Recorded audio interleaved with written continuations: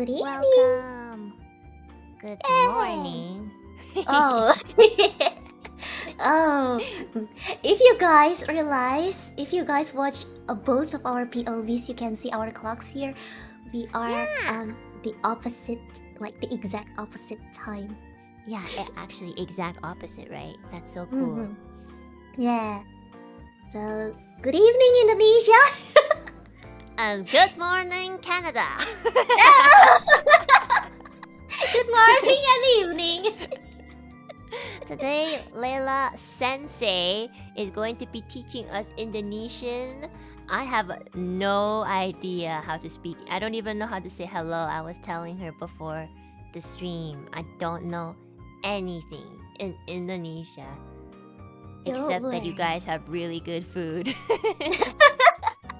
Don't worry, I will tell you everything that you want to know. That's why we're holding the stream.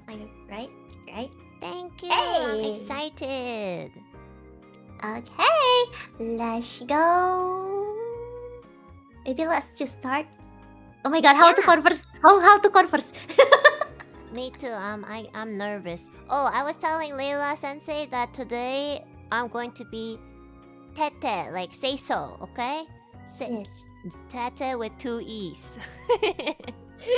Yes. So no swearing and no swearing.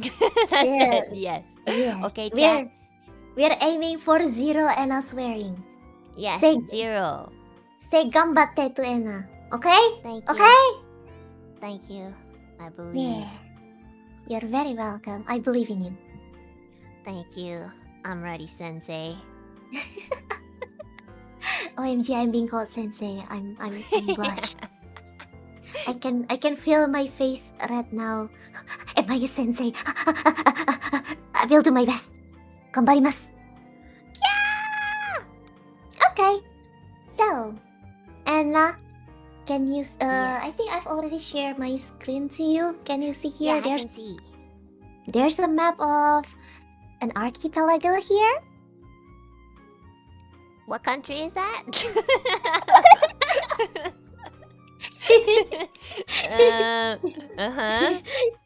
Yeah, that is Indonesia. That's Indonesia? Really? Yeah, that's the map of Indonesia. We are just like some big islands floating apart from each other on the ocean. Yeah. Oh my goodness, yeah, you have so many water around you. I just want to clarify, I live on the other side of the world, so this geography looks very foreign to me, okay? There's a lot of ocean here. Yes. We are living apart from the people from the other island. Yeah. Okay. Anyway, and can you see there's a red and white on the map? Yeah, what does that mean? Yeah, that means the color of our flag. Oh! Our national flag. Oh my god! The Canadian flag is also red and white. Yay, friends! Yeah, we're friends! That's actually just red and white. That's so cool. Yeah, easy to remember, red and white. Now we're friends. Yeah. Yay. Yeah, we're buddies. Wow. Hello. Buddies in the colors of flags. Yeah. Okay. So, what does the red represent in Indonesia? Oh, so it traces back from the history of the independence. The red here means blood, and the white here. Okay, I didn't expect you to say it. You said it so casual.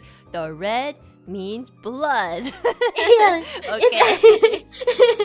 Yeah, it means blood of the liberators, but also it also symbolizes bravery. Oh, okay. That's so, Yes. That's wonderful. It's actually very historic. If I have to be honest, I feel like the red on our flag just means that most people like red, but I'm probably wrong. I'm not too sure why. It's okay. Maybe we can talk about history of the flag sometimes. Yes, please. I need to be educated very severely. Yeah, and then the white here, like it symbolizes the bone and also means pure. It's like the purity. Oh. Okay, let me write this down. Oh wow, we are actually writing those Indonesia down. flag. I will forget everything unless I write it down. That I'm serious. I'm going to learn many things today. Red Oh, wow. equals Oh. blood and courage. White equals Yeah, yes. bone and purity. And yes, purity. Okay, that's beautiful. Hi, thank you. Oh my god, I just saw your stream. You look very cute in the seifuku. Oh, student Enna. Thank you.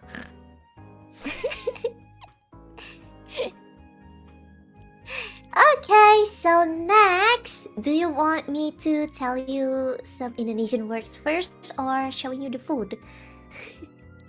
Let's do the Indonesian introduction words. I wanna say hi, my name is Enna. Okay, we can do that. Which one is it? Let me. Okay, here it is. Here it is. So much. Oh my Hey, goodness.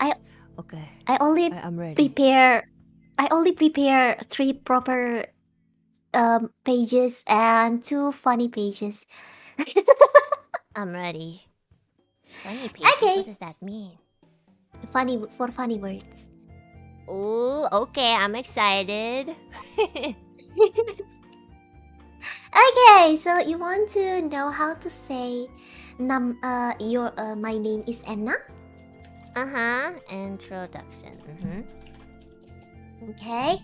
So if you see here in my screen, I, me, and mine, you can say that saya or aku in bahasa Indonesia. Oh, saya Yeah. or aku. Okay. Yeah. Does Aku is it the- means the same thing? It means the same thing. Saya is more formal and aku is more casual. Oh, okay. I see. And if you want to know the words for name, I think I can write it down for you. Name is nama. Similar to Japanese, Nama. right? Nama. Oh yeah, it's very, very similar. I see. Nama. Oh, So- nama. So, saya nama is Enna. Oh, actually, you have to place your pronouns at the behind of the object. If you want to say something that it's that is yours. If you want to say my name is Enna, in a very proper Indonesian way, you might want Yeah. to say nama saya adalah Enna. What does adalah But- mean? Adalah means is or are. Oh, okay. Oh, okay. So it's like the connecting word. Yeah, it's the connecting word. But you actually if you live here, you only need to say nama saya Enna. You don't need to say adalah. Oh, Nama. is it because it's too formal? Yeah, because adalah is too formal and it might be too awkward. Oh, really? Okay. Yeah, too formal makes it too awkward. I wrote on my notes, too awkward. Nice. How to introduce casually. So, how do you say it Yeah. again? Nama saya Enna. Nama saya Enna. Yeah. Oh, that's so much easier. Yeah. And if you want to say I am Enna,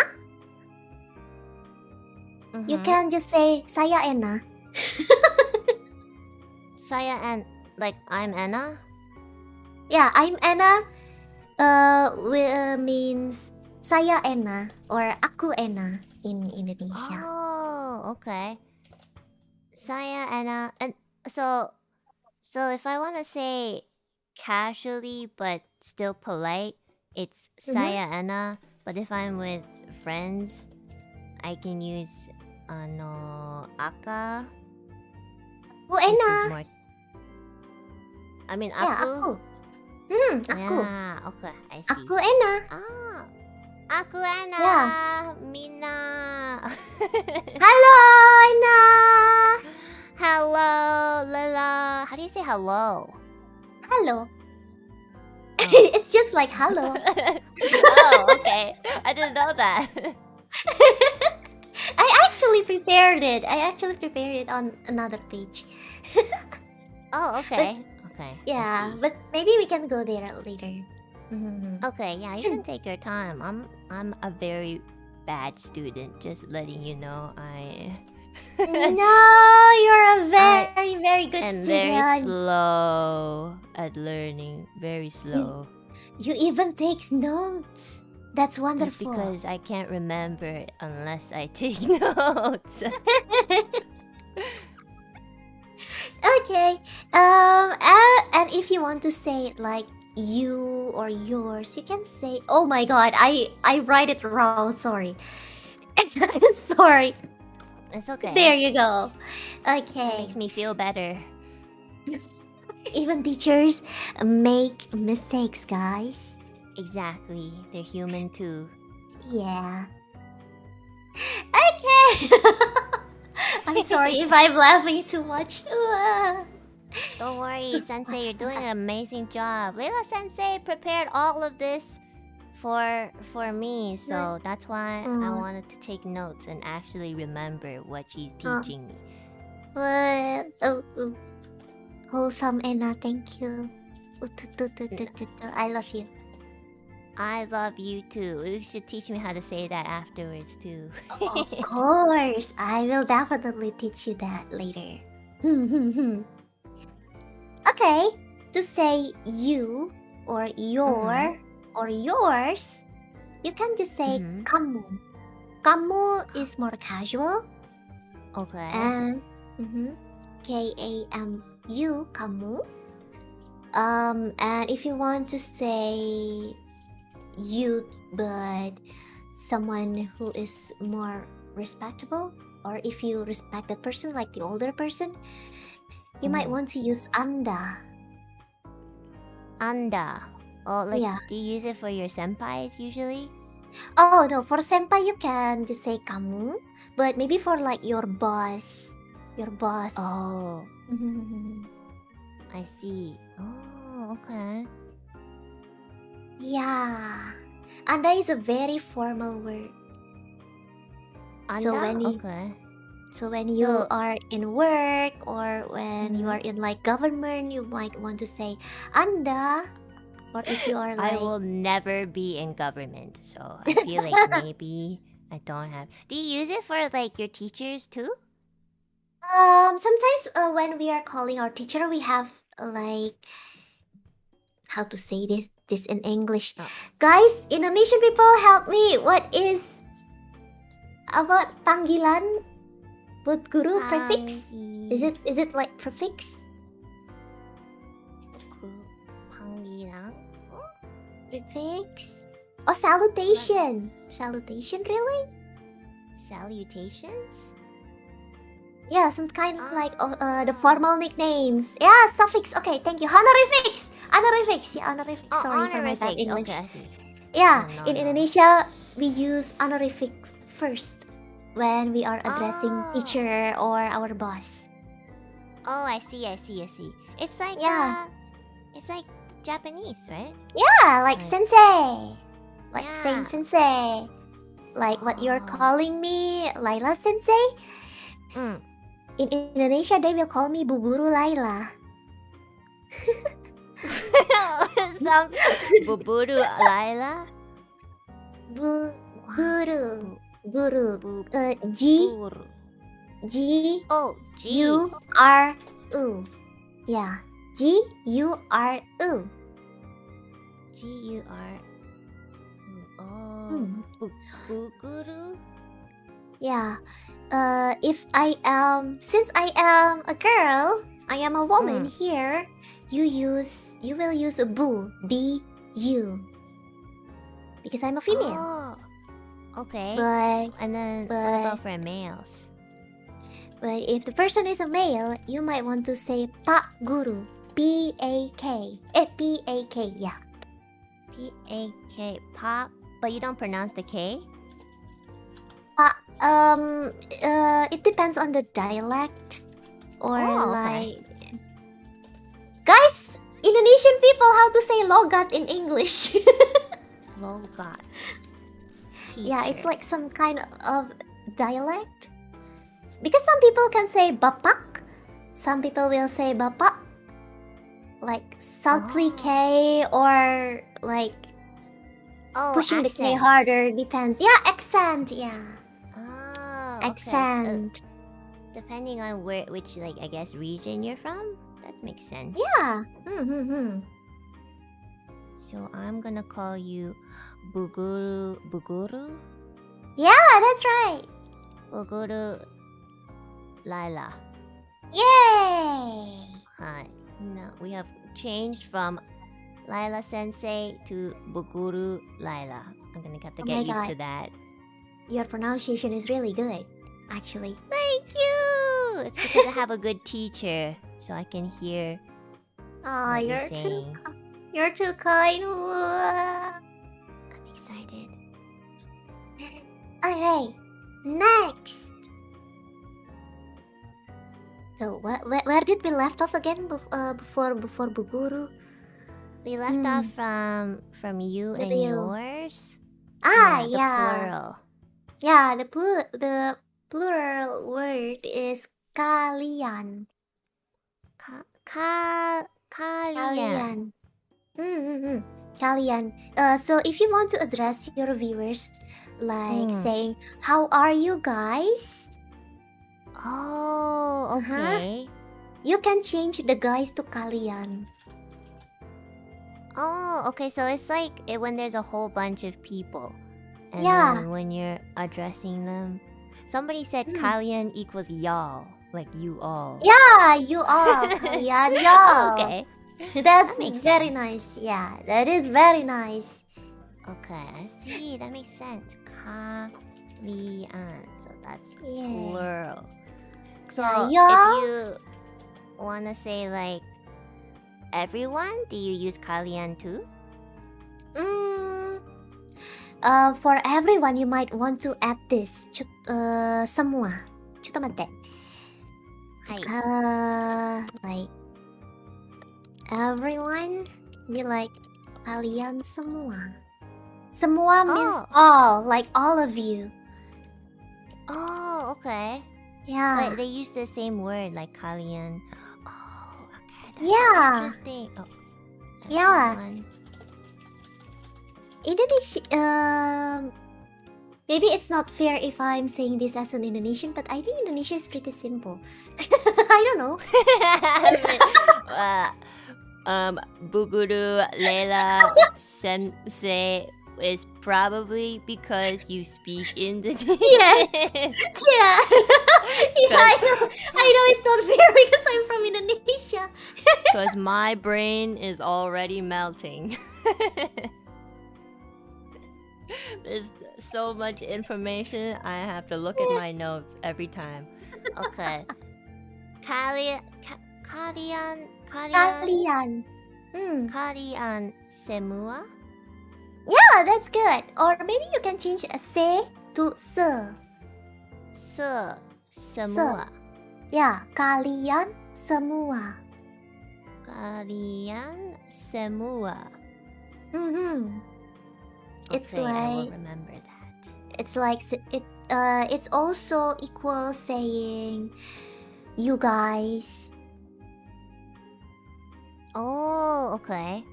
So when do you use kalian only, and then when do you use kalian semua?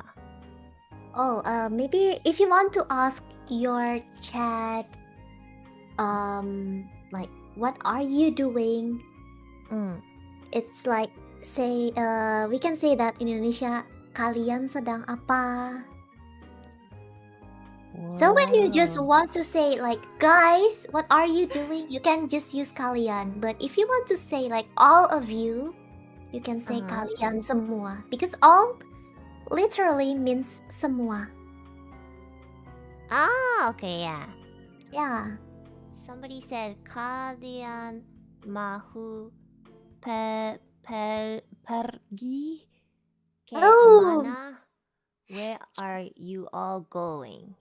Yeah, that's right. Oh, okay, that makes sense. Okay, I understand. Oh my goodness, I actually understand something. Thank you, chat, for helping me. Thank you. Chat. Does everybody here speak Indonesian? I feel like even my viewers speak in. Is there anybody who doesn't speak Indonesian? Because I feel like everybody's really smart. I think a lot of Indonesian like jumps into your stream because they want to see how much you learn. They're judging me. They're like, oh, let's see Oh NIJISANJI no. again. See if they know how to speak Indonesian. I think they want to help you and to cheer you. I mean, like, sing mate. Yay! Thank you, They're cheering for you. kalian semua. Thank you. Oh my god, Enna is learning. I'm so proud. Thank you. I'm trying. Oh, if you want to say thank you, oh, okay. I will just move to thank you later. Okay. So the next pronoun is we or our or ours.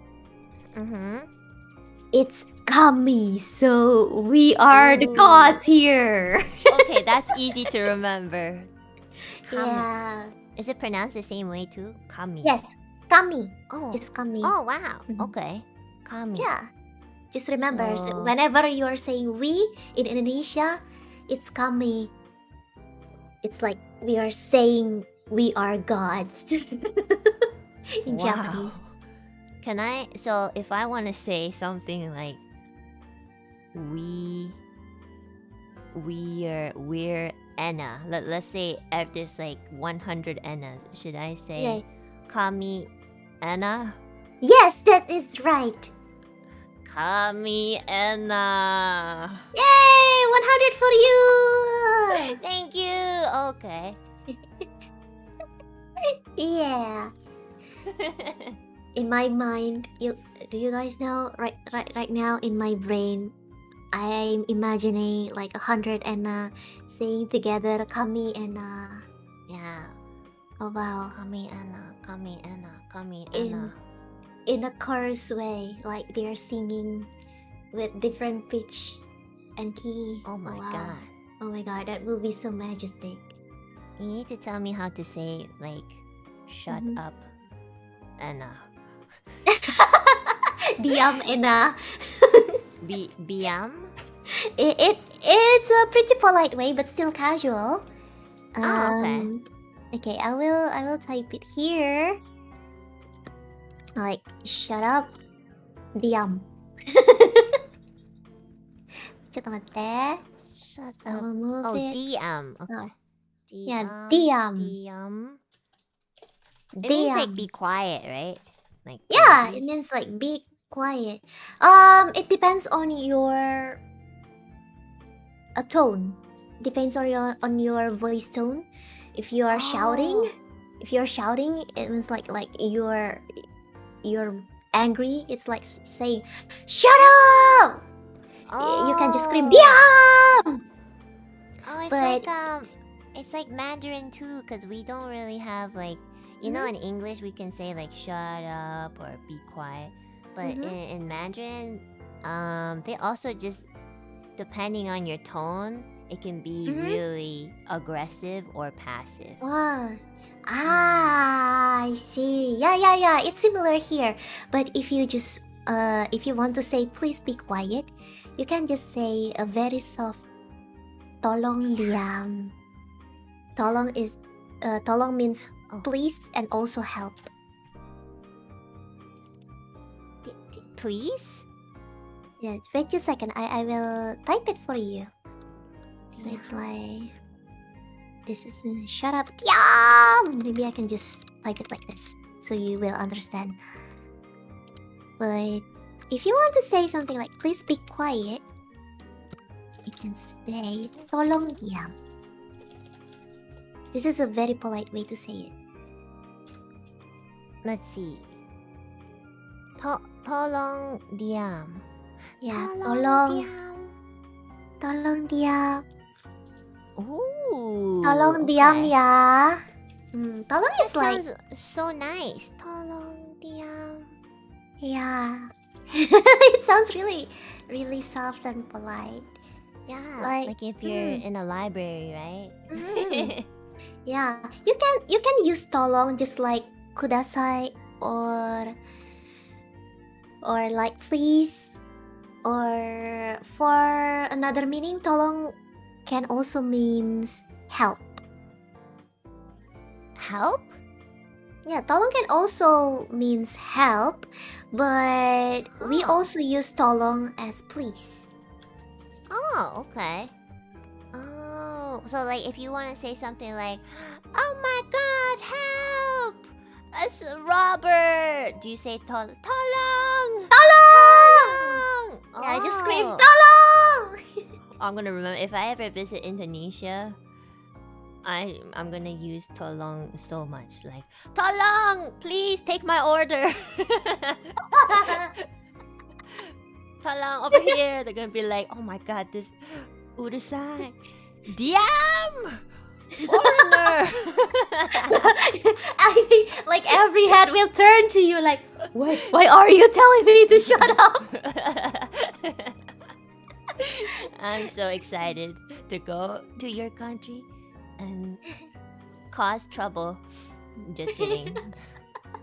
Well, there's actually a very rude way to say shut up in Indonesia, Oh, but I think it's still pretty much acceptable and not that that vulgar. bad?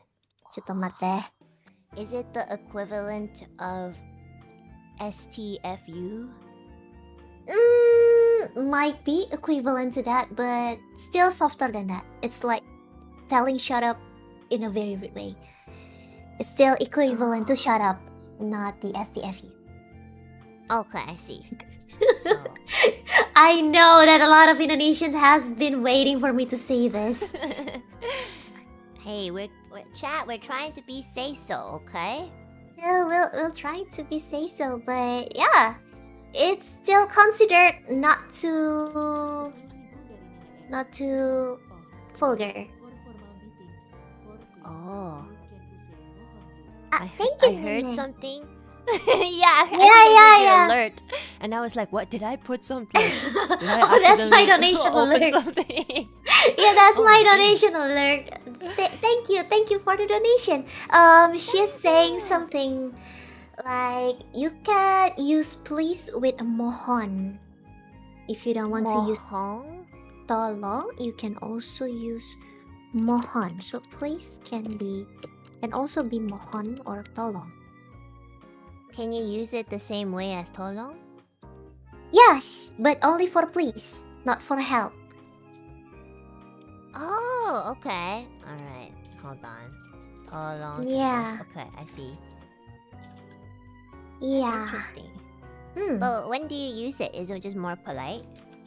Yeah, so whenever you want to ask someone to help you, like getting something for you or doing something for you, it will be really polite if you use mohon before any sentence. Yeah. It's like okay. please. It's like yeah, it's really equivalent to please. So if you want to be polite, you use please, right? Yeah. Oh, I see. So can you combine words like mohong diam? It's too Does that polite work? to say. Yeah, it's too polite to say to tell someone to shut up with Mondial. Please Because shut it's up. usually people will just use tolong Okay, to I show see. the urgency. Yeah, to show the urgency, they will use tolong because mohon is a very very polite and formal. I Yeah. see. But then, can you use like tolong with excuse me, bakot? Oh, Like, it's tolong bakot. oh no. So for this bacot, it's actually read as bacot, BACOT. Oh, bacot. Yeah, not bakot but bacot. Okay, sorry. Yeah, it's equivalent to just scream shut up. You don't need to use tolong or mohon. You just scream bacot. Bacot. I see. I Yeah. understand. Yeah. I'm gonna put an H in, or else I'm gonna forget how to pronounce it. Yeah. Okay. Yeah, but please keep in mind, sometimes it's still considered rude to some people. It's a slang word, so you might want to use diam in your stream instead of bacot. Okay, I see. I'm gonna make this red, which means never use it, but know what it means.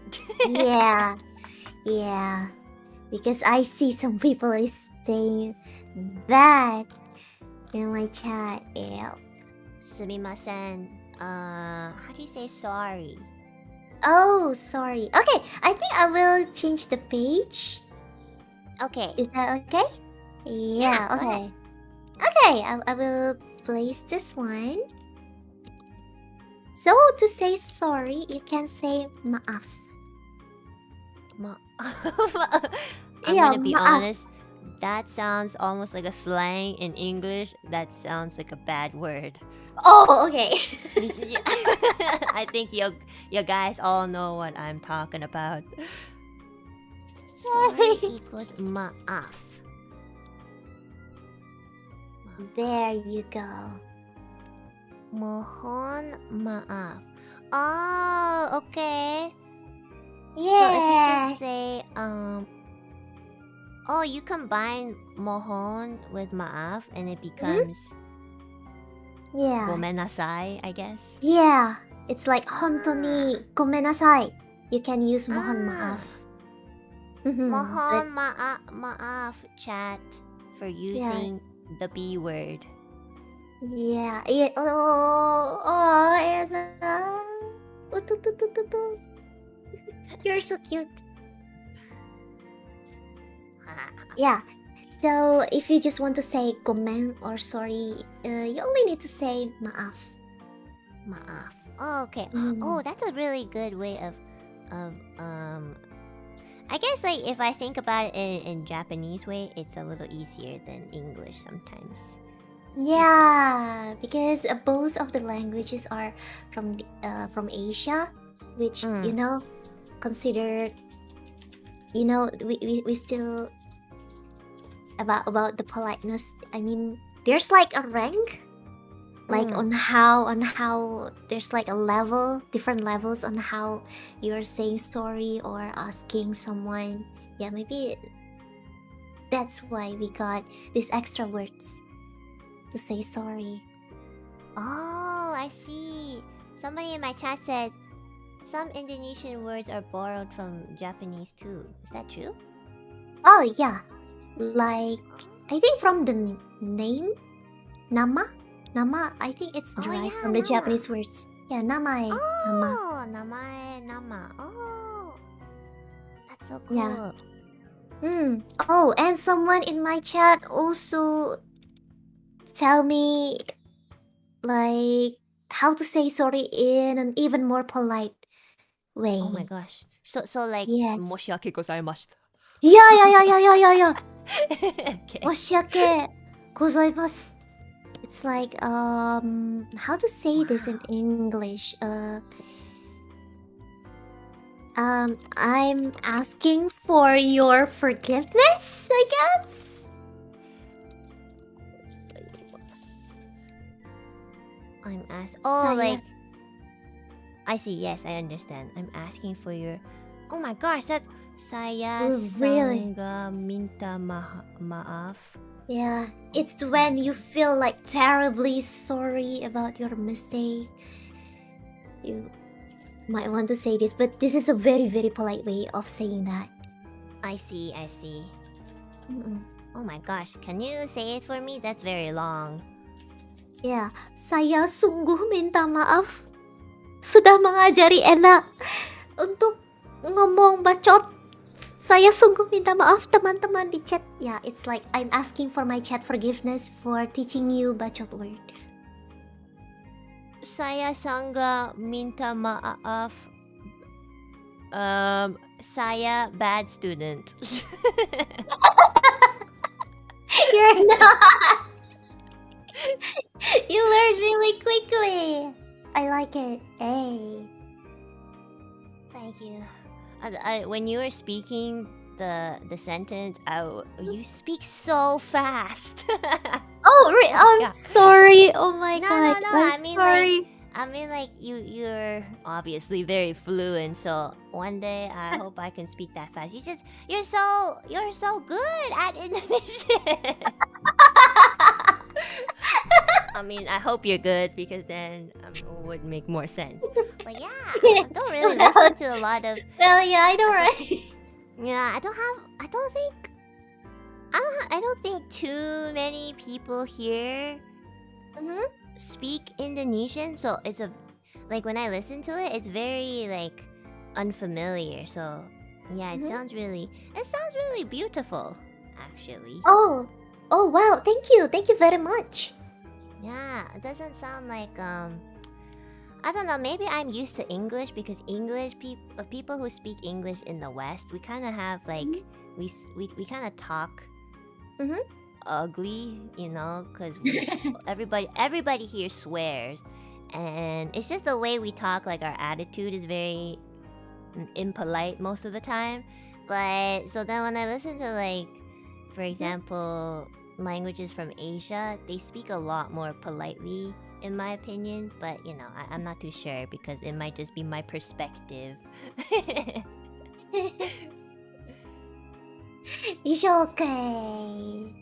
Yeah, the English language is really like brash. We sound aggressive, like "Yo, what's up?" You know, like that. So I don't think like in Asia, like in Mandarin or Japanese, people don't really say that. They kind of just go like, you know, konnichiwa or ni hao, daja. But in English, we're always saying like, "Yo, what's up?" But sometimes when you use slang words in Indonesia, maybe we can sound like "Yo, what's up?" It's like "Hello, bro," like "Hello, bray," or something like that. There's a lot of slang words in Indonesia. I need to learn a lot from my chats too if I want to know some slang words. Yeah, I don't even know most of the slang for English too. Like this year, or maybe it was just at the end of last year, is when I learned Taskaru. Taskaru. But that's not Oh English. yeah.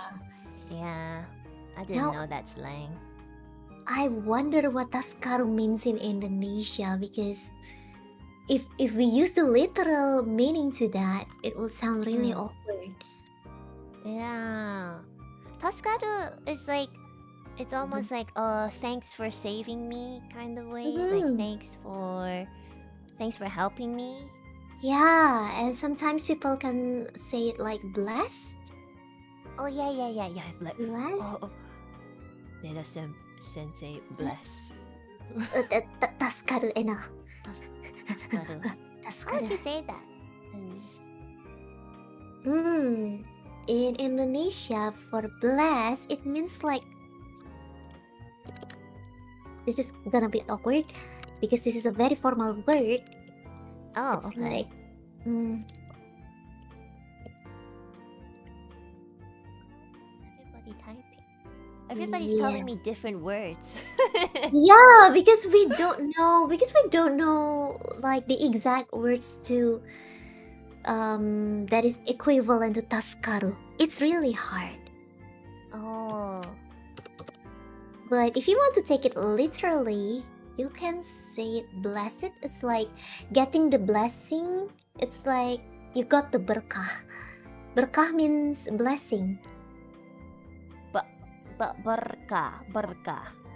Yeah, can be berkah or berkat. Right. Depends on the religion, actually. So yeah, Oh. it depends on the religion actually, because one religion says berkah, but the other religion says berkat, but both means blessing. Oh, okay.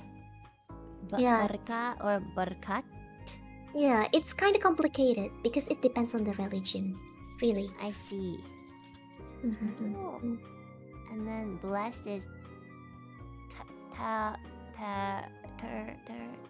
may you Yeah, please- it's a really complicated word. So, but I will still read it for you. No worries. Okay. Berkah berkah, or berkat. berkat. Yeah, and for blessed, we can say it as terberkahi. Whoa. Yeah, wow. Langsung a What? 4. Like a 4. One more time. Four One more steps. time. Buguru Sensei. No worries. Ter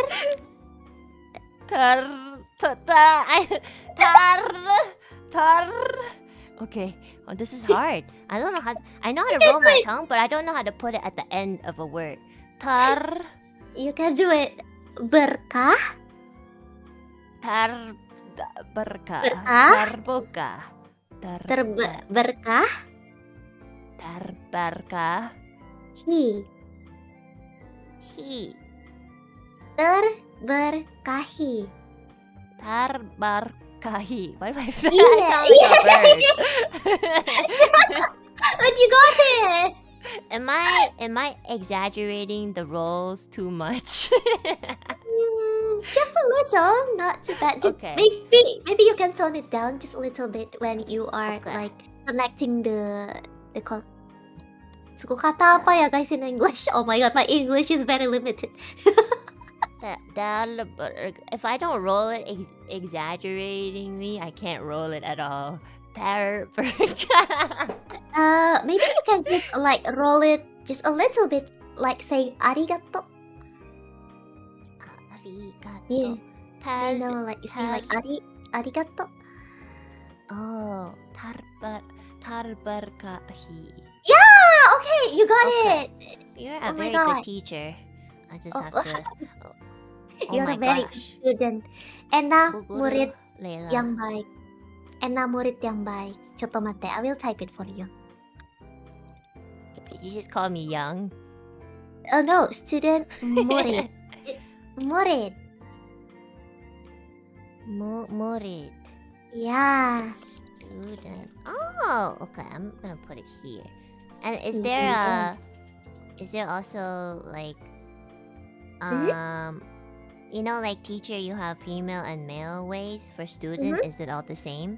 Now, for student, it's like like the unisex, universal for both genders. You can just say murid. Murid. Murid. Thank you, Bu Guru Layla You're welcome, Enna. Barka. Taskaru. It's very awkward. Tasukaru. Because yeah, we don't really use the word berkah or berkat unless we are like praying or like going to the religion places to pray. Uh-huh. Yeah, we don't really use that word. other than when we are going to the religious places. Okay. So it feels really awkward to Usually say berkah. only used for religion. I see. I guess it's not like a slang over there, right? Yeah, it's a very formal word, and there isn't any slang word for berkah or berkat. Your chat makes it look like it's going to be a slang. Oh my gosh. I think they are doing that because of the game that I'm playing currently on my streams lately. You know, the needy streamer overdose. Oh yeah, I watched it a little bit. I was gonna play it with Millie too. How is it? You have to try it. Yeah, because Is it scary? It's not scary, but it has some trigger warnings, so be careful on that. Okay. And I think whenever you watch people, you might get different experience. So I really suggest you to. I really recommend you to try it yourself. It's gonna be a very good experience. Ooh, okay. I'm excited. Yeah, it looks like a really cool game, and the illustration looks so beautiful. Yeah. Oh my god, another. Oh my god, thank you so much. Oh my god, someone in my chat. Someone in the donation told me that actually there's an Indonesian word with the gender role for the student. Oh, okay. But this is very formal, and only teachers or when student giving speeches will use this word. Only when they give speeches? For students, usually they will use this when they are giving speeches, but or like formal presentation, students will use this word, but teacher can use this word whenever they want. But they don't call their student with this. They only use this word whenever they want to call like the third person. Whenever they want to call the student with the third person. Oh, so they don't call. For example, you wouldn't say it. You wouldn't use this to talk to me, but you would use this to talk to chat. Yeah. Yeah, teacher will use it like that. Sometimes they might use it like kamu siswa yang baik. But it's not often to see teacher using that word. Usually they will just use murid. Oh, okay, I see. So for female student, it is siswi. Siswi, okay. Oh my god, that's so good. Your pronunciation is on point. Thank you. And for male student, it's siswa. Siswa. Siswa, yes. Okay. So, for example, I'm trying to understand when to use it. Like, for example, Bu Guru Layla would say siswi to the chat.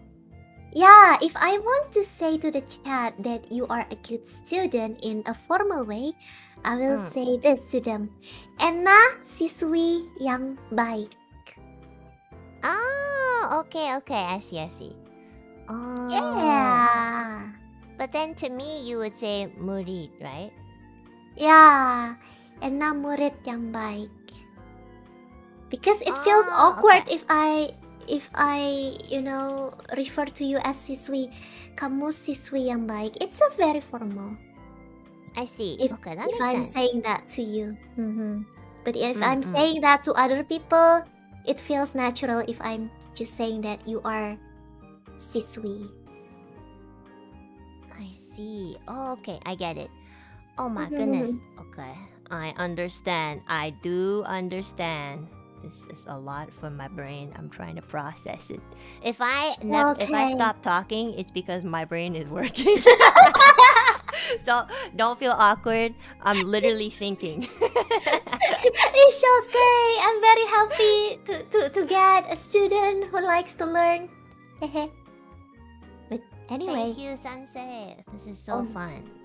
and by the way, oh my god, Enna, I just realized that Mhm. you actually learned a lot of Indonesian word today.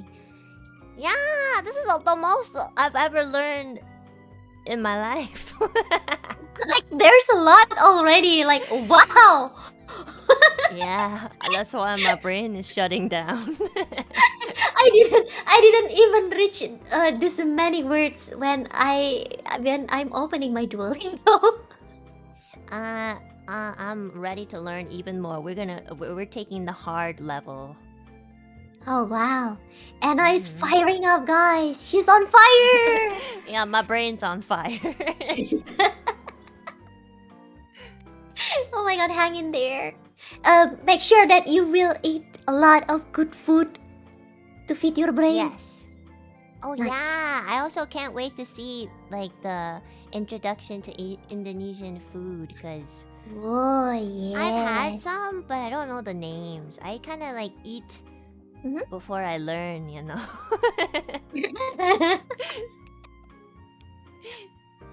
It's okay. Do you want to get some snacks or anything? No, I'm good. Don't worry. I actually, if I eat, like when I was in school, if I eat too much in the morning, I get so sleepy. Like I can't focus because after you eat, you tend to feel kind of like sleepy because all of the blood goes to your stomach to digest. Oh. So usually in the morning, if I don't eat anything, I can actually focus on learning better. So that's why my classes after lunchtime is usually the one where I'm not doing too well because I'm always like, what's Very happening? wakaru. Very wakaru. It also happens to me a lot whenever I continue, like when the class continue after me eating lunch, I'm gonna get really really sleepy in the class. Yeah. And Exactly. if you see here, I'm typing something new because that actually we have a special term for that in Indonesia. Oh, okay. What does that mean? I don't know what the literal meaning is. Is it like for English chat for the people who know? Does that mean like itis? Like after you eat, you get like a food coma kind of thing? Yeah, food coma. I was like looking Yeah. for the term in English. Yeah, Thank you, I think it's Anna. called itis. Wait, I think that's a slang. I'm not sure. Because this is also a slang. Yeah, itis. Let me search it up. Cause after my roommate and I eat a lot. Oh no, actually. I think it's a slang because we always say, "Oh, I have food-itis," which means like you eat too much and it makes you really, really tired. Oh my god, that is my very first time learning that word. Yeah, it's just it's a very uncommon slang, but some people do use it. Most people use food coma though. Ah, yeah. So this is the Indonesian word for food coma. Oh my gosh. Okay, that's brilliant. I'm gonna use this every time after a meal whenever I travel to Indonesia. Food coma.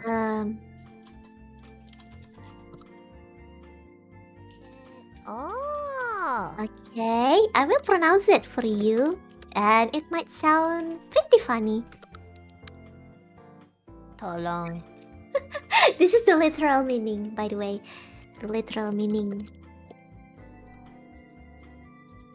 Yeah. Okay, this is the. I see. Yeah. And then, for the food coma, it's a slang, right? Yeah. It is Okay. called kenyang bego. Kenyang beko. Yeah, kenyang Kongyang? Yes, bego. Bego. Yeah. But please do not use the bego word by its own because it's like saying saying someone is stupid or idiot. Oh. I say that all the time to my chat. Like yesterday. Whoops. I'll try not to. It's okay. But this is a very funny slang word. I often use it whenever I'm feeling food coma. Whenever I'm in food coma, I will use this word like aduh kenyang bego. Kenyang bego. How to say this in Japanese? I think there's also a oh. In Japanese they usually just say like Oh my gosh. what does it say? Oh my gosh. She is saying the other bad words for stupid. F for stupid. And even worse words. Even worse than stupid? What's even Yeah. worse than stupid? Like the DF? I might not be able to say this on stream, but later after we finish the stream, I can explain that to you. Okay. Because it's- Later. Yeah, later because it's gonna be very rude. Yeah, chat. Don't pressure Yeah. Buguru, Layla to teach bad words, okay? Layla Sensei is very, very Japanese version tete. How do you say wholesome in Indonesian? When we are saying wholesome, we don't have the exact word for that, but maybe we can just express that with aww. Oh. I don't know the Is it- exact word. Aw, that's true. We do that too. Because if you want to say precious in Indonesia, the word is super formal. It's gonna be super awkward. Okay. Yeah, I will Let me type it see for you. Okay. Okay, hold. Precious. Okay, precious. Sometimes in English, if you say precious, it can be a little creepy. Well, depending on how you say it. So, if you Yeah. ever watch Lord of the Rings, there's this character that goes like, precious. Yeah. Is Gollum. that the same thing in Indonesian? Yeah, precious is a very formal word, which pronounced as berharga. Oh my god, here we go again with the R's. Okay. Berharga. Oh my god, your pronunciation nice. Berharga. Yeah, berharga. It's like harga. It literally means price or value. So berharga means something that has a very high value. Oh. Like valuable, precious.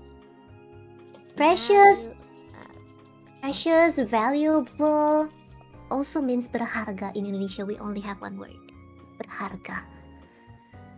Is this the same word for like a price on an item too? Yes! Oh, okay. But the price on an item, usually you will just use harga. Harga. Mhm. Oh, okay. Like, what is this price? Like, Oh, what is this price? You might want to use the legendary nya behind the harga. It is nya is actually a very legendary word in Indonesia according to Japanese people because it sounds really cute. Yeah, We- yeah. Yeah, because we often and will always use nya behind every word when we want to refer a certain object, like being owned by someone or something. Oh. Yeah, like if you want to say that something is owned by something or someone, you will use nya behind every object's name. Oh, wait. I'm a little confused. Okay, so if you own, for example, I don't know, a computer, do I put the nya after the computer? Yeah, if you want to say my computer, you don't really need to use the nya, but if Okay. you want to say like it's Enna's computer, like this, Enna's computer, you might want to say komputernya Enna. Oh, so it's like the computer of Anna's. Yeah. Okay, I see. Oh, so it's just basically like the item that's owned by a specific person. Yes. Ooh, Specific okay. person or something. So if you want to say something like the price of the computer, like the price of the computer. Bu, Guru, Layla, Nia, Enna.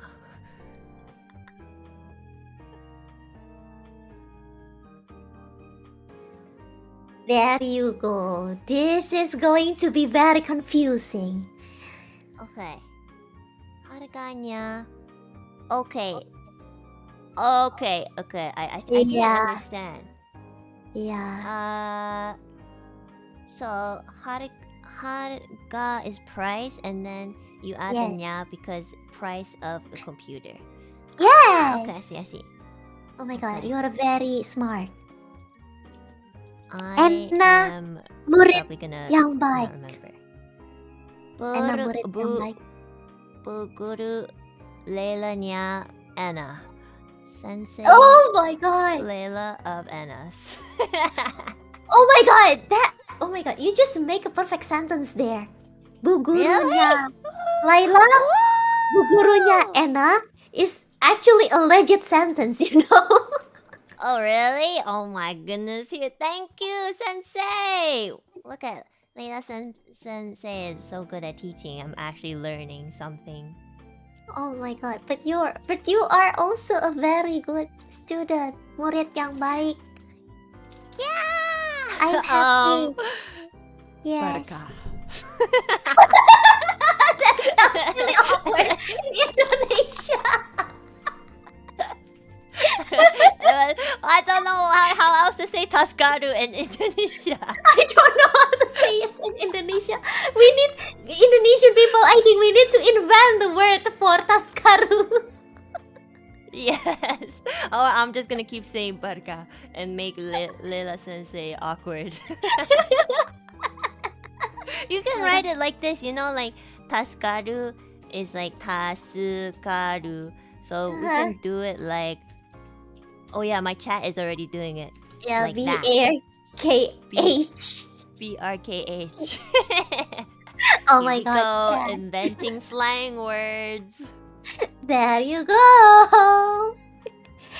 Okay, what kind of words should I? Oh, there you go. If you want to say good morning, good afternoon, good evening, and good night to your chat. Oh yeah, yes please. Okay, Yes. I will help you pronounce it.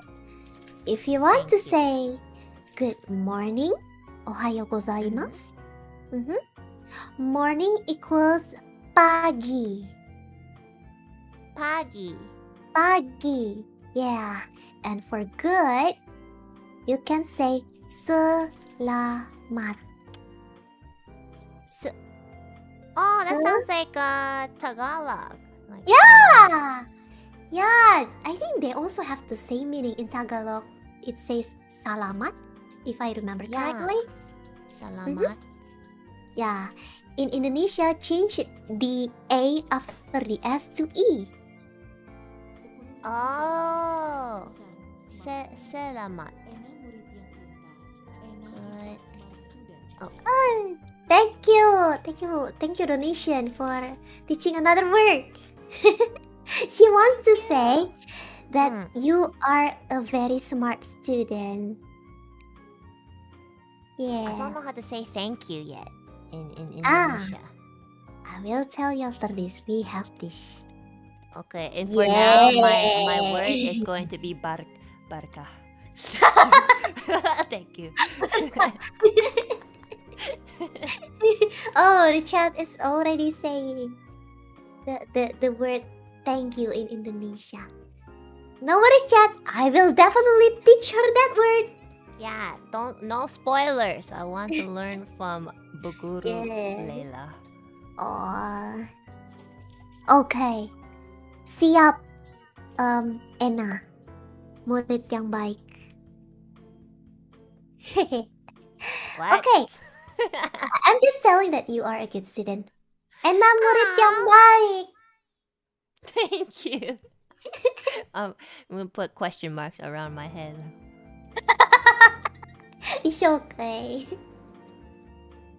Enna is getting confused because she's learning, guys. Yeah. Oh, you have two different ways of saying good evening? Oh my goodness. Yeah. Okay, Oh my so goodness. continuing on for good afternoon, you can Mhm. use siang. Siang. Siang. With the ng. Is there any Japanese word with ng? Like isn't in Japanese afternoon konnichiwa? Slang. Yeah, similar to konnichiwa. Same with konnichiwa. To say siang is like saying slang, but change the L to I. Siang. Can you say like siang kalian? Yeah, it's a very casual way to say that. Like, okay. Yeah. Siang kalian. Yeah, it's just like saying good afternoon without the good. It's like saying afternoon. You only need to say siang for afternoon. Oh, okay. So selamat means just like good, right? Yeah. Okay, I see. Oh. Good. And then salamat malam. Yeah. Good night. Okay. Selamat malam. Okay, for good evening, it's selamat sore. Another R. Salamat sore. Oh, nice, sore. Good. It kind of sounds like the Japanese, like sore, sore, sore. Yeah, the very same pronunciation. The exact same. Nice. But usually you will use this before sunset. Okay, this is the problem. Sometimes I don't really know when it's before sunset. And I don't, because I don't really go outside. So I just think, oh yeah, it's about 5 p.m. Yeah, good evening, everybody. I don't know if the sun is still up or not. So, usually in Indonesia, you can use this from like 4 to 6 p.m. when the sky is orange or like pinkish. Oh, okay. Okay. So, you know, in Canada, in the winter time, the shortest how do you say it? The shortest day when it hits like I think 4 or 5 p.m. is already pitch dark. Oh my gosh, it's like at the midwinter. Yeah, exactly. I think like this mid-December, something somewhere there. Like the sky just turns dark very, very fast. So I feel like we don't even have a sunset sometimes. You just go from selamat siang to selamat malam. Malam, I see there. We just skip the sunset. Oh I my swear it just turns dark so quickly. Oh my god, people wants me to teach you get well soon. Later, guys, later donation, later chat. Okay. Yeah, after we chat. have so much to learn. Yeah, because there's a lot of slang words. There's a lot of funny words that people want you to know. Oh, okay. I'm ready. Yeah. Okay.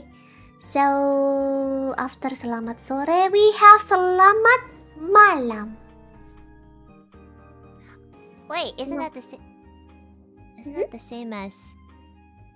Oh, it's the same writing as good night. Yeah, it's the same. Oh, it's the same thing. So when it's already dark here, people will just say selamat malam. Ah, okay, I see. Selamat malam. Malam, yes. Malam, and if you want to go to bed, like good night, I'm going to sleep. Selamat malam, I'm going to bed. Selamat malam, kalian. Yeah, selamat malam semua. Oh, okay. I'll remember to say that when we end the stream, so that because it's night, right, in Indonesia. Okay, I'll remember. Oh, nice. Thank you. Can you just say malam like casually? Yes, Night. malam. Yes, malam. How do you say midnight? Midnight, tengah malam gitu. But that's not a greeting. It's just if you want to point, if you just want to say to people, like to show in which time that you are at. If you are in midnight, you will just say tengah malam. But this is not a greeting. Tengah malam. Tengah malam. Yeah. There's a lot of tengah.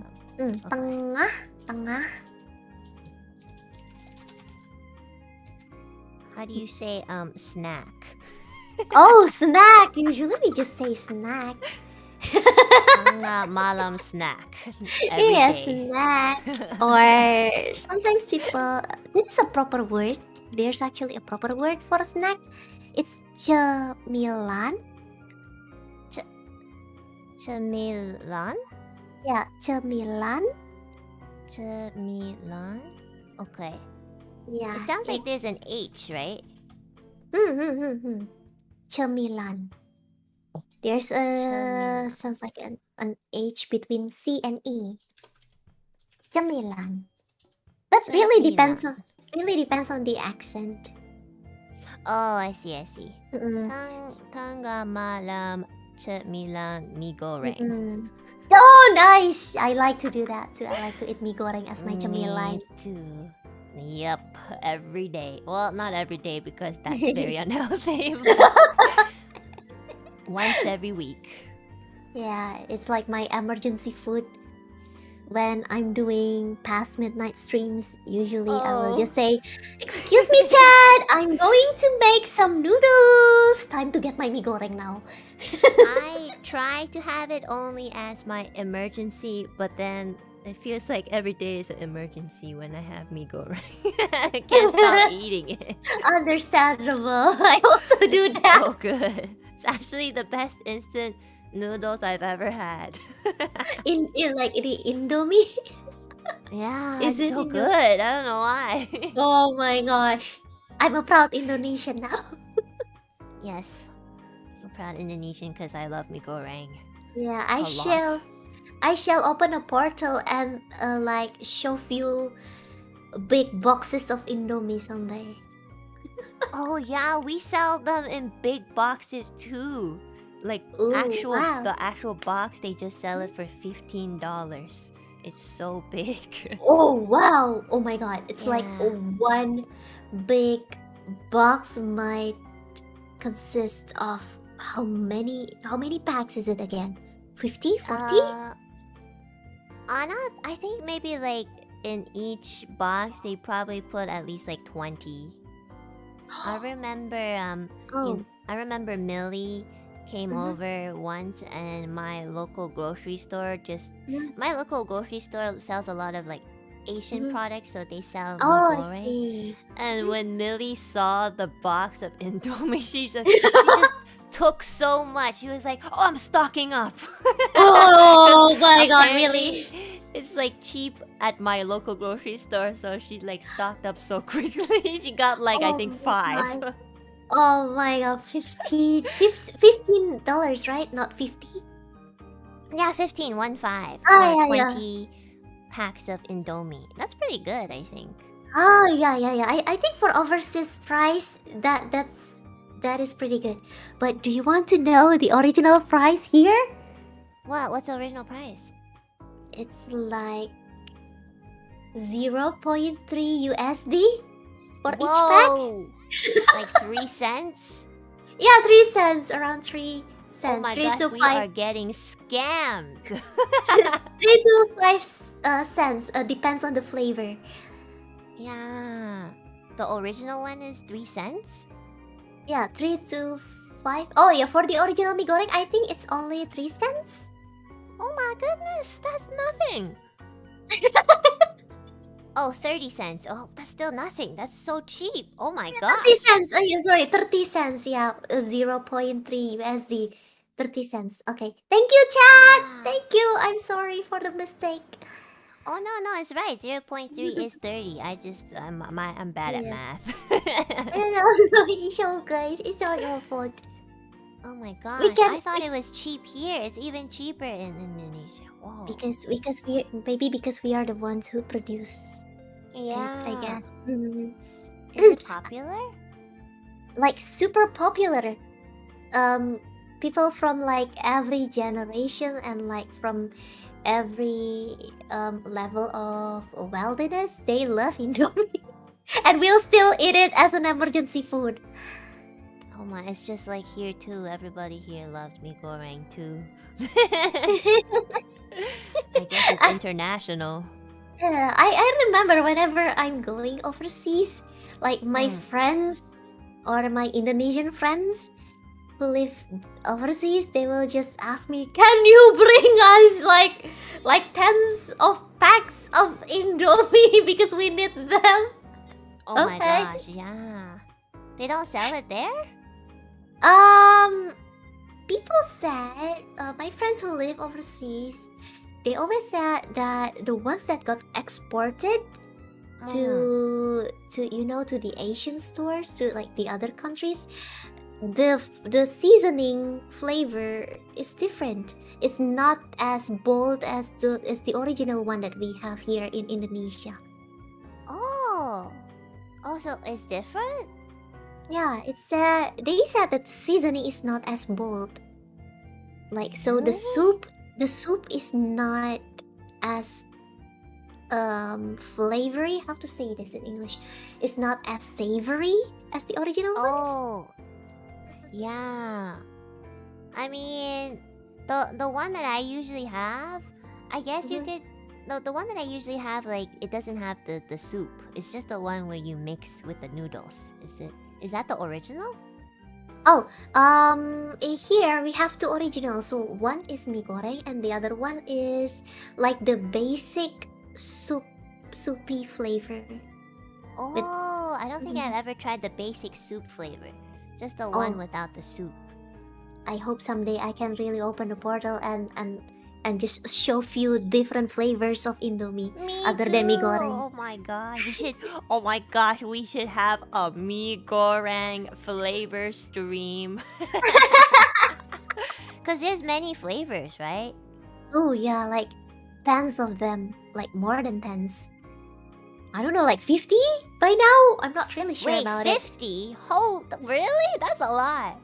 Yeah, I guess Oh like my gosh, 50. mee goreng, please sponsor us. We will be the best sponsors in NIJISANJI. I promise. You are talking to This the stream, people who love mee goreng the most. this stream is not yet sponsored by Peep, but we Yep, hope so. Exactly. Hopefully someday. Yeah. Oh yeah, I can see from the chat that people are saying the mee goreng, the Indomie that got sent overseas, they got nerfed. They got nerfed, so the flavor is not that rich as the original. Oh. Alright, I'm coming to Indonesia, guys. So I have to know what the real flavor of mee goreng is. I must know before I die. Okay, and let's continue to the next page. Now, this is the Holy Grail to say thank you. Okay, I'm ready. This is important. Yeah. So, if you want to ask your chat like, "O genki desu ka?" or "How are you?" you can say "Apa kabar?" Apa kabar? Yes! That's a very good pronunciation there. Nice. Thank you. Is that formal? No, that's not formal. That can be formal, that can be casual, but more into casual way. Oh, okay, I see. Apa kabar? How are you? It's just like a polite casual.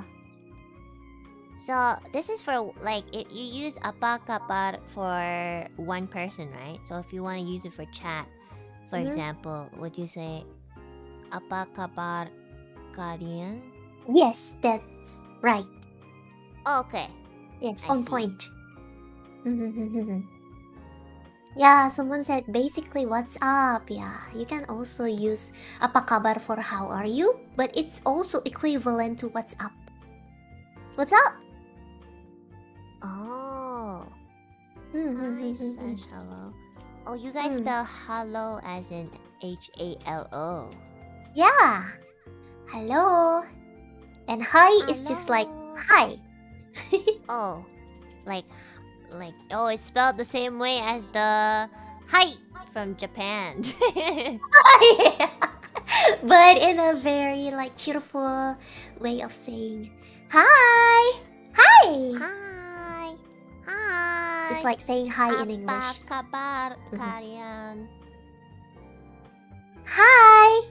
Apa kabar kalian? You can say that if you want to. Wow, why does it sound so much better when you say it? What?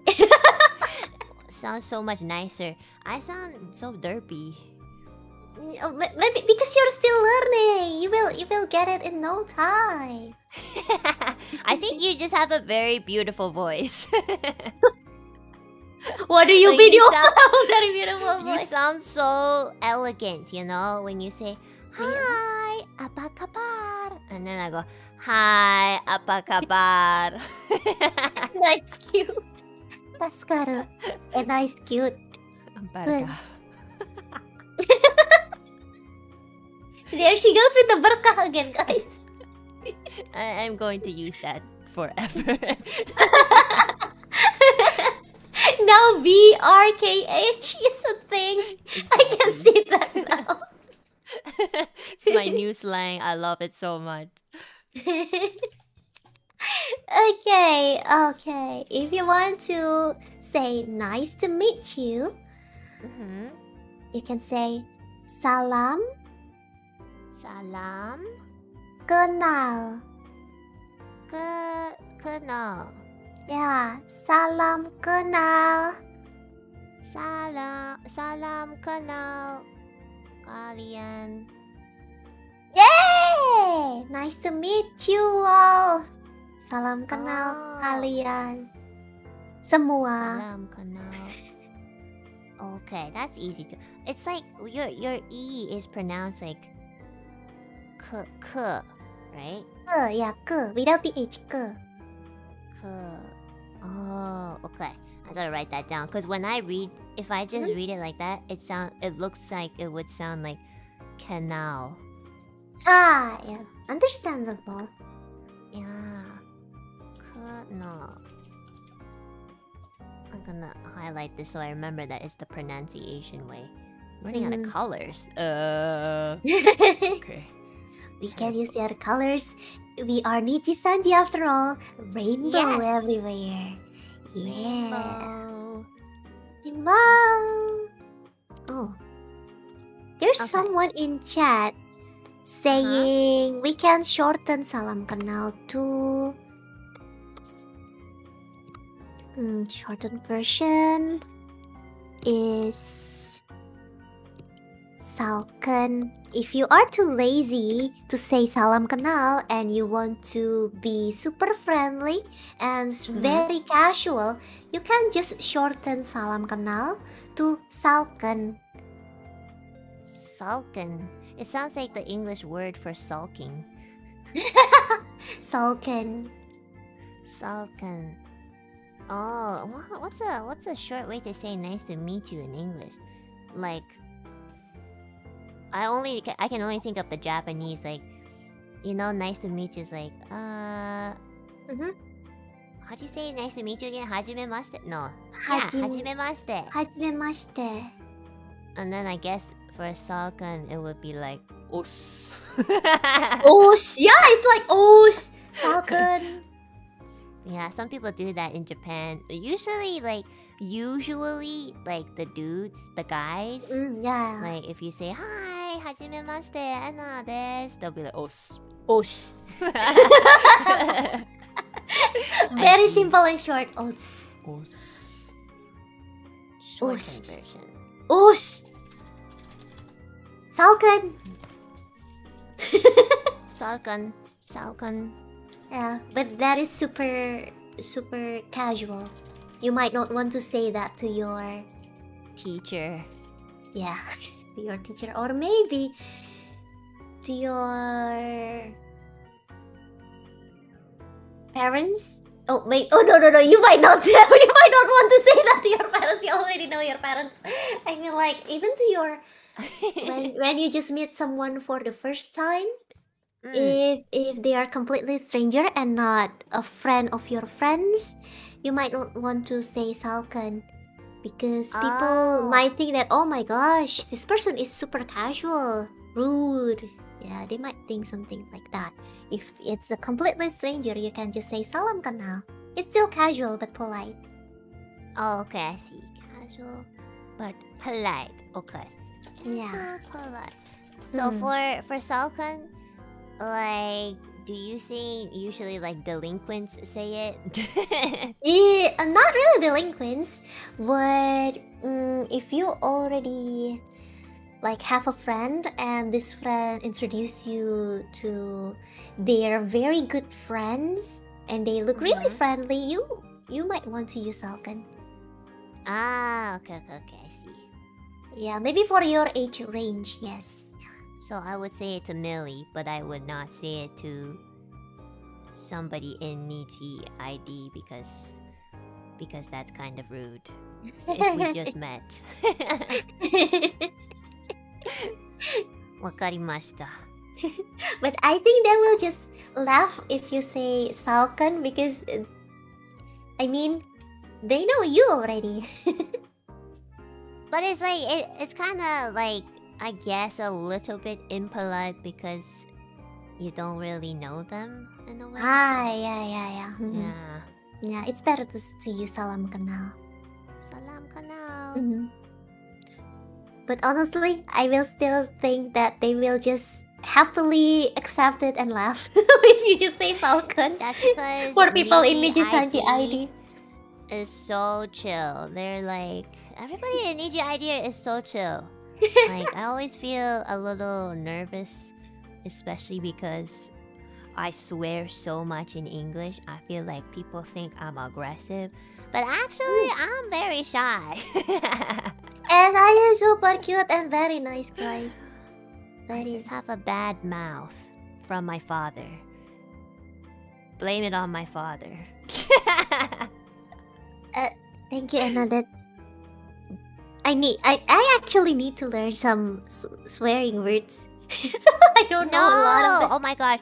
Before the stream, I asked Buguru Layla if she swears, and Layla was like, not really. And I was like, oh, okay, I'm not gonna swear too. and Whoopsies. And you are doing a very great job here. We still got like zero in the counter, I guess. I think so. I mean, I don't swear for no reason. Well, okay, maybe that's a stretch. Well, I would only swear if I'm by myself. But usually, if I'm with like a friend and we're just like learning a language, I'm not gonna be swearing because I'm learning, you know. So gotta be a good student. Enna murid yang baik. Oh my god, her snorts is super cute sekali. Berkah. Barca. I accept that already. She's accepting it. She's accepting the barca. Yeah, I accept the berkah. I'm happy. Okay, let's continue. Okay, there's the thank you word here, which is terima kasih. Kasih. Every time there's an E, it's like right? Yeah. Oh, okay. We use more than a. Oh, terima kasih. Thank you. Is that like how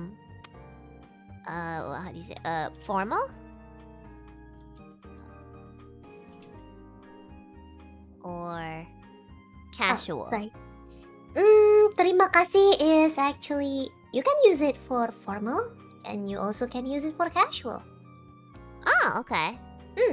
It's just a polite way to say that. But you can use it both on casual and formal. Oh, okay. Oh, I'm excuse probably me. gonna use this a lot in Indonesia if I ever visit. Terima kasih. Terima kasih. Terima kasih. Yay! Terima kasih kembali. Sama-sama. Banyak. Okay. Terima kasih. Banyak. If you want to say thank you so much, you only need to add banyak behind terima kasih. Okay. Banyak.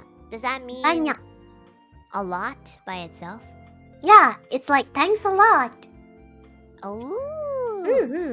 By itself, banyak means a lot. Oh my god, Enna, you already know one word. Nice.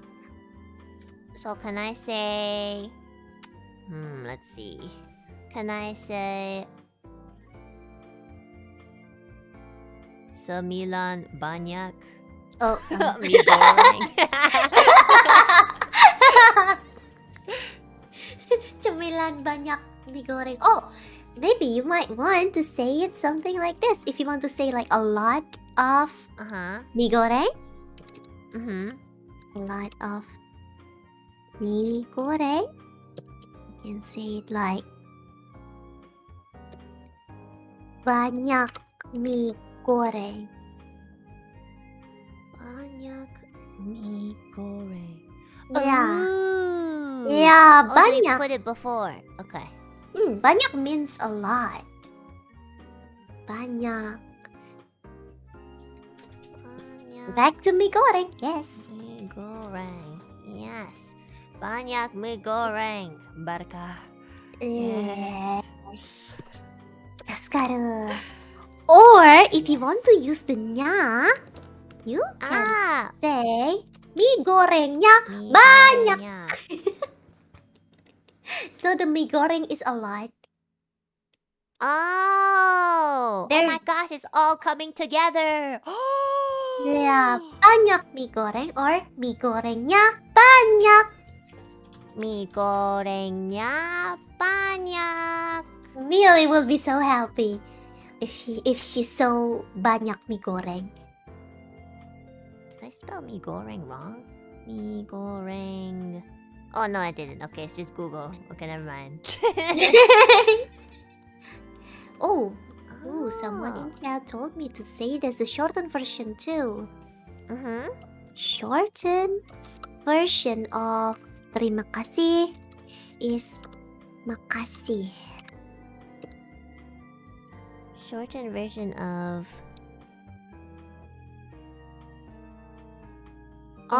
of like thanks. Yeah, thanks. Especially when you are typing thanks in like THX. Oh, okay. Yeah, it's equivalent to that. Thanks. Is that kind of like a slang, I guess? It's makasih. It's also considered polite if you say this to your close friends. Oh, okay, I see. So it indicates that you guys have a good friendship. Yeah. So if you want to say thank you to Millie, you can use makasih. Makasih, Millie. You can also say that to me. Makasih, Bu Guru Layla. Yay. For teaching me Indonesia. Sama-sama. Sama-sama. Yeah. Sama-sama means you're welcome. Oh, okay. Sama-sama. Oh my gosh, that reminds me of like Sama from Sama-sama. Layla Sama. Sama-sama. Sama-sama. Sama-sama. You're welcome. Oh, okay. That's casual. That's casual. And for the formal way, you can say terima kasih, but add the kembali. Okay. Give me one. Okay. Terima kasih. Terima kasih. Ya, terima kasih. Terima kasih. Kembali. Terima kasih Kembali. kembali. Formal. You're welcome. Yeah. That's so different than the casual one. It's like maybe if we can say it in English, it might be equivalent to no sweat when you're replying to someone saying thank you. Oh, like, oh, no problem. Like, Yeah, no something like problem. Something like no problem, no sweat. Yeah, that? something like that. Oh, okay. That makes sense. But even though sama-sama is casual, sometimes you can also say that to the older person, like teacher or your supervisor in work, if you are close enough with the person. Oh, okay. Can you use it like with your, for example, grandmother? Oh, yes! Close to them? Yes. You can definitely use it for your grandmother or your parents. Sama-sama. Sama-sama. Because you considered that you guys have close relationship. If you use terima kasih kembali to your close relatives or your parents or your grandparents, it will feel really awkward. Terima kasih kembali to your parents sounds really awkward. It's like, you think we are the stranger? Oh, like can you use the formal way of your welcome to like a family member if you're like you're trying to, how do you say it? Like let's say you're mad at them and you're like, you're welcome. I don't know. Terima kasih kembali. Oh, to like make them like feel uncomfortable. oh, like being sarcastic or something. Yeah, we can do that. Yeah, something like that. Oh, Yeah, just change the tone. Oh. Terima kasih kembali, or yeah, just change the tone so you will sound mad. Cause sama-sama sounds so friendly, you know. But then sometimes in English, there's like sometimes people will say you're welcome sarcastically, like you're welcome, like that. Sama-sama.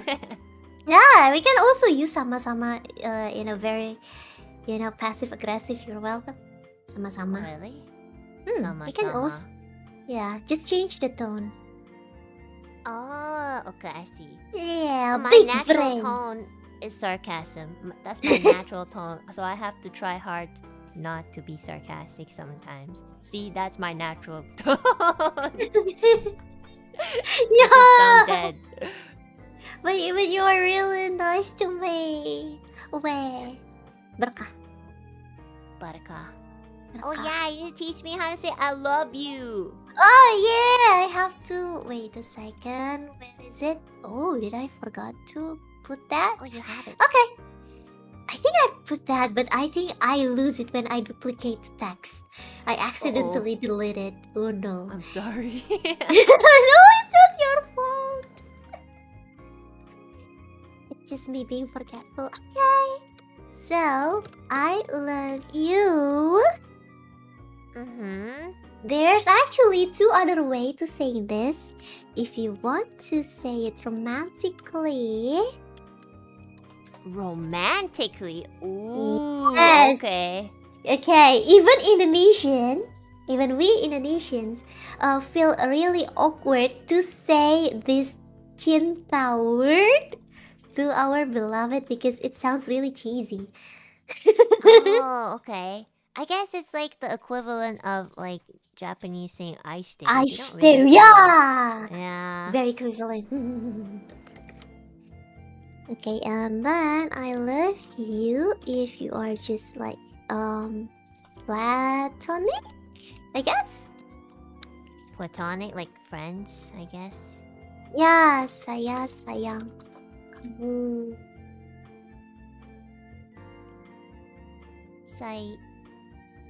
Saya sayang kamu.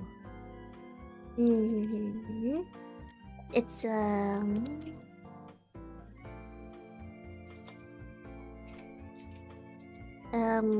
wait, give me a sec to type this. Take your time. I'm also organizing my notes. We are both busy typing. Yeah, gotta learn a lot of stuff. Oh wow! Oh my god! You really are learning a lot of stuff. Introduction. Okay, I'll do this.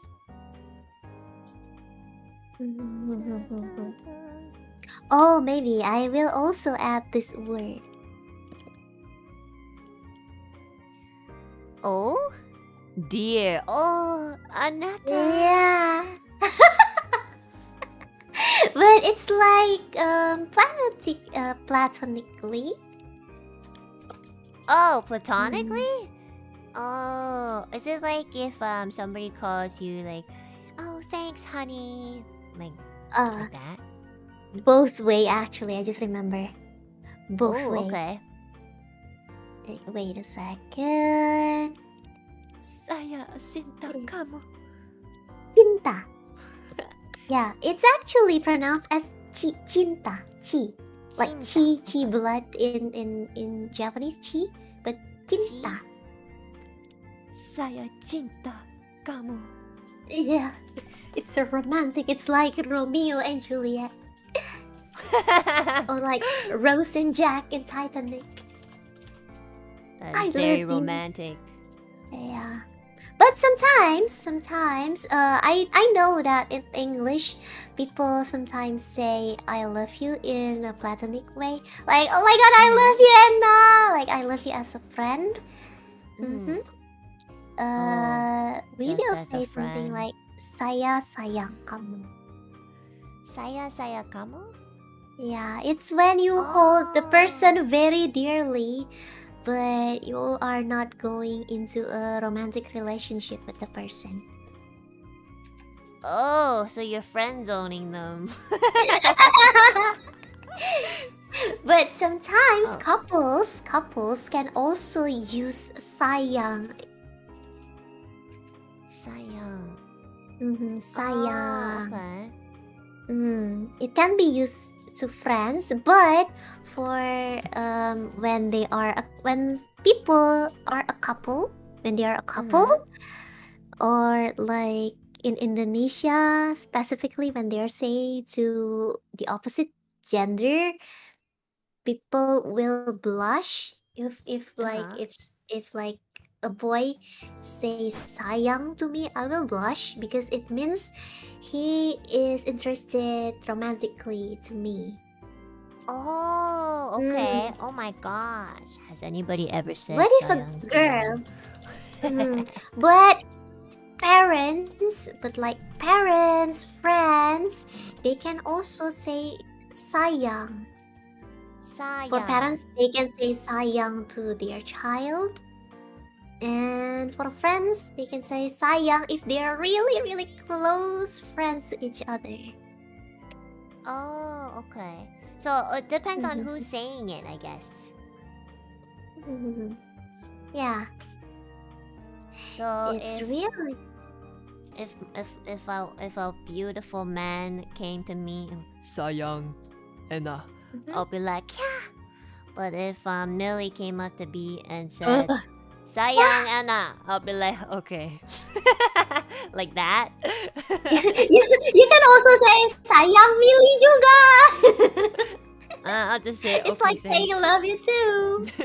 Love you too. Because it's really usually I'll hard. be It's like, not Okay, really. Millie. So if you want to say like love you too, you can you say sayang kamu juga. Sayang kamu juga. Sayang Yes. kamu juga. Yeah. Love you too. Is it like platonic though, or it just goes both ways? Both ways. Oh, Depends okay. on the person who are you saying that to. Sayang kamu juga, kalian. Yay! And oh my god, someone in my chat told me to say this to you. Enna, say sayang to Connor. Connor is your crush. Oh my god. That's right. Ooh. Yes. Have you seen Connor? I actually watched a gameplay of Detroit Become Human and I already saw all of the endings. So I basically know the story of the game. Okay, good. So this is my future husband. Okay. Let me send you a photo on Discord. Okay, that's him. A beautiful man. Yes. Connor, saya cinta kamu. Nice. Nice. She is utilizing that in a very good way. Nice.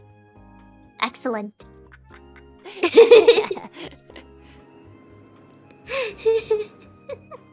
Yeah, from Detroit Become Human. I think you've already played. Have you finished playing it? Yeah, I played it a lot. I played it like twice. Oh. One for like the first time I played it, we actually got the good ending, which is very unusual because I'm really bad at games. So the second time I wanted to go for the bad route. And oh my gosh, the bad route is so bad. It hurts me. Oh no. Yeah, it's so sad. Oh. Come here. Sini sayang. What does sini sayang mean? It's like I'm saying, come here, dear. Oh, sini sayang. Sini How do I sayang. say? S-I-N-I. S-I-N-I. Sini. Sini sayang. Sini means come dear. Sini means like kochi in Japanese. Sini. Oh, Sini. Kochi. Sini. Can you say it like an emergency, like sini? Come here! Sini! Okay. Cepat sini! Usually it's like saying, come here, quick! Sini, cepat sini! Sini. Mie Cepat. goreng. Sini. Sini, mie goreng, sini! Come here, mie goreng, I need you.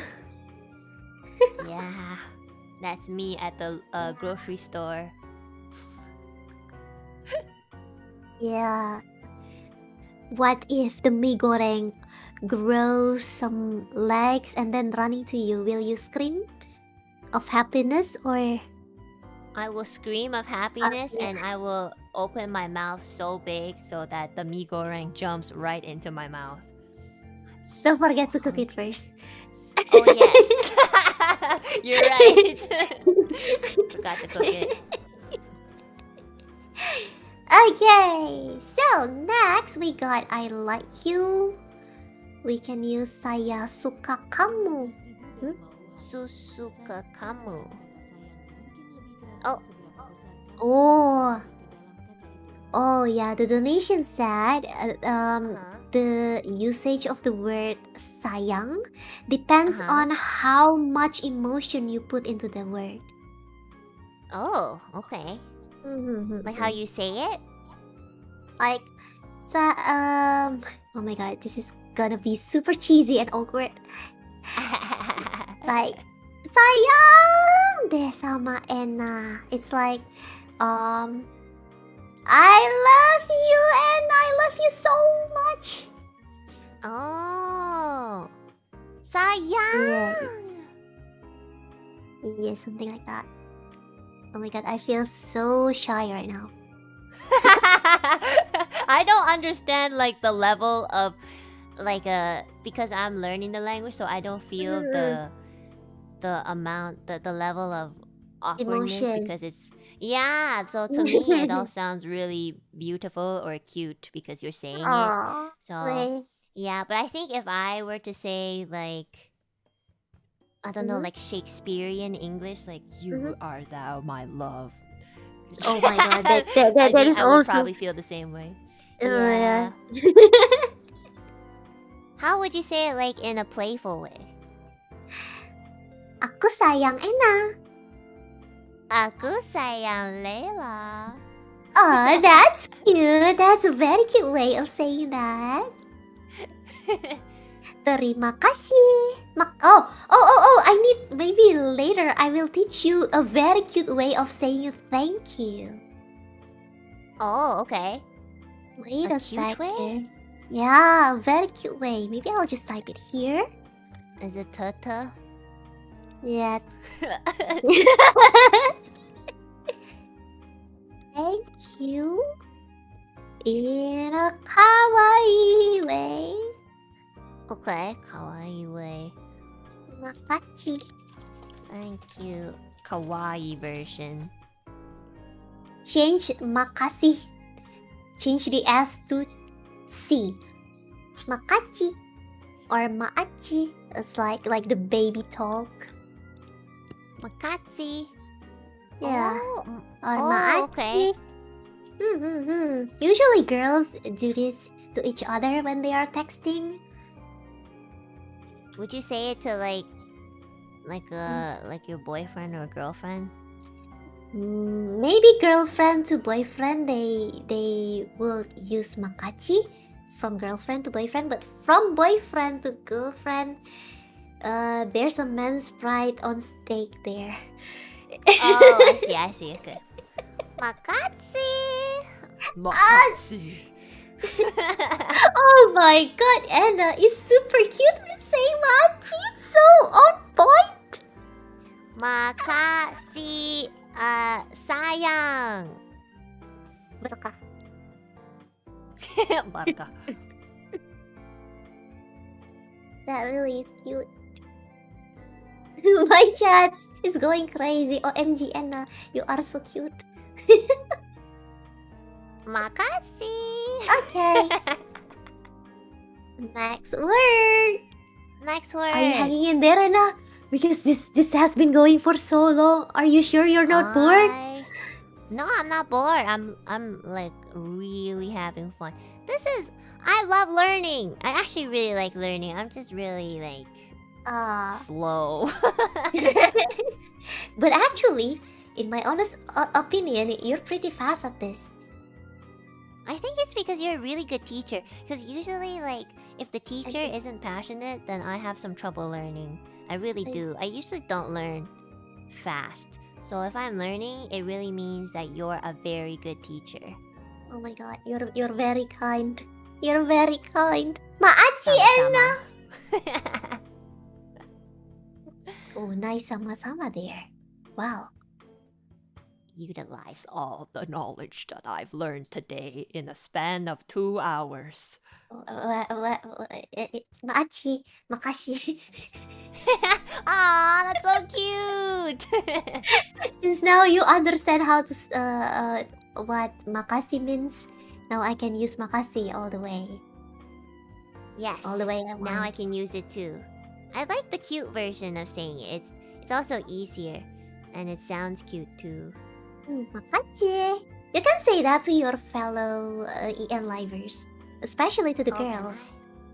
Oh, okay. I will say that too to Zaya Senpai and Sia Senpai next time. Yay!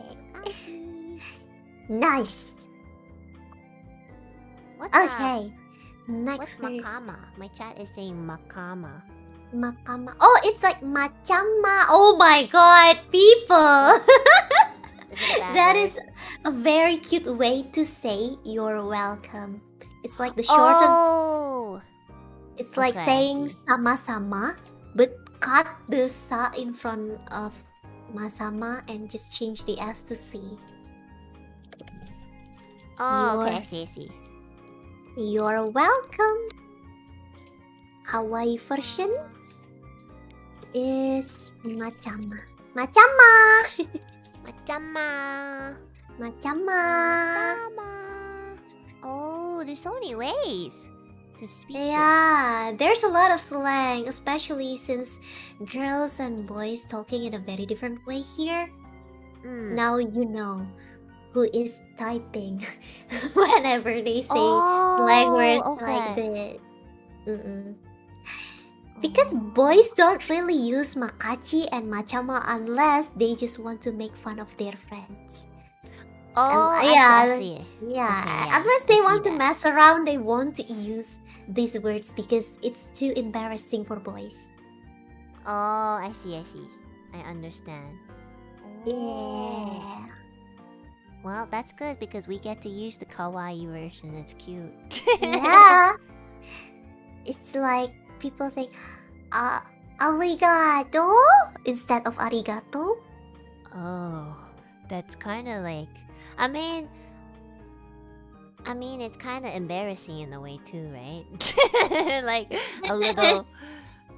Yeah, like in Japanese, if you say it like like the uwu, kind of like that.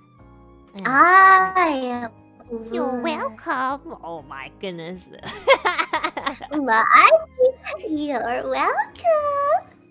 Thank Macam you very much. Oh my goodness. Yeah. If anybody Yeah. said that to me, to be honest, I would be a little like. If we're not close friends and they just went up to me and said, like, "Thank you so much, Anna." Like, oh my, who are you? But What's for happening? some, Uh-huh. but mysteriously, for some strange reason, girls don't find makachi or maachi or machama cheesy. Oh, For some, okay. yeah. Even Strangely, if you it. say it to like a stranger. Oh no, for stranger, it definitely feels rude because it's super casual. Yeah, that's what I mean. Like, I had a few people in my high school who, like the uwu talk, they would talk like that to me, but I wasn't really friends with them. So it's a little awkward. Yeah. I guess that's the same case with this. Yeah. But I can use it with you, right? You can use it you can use it to me whenever you want to. Tasukaru, Baraka. I really want to hear your makachi and machama someday. I'll use it all the time now. It's so easy to remember. Magachi. Machama. Machama. Machama. Oh wow! It sounds really natural when Enna says that. It's because you say it first, so then I just copy you. It's easier when you say it, and then I'm like, okay, that's how you say it.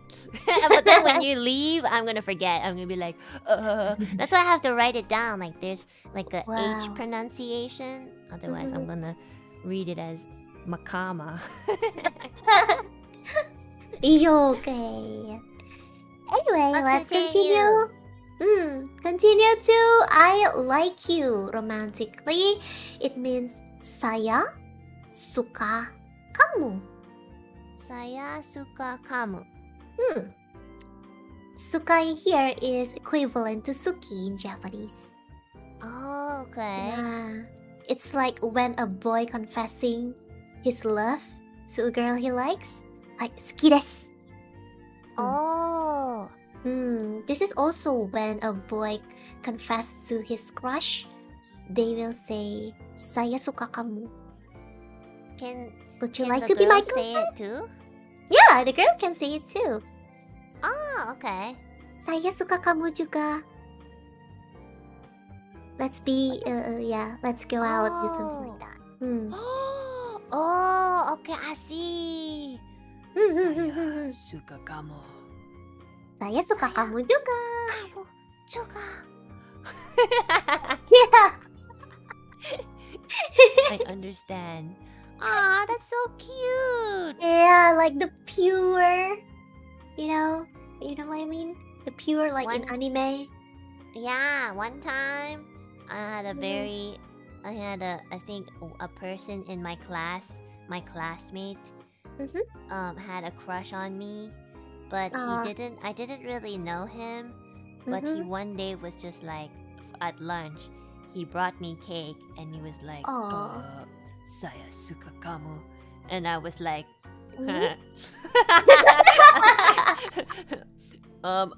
thank you for the cake. Thank you. That's it. That's all I said.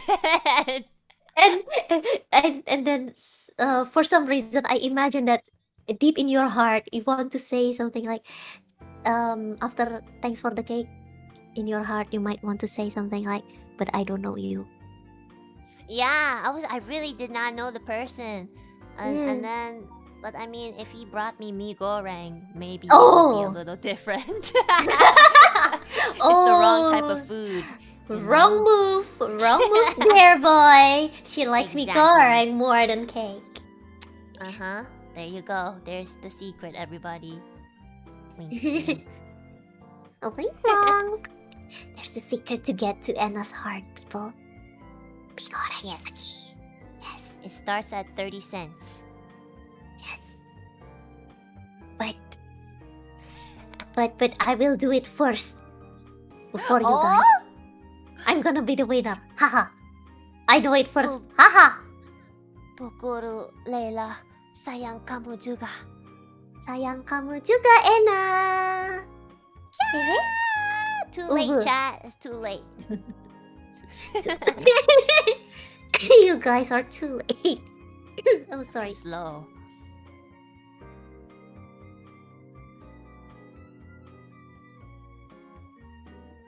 Sorry, there. I was coughing. Okay, okay, let's I know go. you were coughing. I could see you. Your model dying. Uh-oh. Layla Sensei is embarrassed because I confessed to her. I bet your chat is jealous. How do you say I'm jealous? Oh, you wanna know that? ちょっと待って。I can type that for you. I'm jealous.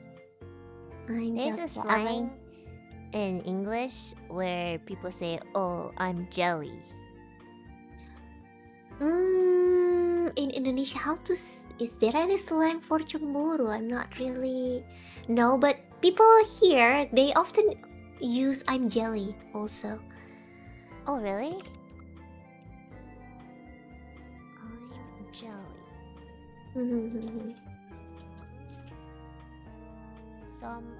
Aku samburu. Nah, aku cemburu. Cemburu. Oh, there's a romantic version too? Yeah, but you can, because sometimes jealous can also means iri, which also equivalent to envy, but this is not romantically at all. Oh, okay, I see. Oh. Yeah. Equivalent to iri. To envy. Yeah, it's like saying I envy you. You can say aku iri. Aku iri. And if you want to say I'm jealous, I'm jelly, you can just say aku cemburu. Cemburu. Whoa. Cemburu. Not romantic. So, do you usually use aku cemburu for like a person? Yeah, if you see your lovers cheating on you, Oh. it feels That's yeah. Extreme example. Yeah, cemburu. Because usually cemburu is used for like in a very romantic way. Ah, okay, I see. When you see Would you someone use that cheating. for friends too? Yeah, maybe if you see your close friends suddenly get close to somebody else other beside you, you can feel cemburu also. Oh, okay. Okay.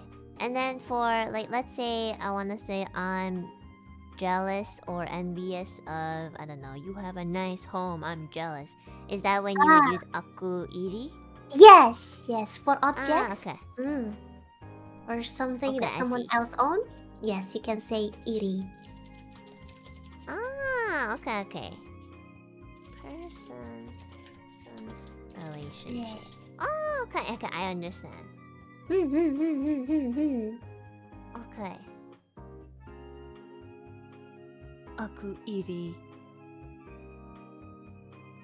gurunya. Why iri? Why? Nande? Doshite?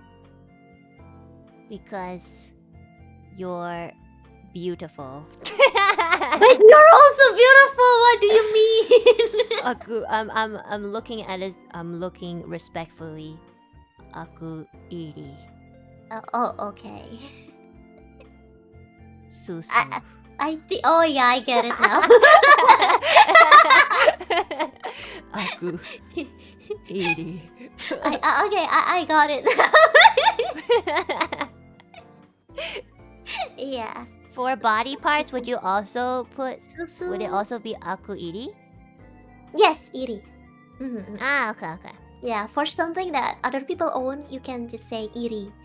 Cemburu is specifically for romantic way, to use it in a romantic way. Ah, okay. I see. Okay, I understand.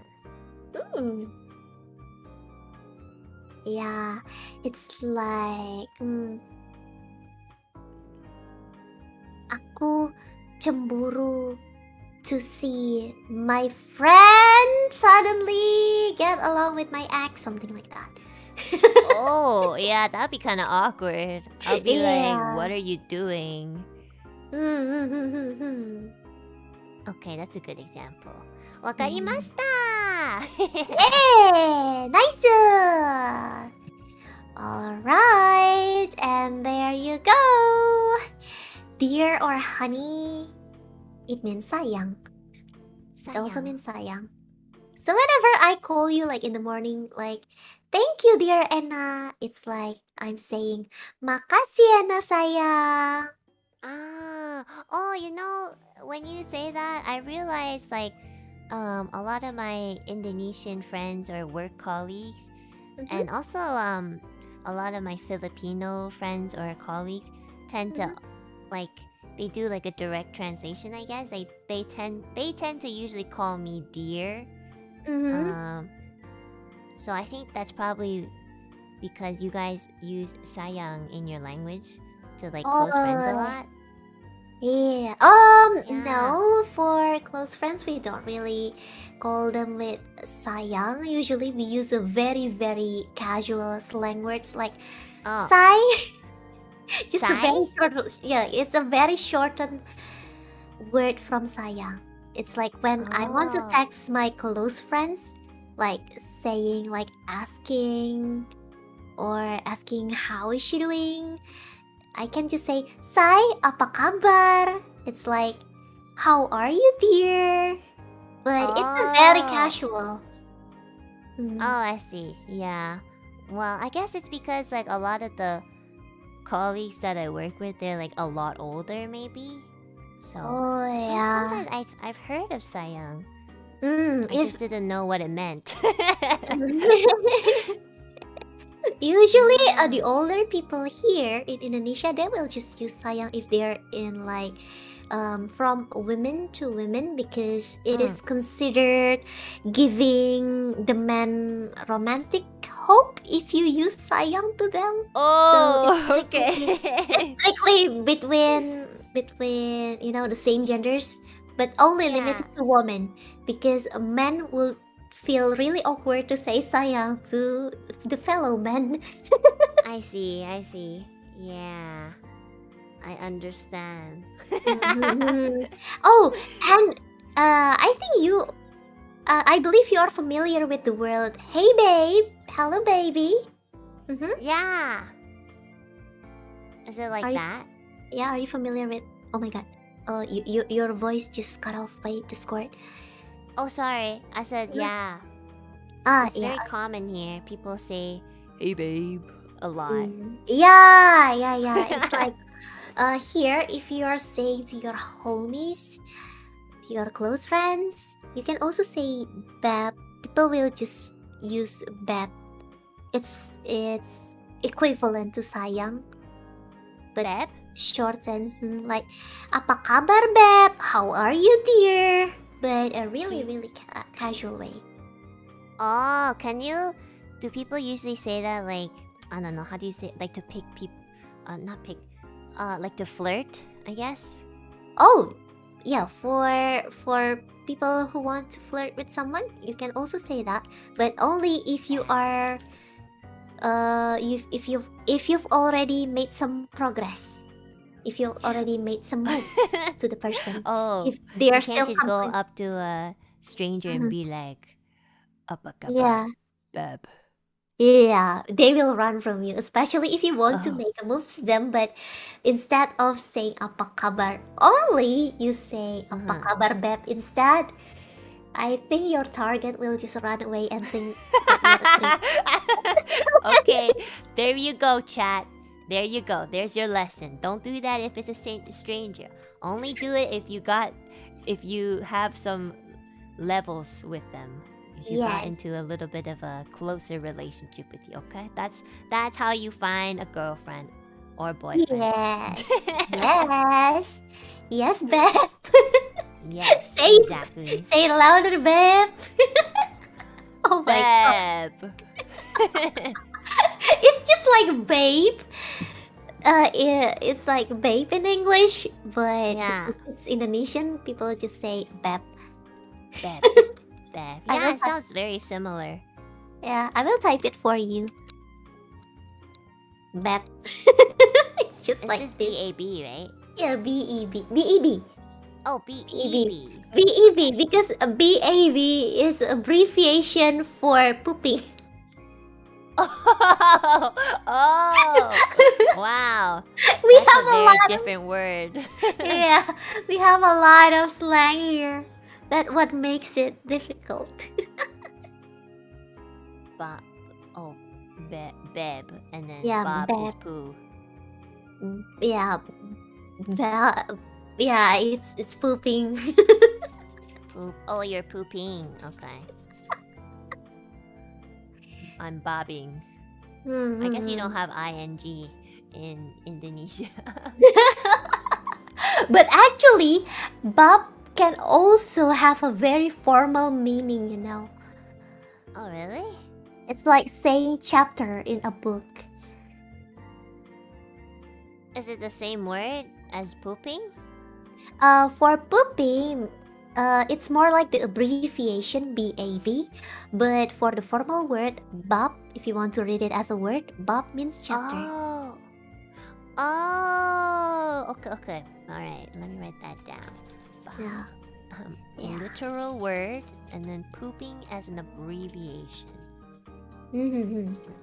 How do you spell abbreviation? Because Abbreviation? Maybe because for the abbreviation BAB, we have three words shortened as 3 letters. Uh-huh. For the Oh, okay. So how do you say, like, let's say which chapter are you on? Like, which chapter book are you on? Bab berapa? Whoa. Bab berapa? Bab berapa? Berapa means... Oh my god, this is where it gets difficult to Oh, really? explain. Because berapa literally can means how much or how many. Barpa. Isn't that the word we learned from harganya barpa? Harganya berapa? Yeah, it's like yeah, berapa. Oh, is that barpa? Okay. Berapa. Berapa is how many or how much. But if you want to ask where you're at, but in number, but related to number, like in which chapter you're on, you can ask with berapa. Oh, you can ask with barpa too? Yeah, we can ask with berapa too. For if you want to ask something related to number, like in which chapter you're on, bab berapa. Bab berapa? Berapa. Bab berapa? Oh, and Enna, I think I made a mistake there. It BAB is not abbreviation, but it's an acronym. My chat says that. Oh, okay.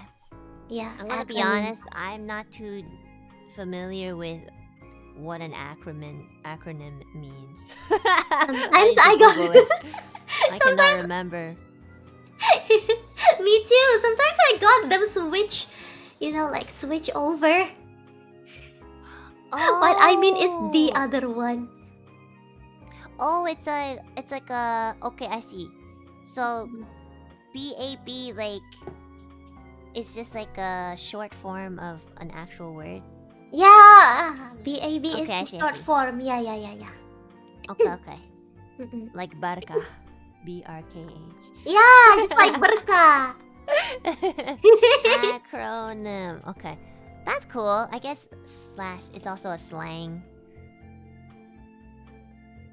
Okay, that's cool. I'll write it like this. Okay. Buguru Layla is dying. For some reason, my throat feels really itchy from all the laughing. Oh no, I should drink a lot of water.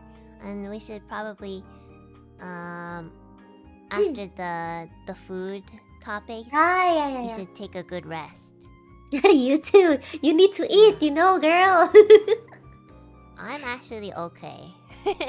You need to eat, dear. I'm eating the language. Alright. Okay.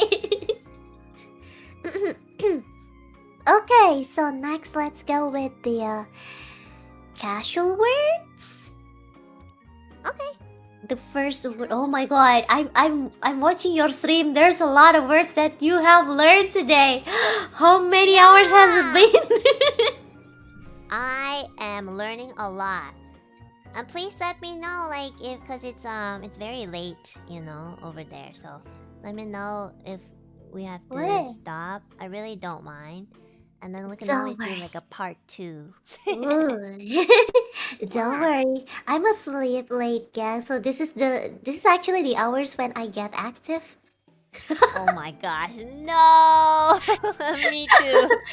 But yeah, if it's too long, we can always do the part 2 someday soon. Yeah, I don't mind. Yeah, so maybe after these words, let's just jump into the foods. Yeah, let's do that. Because I want to eat. Because I want you to eat. I'm concerned. I want to see the Indonesian cuisines very badly. Yeah. Okay, so here, let's go. I think Pomu and Elira already learned this from Selen. Selen. Oh, because Selen learned it from Bobon, and then Okay, I see. yeah, I think Elira or Pomu, I don't really remember who said it first. Between both of them, tried to say ayo, and they said that they learned it from Bobon, from Selen, from Bobon. Bobon senpai. Yeah. So this let's go. We can say ayo. Ayo. Ayo. Okay. Yeah. Yuk. Yo. Ayo. Mari. Yuk. Everything is equivalent. Mari is the more formal way. Oh, that's a formal way? Okay, I didn't Mari. know there's a formal way of saying let's go. For Mari. Mari is pretty formal. It's also casual, but it's more formal than the others. Okay, so it's like polite. Like, yeah, more polite way. And then play is mine. Mine. Oh, that looks like Maine. Yeah, that looks like mine. But you pronounce it mine.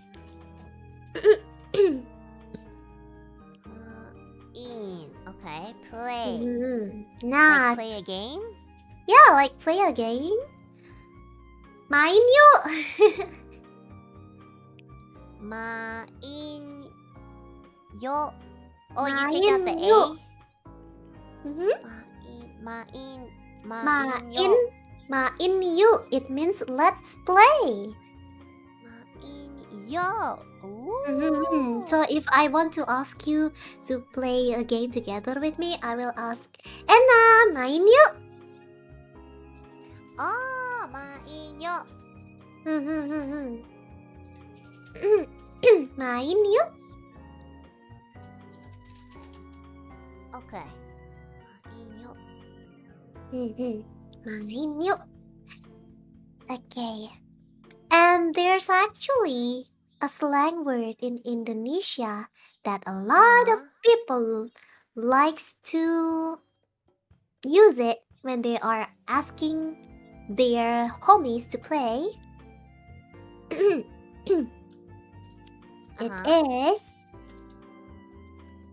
It is the acronym from main bareng. You can see main bareng here. Main barang. bareng. Okay, it's the The U. Barang. Okay. Main bareng. Barang. Bara.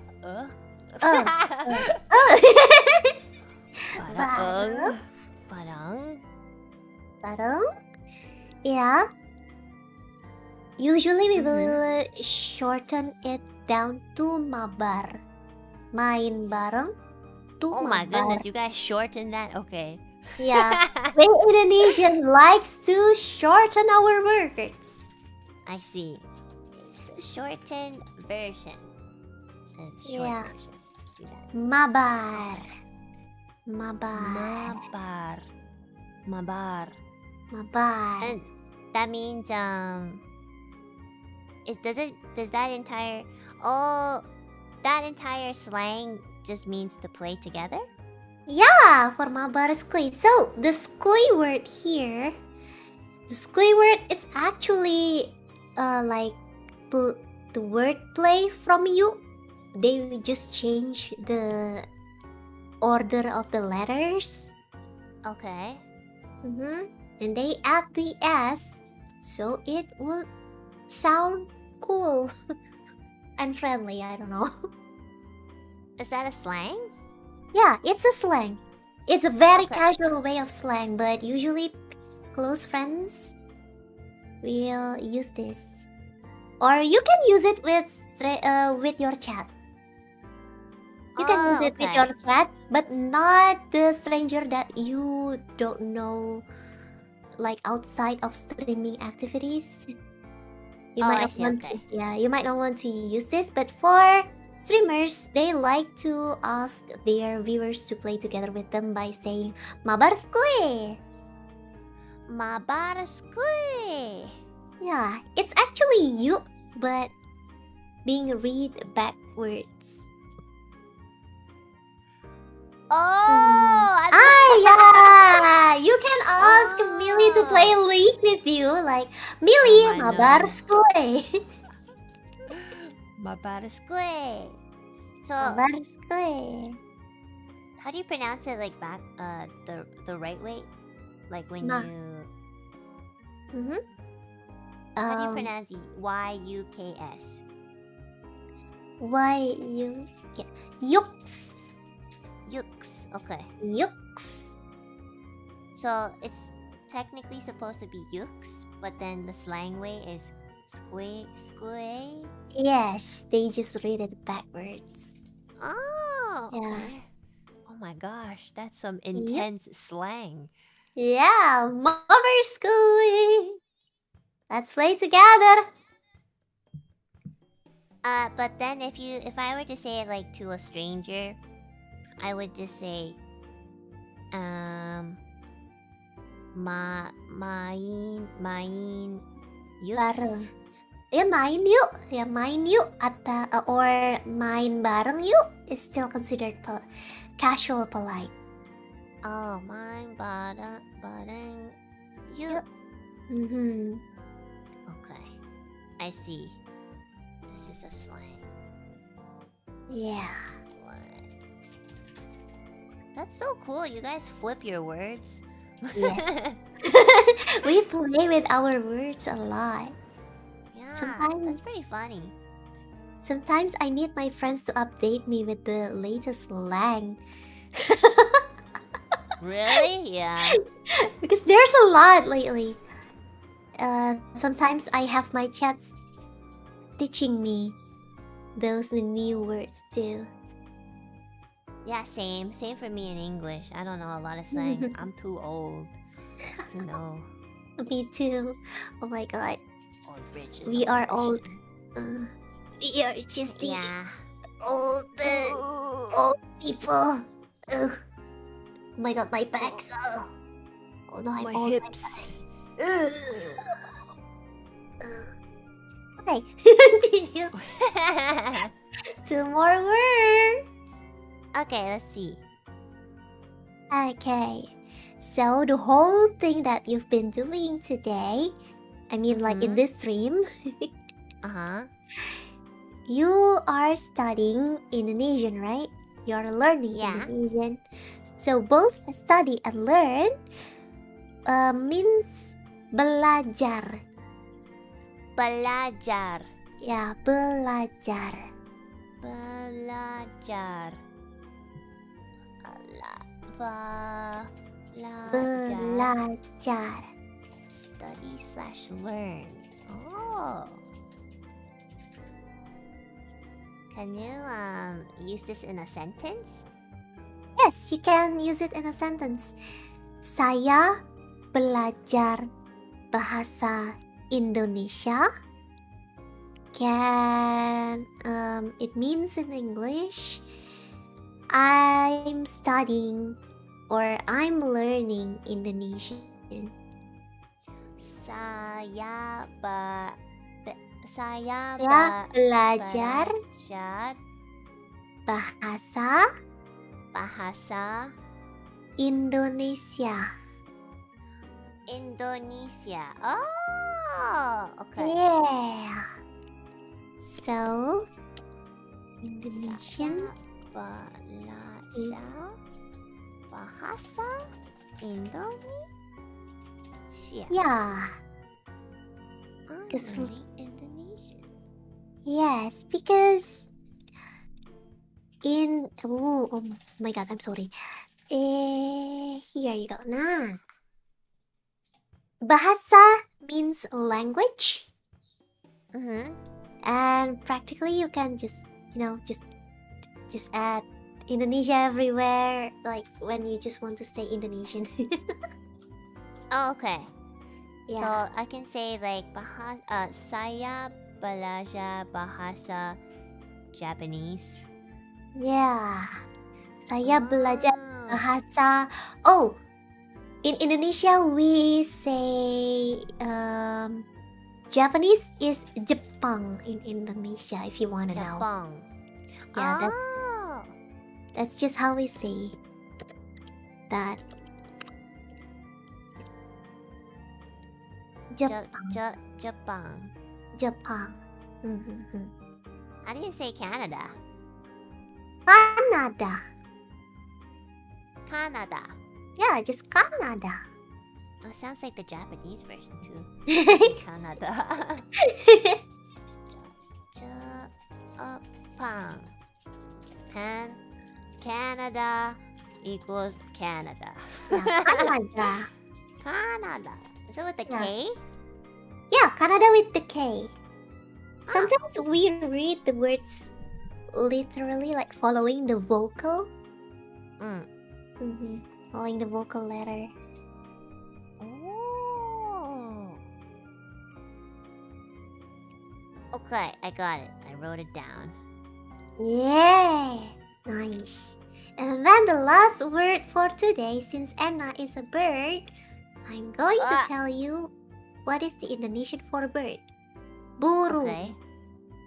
Burung. Burung. Burung. Okay, I'm gonna put this in other words. Yeah, burung. Burung. Okay, now how do I say I don't like? Oh, you don't like. Wait a second. I will type it for you. I don't like. My chat will know. Saya tidak suka. Saya tidak suka. Suka. So whenever you want to say something like negative, like you don't like, you are not, you just need to add tidak in the sentence. Tidak? Tidak, yeah, tidak. Tidak. Tidak basically means no. No? Tidak basically means no. So in Indonesia, if you want to say something in like the negative, like saying no or saying don't or are not, you just need to put tidak in the sentence. Oh, it's like saying I know like. Yeah, like I know like, it's the same. Saya tidak suka. Ah, okay, yeah, that makes sense. Okay, Mhm. saya tidak suka burung. Oh yeah, I think you've Burung. told me that before. Yeah, I remember. Yeah. Saya tidak suka burung. And you can also say enggak. It's a very I've heard of casual. Yeah, it's a very casual. It's still considered polite. Even if you say that to your teacher or your parents, enggak is still considered polite. But maybe not really? to your boss. How would you say it to your boss? Enggak? Tidak. To boss, you can just use tidak. Tidak? Oh, that's like the most formal way? Yeah, tidak is the most formal. But it Oh, can okay. also be casual, but the most formal is also tidak. Oh, I see. Casual. Okay, I see. Yeah. Oh, okay. Yeah. So the casual polite to say no or don't or are not is just enggak. Enggak with the K. Yeah, with the K and behind. Enggak. Enggak. It sounds like there's like an A in the beginning, like enggak. Enggak. Yeah. And And sometimes we just shorten it to ga. Oh, really? Gak? Ga? Yeah, just sometimes people just say ga to shorten it That's in already text. so short, and then you guys are shortening it even more. Yeah, the slang is actually hard because of the shortened, the shortened way to say it. Do you think in the future of Indonesia, like the younger generation is going to shorten it even more, and soon it'll just be Might be because I have seen in text people just use the letter G when they want to say enggak. Oh, really? That's even shorter than no. It's like one letter. Yeah, do you like this? Sometimes when I ask people, do you like this? They will just answer me with the letter G. Oh, okay, I know that they don't like this. Oh my gosh, that's so funny. It's Oh, but it comes from anggak.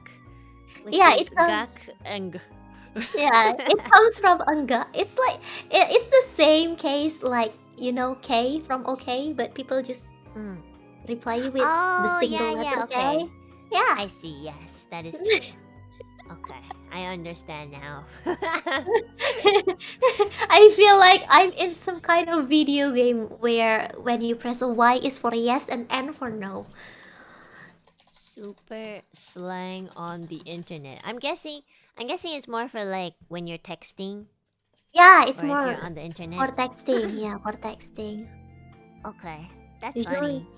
Usually in the internet they will just use ga because G sounds too short. Yeah. That's funny. That's funny how they cut it so short. But I guess we do that too with the OK and K. Yeah, K. K. Okay then, time to show you the food. Here we go! Oh my gosh. Food! Oh my god, I think you have been Learned so waiting for much. this. It's food. I'm excited. Oh my gosh. I'm Food! I know this one. Yeah? That's like the only one I knew like the name of. But Mhm. before the stream I was telling Buguru Layla that I pronounce it as, was it Lux? Oh yeah, you Lux. pronounce it as lakso. Yeah, Luxo, but it's actually Bakso. It's actually bakso. Bakso. I love Bakso. I've had it before. It's so good. Oh, nice. It's my number one favorite food.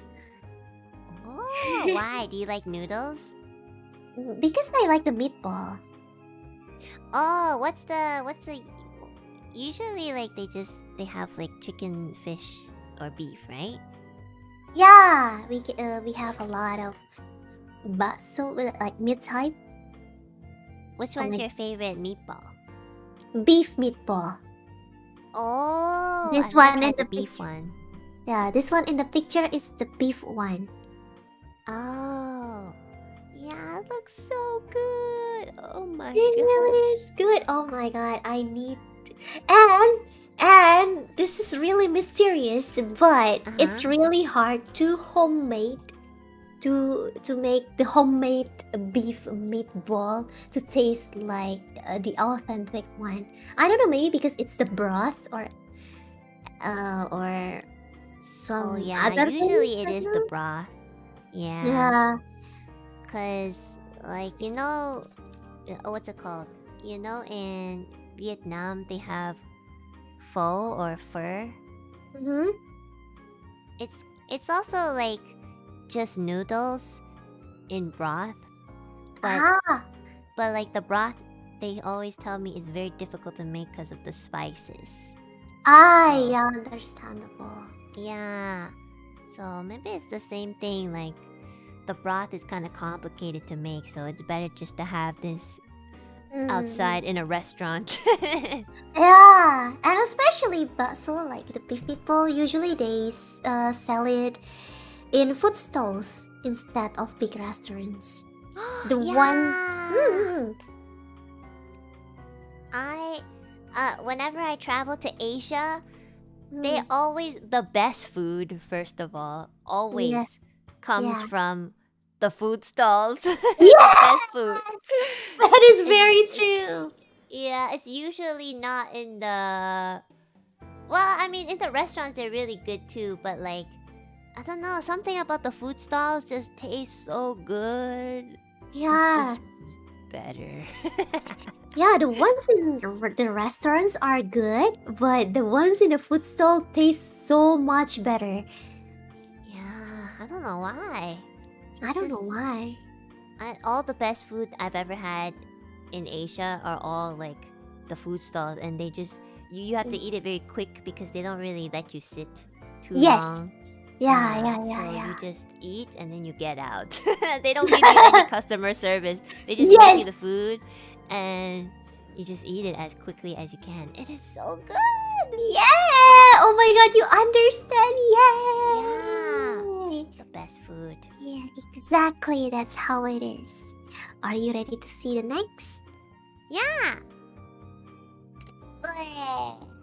This is called Wow. as gado gado. Wait, let me type that. That looks really Basically, this is healthy. Basically, this is just like vegetable salad with the nut sauce, like from peanut sauce. Peanut sauce? Mm. Oh, You see I the love brown? peanut sauce. Oh my goodness. You see the brown sauce there? Yeah, that's the peanut sauce. Oh, okay. So it usually comes on the side. Usually they will mix it together, but I cannot find like the proper picture when mixing together without it looks so messy. So I just choose this picture. Oh, I see. So it's like this is like a salad, right? Yeah. Because it's all vegetables. Oh, no wonder it looks so healthy. What Yeah. do they usually use in the salad? Usually they will have like the bean sprouts and then potatoes and how to say like the green beans, like the long green beans that you have to chop, Oh, and then I guess it's called green cabbages. beans, right? Oh, I think is that carrot too? Not. Some people will use carrot, but some people just don't. But the most common way to serve gado-gado, that not includes the carrot. Yeah. Good. I don't like carrots. Me too. High five there. Yeah. I love peanut sauce. Yeah. In Chinese hot pot, shabu shabu. Of course. My favorite like sauce to use for like the meat dip is peanut sauce with some soy sauce too. It's so good. Yeah. Oh, in Indonesia we have a lot of meat dishes that can be dipped into the peanut sauce. We have a lot. Yeah. Oh. Yeah, Is it peanut is it like sauce. it's not like sweet, right? Peanut sauce isn't really sweet.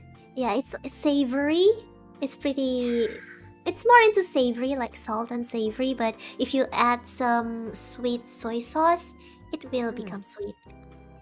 Yeah, I like it like by itself too, if it's savory. Yeah, chat, peanut butter is not peanut sauce. Peanut sauce is like it's made out of peanuts, but it's not sweet usually. It's not sweet. Usually it's like a little bit spicy sometimes. I've had like And spicy savory. peanut sauce. It's good. Oh, I'm so Ooh. hungry now. I really need to teleport you to Indonesia after this. Yeah.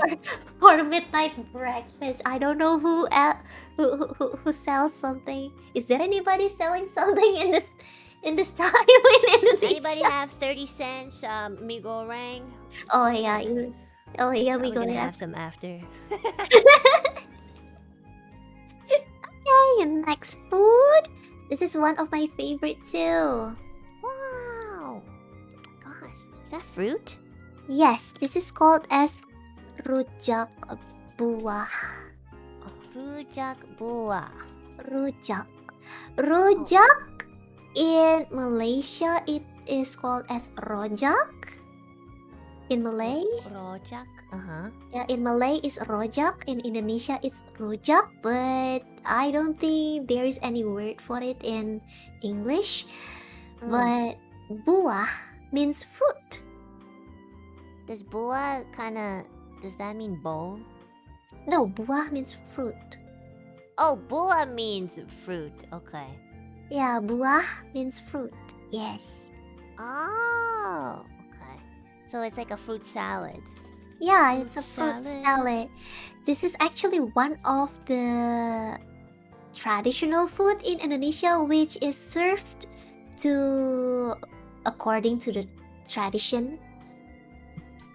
Usually when mothers are expecting babies, when they are about to deliver, when their pregnancy reaching a certain, a certain period, Uh-huh.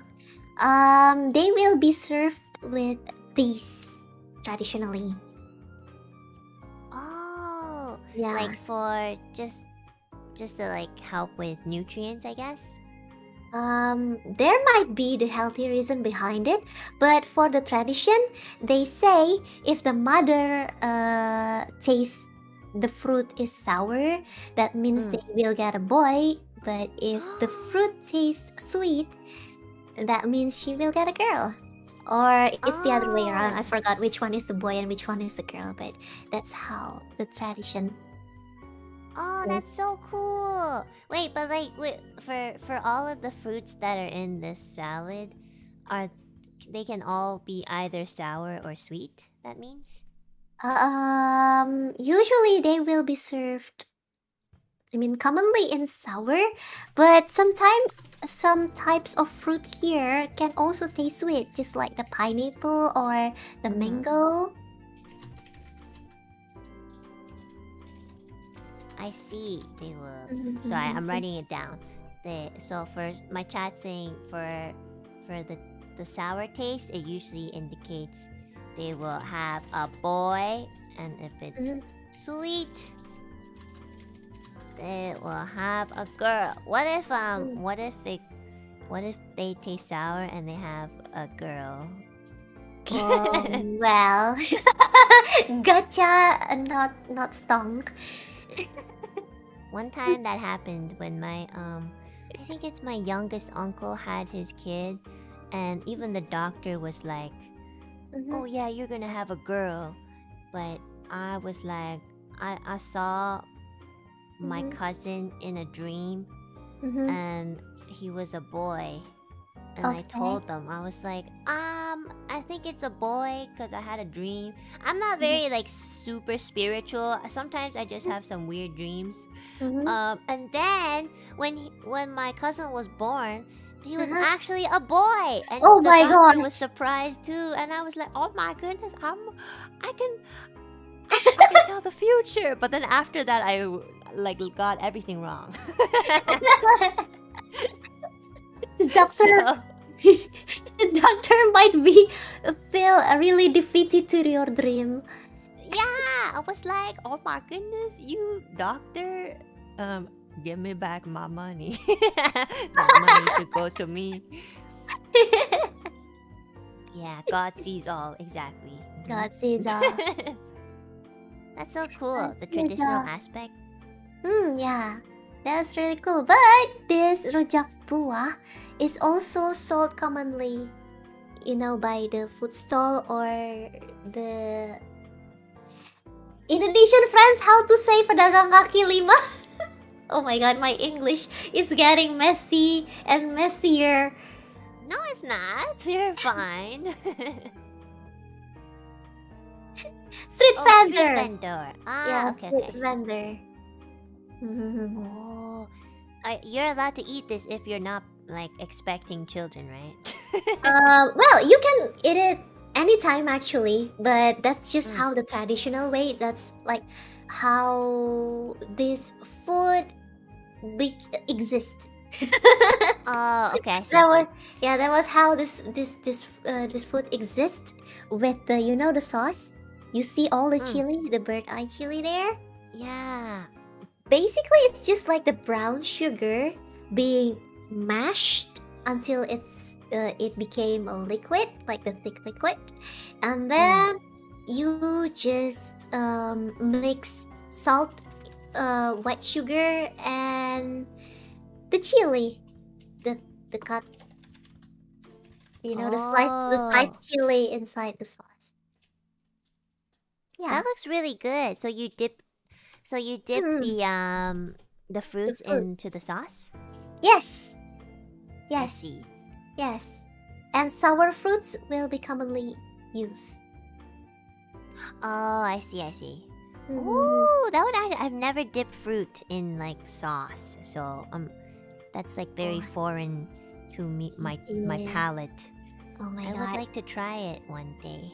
If you have access to brown sugar and maybe to, like sour mangoes or pineapples, you might want to try this.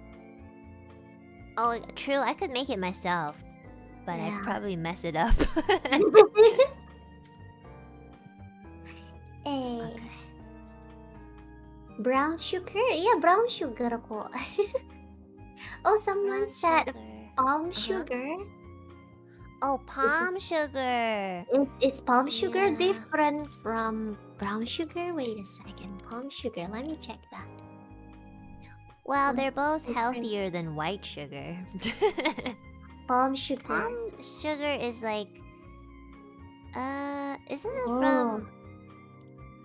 I forgot actually. Palm sugar. Isn't it like a palm From- tree? I guess from the palm tree. Let me check palm sugar. Palm sugar and brown sugar. What's the difference? Oh yeah, I think that's more into palm sugar then. Both of them are brown. I just cannot differentiate. Palm sugar is just like, isn't it more liquidy? Is it right? I think brown sugar is more liquidy, and for the palm Oh. sugar, they will come in a very solid cylinder, and you have to mash it down and mix it with water to make it liquid. Can you use either brown or palm sugar? Since they taste similar, you might want to try brown sugar, but brown sugar I think is a lot more sweeter than the palm sugar. Oh, okay, I see. So if you can get some palm sugar in an Asian store, you might want to try making this. I see. Yeah, I would love to try it. We have some very good mangoes here, so I could probably try it with mango. Maybe I'll Nice. try it like this week. Yeah, especially if the mango is still unripened. Yeah, you want it sour, right? Yeah, we need to have it sour because the palm sugar, the sugar dip sauce will be very sweet already. That's true, yeah. Okay, next one. Okay, this is Indonesian traditional onigiri. Oh my gosh. That looks so good. I'm so hungry. Yeah. Oh So no! good. Oh my god! I really need to feed you. This is becoming torture. Okay, don't worry. This is second before the last. Ah. Oh yeah. Okay. Oh. Oh yeah. Oh, please keep in mind, do not eat the leaf. It's just the outer. Yeah. I think that looks unedible. It looks a little like leafy. Yeah, the leaf is just Is for the it- fragrant. Is it banana leaf? Banana or pandan leaf. Oh, okay. Banana or Yeah. pandan. I'm not sure. I think it's banana. Banana. Yes. It's Banana. Yeah. leaf? Banana. Okay. Leaf. Yeah, banana leaf. Yeah, don't eat banana leaves, guys. It's just for The aroma most of the time. Pandas can eat it. Banana leaf. Yeah, okay, so the rice is some type of sticky kind of rice, just like the onigiri. Oh, okay. And But then what's not on the inside? the inside. Usually, it's chicken meat. Ooh, that sounds so good. Sticky Yes. rice with Yes. chicken meat. Usually. Yeah. So basically, this is Indonesian onigiri, but the rice is much more stickier than the onigiri. Oh, is it so I'm guessing like they wrap it with the banana leaf and then they steam it? Not steam, but more like roast, grill, Oh, roast it. grill, roast. I think Oh, grill, okay. more like grill. Oh, I see. That looks Mhm. so good. There's also something very similar in Chinese cuisine.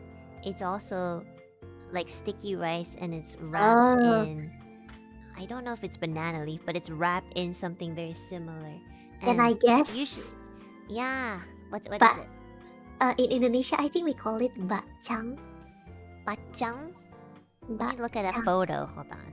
How do you Yeah. spell it? I will type it. I will type it for you. In Indonesia, we call it this. It's Bacang. also some type of Chinese food for Yeah, Indonesia. that's the one. Ours is like, I guess our rice is usually a little bit lighter, Mm-hmm.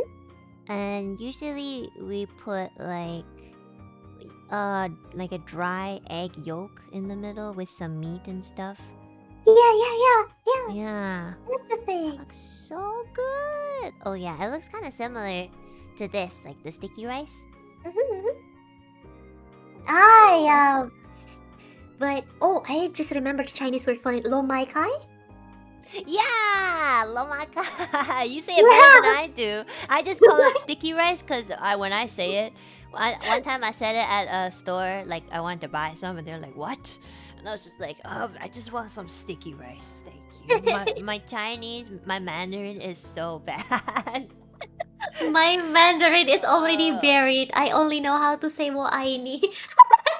Aww, 我也爱你，Layla 老师。我不是老师. Oh my gosh, this sensei knows Chinese. What the heck? 本当に But- 先生だ。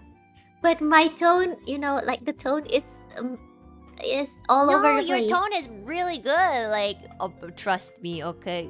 There's a lot of people who speak Chinese and I really don't understand. If I can't understand, that means it's really bad because my Chinese is bad. So, yeah, you're so. I didn't know you knew how to speak sentences in Mandarin. That's so cool. You're so smart. No, I only know grade school Chinese. Me too. Me too. Okay. Suddenly I became really awkward, but thank you, Anna. Wait, I don't know how to react. Layla senpai so cute. No, actually, like, she actually gets very shy, so it's very cute. Taskaru barka. Berkah. Enna berkah. Enna berkah. Oh yeah, so the name of this sticky rice thingy is called lemper. Whoa, okay. Lumper. Lemper. Yeah, at least in my area, they say it lemper, but I think in some other areas in Indonesia, they call it arem-arem. Oh, okay.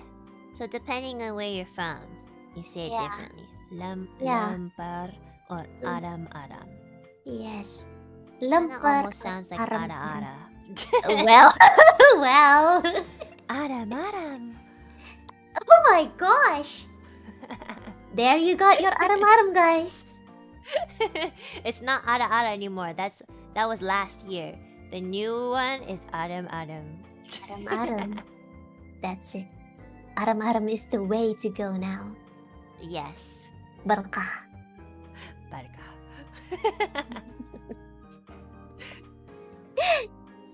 Okay.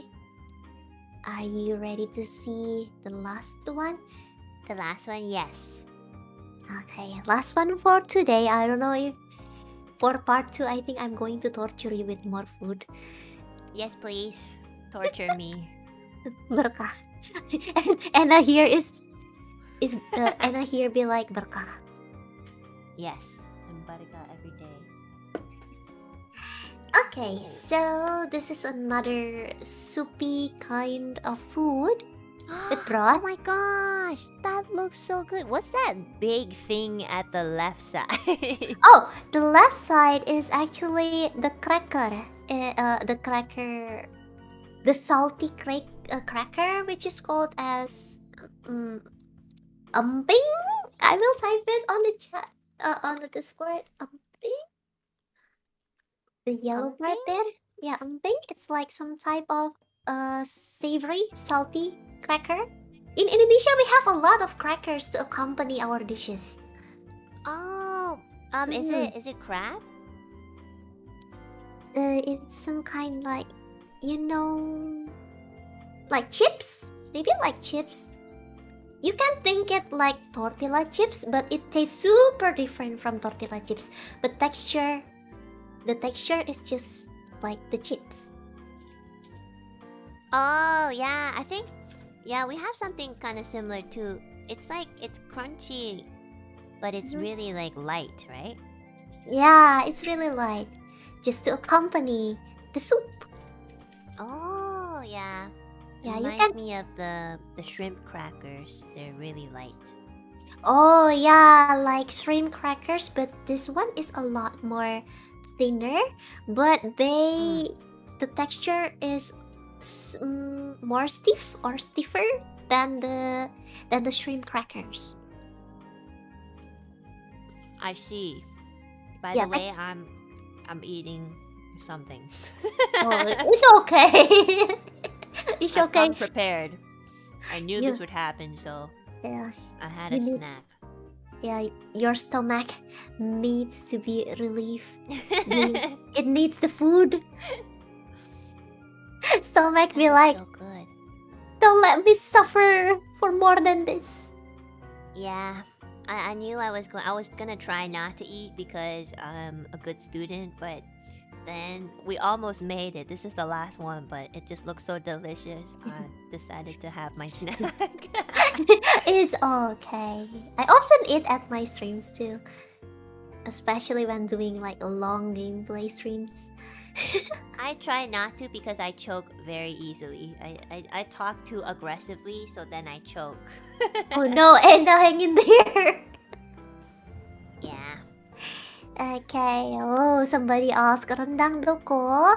Where is the rendang, the legendary food from Indonesia? I will show it to her later, I guess. Rendang. I've heard of that. Yeah, rendang is a very famous cuisine from Indonesia. It's made like beef, like slow cooked beef, in a very spicy, Oh my god, how to say this? It tastes Spicy? spicy, but the sauce, I mean, like the dish itself has a lot of spice in it, but Oh, they just yeah. look so brown. Everything is just mixed up, but they taste really good. Oh, it's like it's braised, right? Like braised beef. or Oh yeah, lamb? braised beef. Yes, braised Yeah, beef. yeah. I think I've had rendang before, actually. Oh, nice. Yeah, Nice. but like I had it like at a buffet, so I don't think it was like it wasn't like it wasn't probably the best rendang. Wow. 'Cause, yeah, I just went to an Asian buffet and I had that. Oh, wow. I I'm really sure need to. in Indonesia it tastes like 10 times better. Actually, in Indonesia, since rendang is such a legendary food, so rendang is a cuisine from from a city or an area which is called as Padang in Indonesia. There's a very big city in Indonesia called Padang. So Padang. Padang. So rendang is originally came from that area. Oh, is that why they sound similar with the dang? I don't think so, but Oh. but that's why the best rendang is served in Padang restaurant. Oh, the best one only? Yeah, the best ones. The best ones. Oh. Like Okay, you can so find. now I know which place to go when I visit Indonesia. Yeah. There's a lot of Padang restaurants, mind you. So which one is the best one? Like they're all the best ones?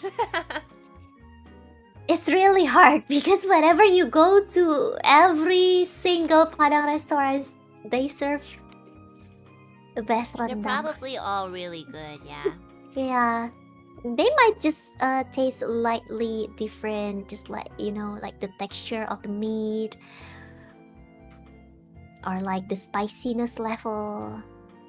Oh, do you like the spicy or I like spicy. milder? Spicy? Too. I love spicy. Yes, more spicy the better it'll be. Can you eat like super spicy stuff? Yes. Oh, here you Yes. go. Layla senpai, what's it called? The fire noodles is what they call. Yes, I like them. Wow, really? They're actually really spicy. I like them, but maybe it depends on the level of the spiciness because on a certain level, I can only taste hurt instead of spicy. Oh yes. No, sometimes like Pain. sometimes if something is too spicy, the flavor kind of like goes away and you don't really taste anything except for pain. Yes. We can only taste the pain. Oh my god, my tongue is in pain. Yeah. And then by then it's not really like I mean if you eat something spicy, it should be very good spicy. Otherwise it's hard to eat. Yeah. Yeah. Oh, I by love the way, spicy. Enna, I have a good news for you What? about the mie goreng. Uh-huh. Indomie has a rendang flavor for the mie goreng. Oh my variety. goodness. I've never seen that before. Did they only I bet they don't export that I don't know outside if of Indonesia because Yeah. I've never seen that. I don't know if maybe they export it to certain countries. So if you see the purple color on the Indomie pack, that might be the rendang one. Oh, yeah, no, I've never seen the purple one. I've seen like onion flavor or barbecue flavor. But I don't think I've never seen a purple one ever. I've never seen barbecue Indomie in my whole life. I wonder if that's the flavor that they exported because we never. Okay, guys. It's the blue one. It's barbecue chicken. The blue one? Well, we have several flavor in blue for Indomie. Wait, barbecue Indomie. I wanna. Yeah, it's like it comes in a blue package and it just says barbecue chicken flavor. Barbecue Indomie. I will check the Indonesian one. Is there any like how- Indonesian I barbecue? like how the Oh. chat's freaking out. Like, What? There's a barbecue flavor? Oh, yeah. In Indonesia, it is called as ayam panggang. Basically, the roast chicken. Okay, I got it. Okay, I saw it now. The jumbo So size. So is that one, right? The barbecue one? Yeah. In Indonesia, the name is different. It's like the roast chicken. Yeah. Actually, I like that flavor, but my favorite is the original so far. Yeah, original is the best. It's the best mie goreng. Yeah. Is it better than the rendang though? In my honest opinion, yes, but I don't know about the other people. Oh yeah, I looked it up. I've never seen it. I'm gonna buy this on Amazon. I'm pretty sure we don't sell it Oh my here. god.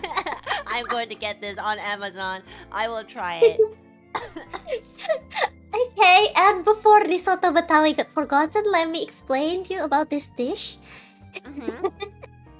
So this is basically meat soup, but it's very rich in flavor. The broth is pretty thick, you know, just like the ramen broth.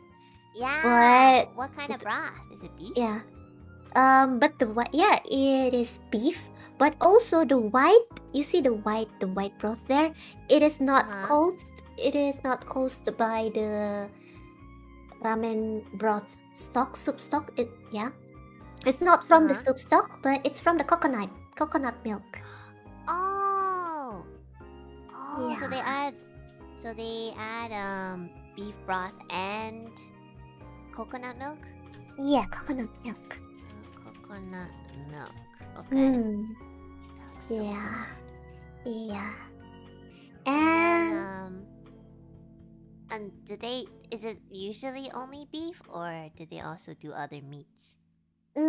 For this, I think they only do beef meat, but they also put some organs like the lungs and the tribes. Oh, okay. Inside the soup, and they also will also add the potato and the tomatoes. Oh. Yeah. That looks so good. I think out of all of them, I kind of want to try this one. It looks really good. And is it a little bit sour too? Because I see some lime. It's originally not sour, but if you want to add more taste on it, it's really good when you like sprinkle some lime water on it. Yeah, that looks so good. Okay, now I know which cuisines to order when I go to Indonesia. I have my Google Doc ready. Don't forget the rendang. Oh yes, and the wrong yes. Yes. I'll highlight that in red. It's very important. Emergency, like the urgency. Super important. Super important. Oh my gosh. My chats are like urging me to say that Indomie also has soto Betawi flavor. What? How? Just like how many flavor does Indomie has? Okay, yeah, definitely we don't have that because it's just I guess it's like is it like kind of rare over there too, or? I've never really seen Indomie soto Betawi. I only saw the other soto like soto Lamongan, but never really saw soto Betawi before in Indomie flavor. Yeah, I've never seen it. It looks really good. I'm sorry for making you hungry. Lasa sop buntut. Sop buntut. Okay, I will type it for you. And sop buntut one is really good. It's basically an oxtail soup. I love oxtail. Indomie flavor. Oh my god, I'm so sorry. Enna.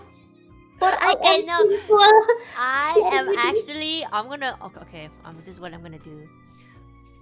I'm gonna make another list called Buy These Indomie Flavors on Amazon. I'm literally gonna do that, okay? I'm gonna do this and then rank that as well. Okay. I'm gonna do this. I'm gonna get my hands on these and I'm going to try it. Yes. Yes. There's also this one too. Soto Betawi. Yes. Betawi. Yeah, Betawi. Betawi. Yeah. A lot of E in Indonesia reads as For the E, right? Yeah, but they are E. But Yeah. a lot of Gotta get used to that. When I look at it, my brain is automatically to English, so I read it like English way, which is the wrong way. It's okay. Oh, suddenly it appears in my brain that there's actually a word in Indonesia that use E as A. So we read the E as A, like meja. It's stable. It means stable. ESA? Yeah. Meja means stable, but you use the E as A instead of A. Oh, okay, I see. You use the E as A. Like reading A. Romaji. Yeah, like reading Romaji. A. Oh. So. Oh, so if it's like TEMBAK, it's tambak? Yeah, like tembak, shoot, tembak. Tembak. Oh, okay, I see. Yeah, so if you are playing Apex and you want to shoot somebody, you say shoot as tembak.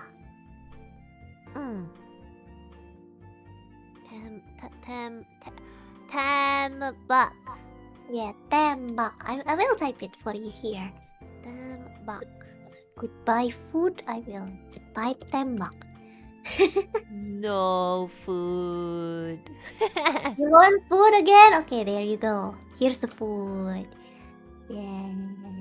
Food for my eyes, food for my heart. Food is life. Food for life. Okay, I'm gonna remember all this. I'm going to literally study this. Oh my gosh. Goodness, that is a lot of Oh, things wow. to remember. I really want to introduce you to some new words as well, like unyu, lucu, or whatever it is. But I think it has to wait.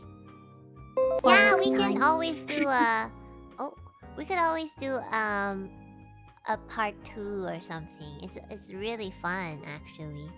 Oh my goodness, but let me get all of this soaked up into my brain because I'm already forgetting a little bit.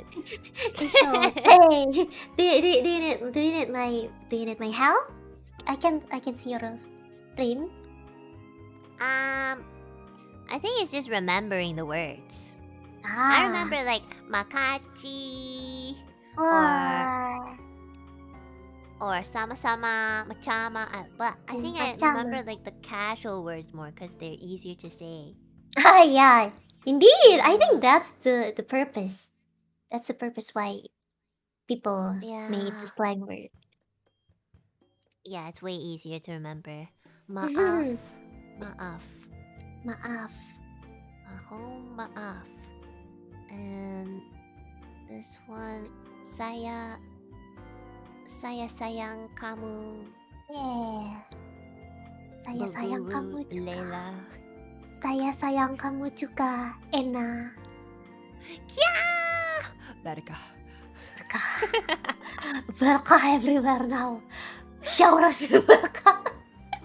Thank you so much for teaching me. It was so much fun. Oh my goodness, Yeah. you're a really good teacher. I've watched you teach your chat. Where? Like, you know, history and things. Oh. And you're really, really good. Do you want to be a teacher? No, I don't want to be a teacher, but the chat made me do it. So but thank you, Enna. Maybe it's just Aw, actually in those history lessons, it's just me nerding about history. I mean, the best teachers are always learning, you know? Oh yeah, that's true. Hi. Actually, that's true. That is true. So I've heard that someone said something like this to me. when you are teaching something, it's basically you are reviewing and learning it again. Yeah, that's exactly right.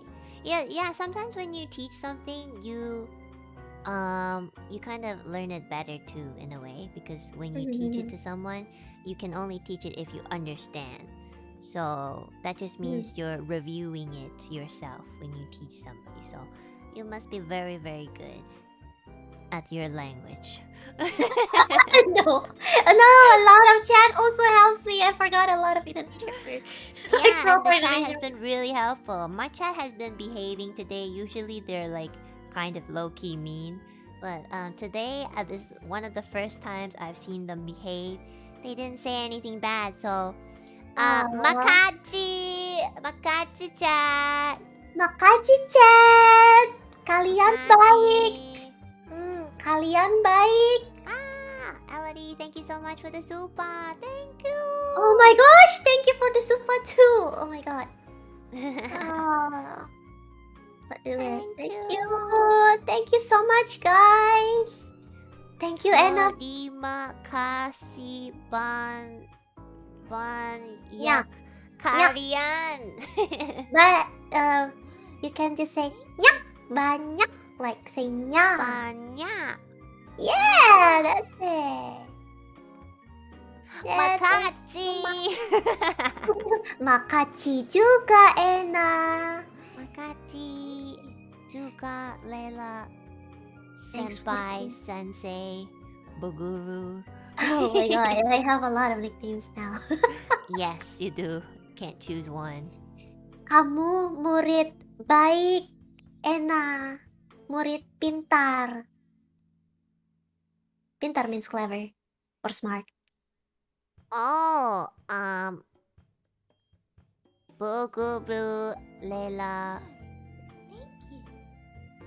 Yeah? How do I say?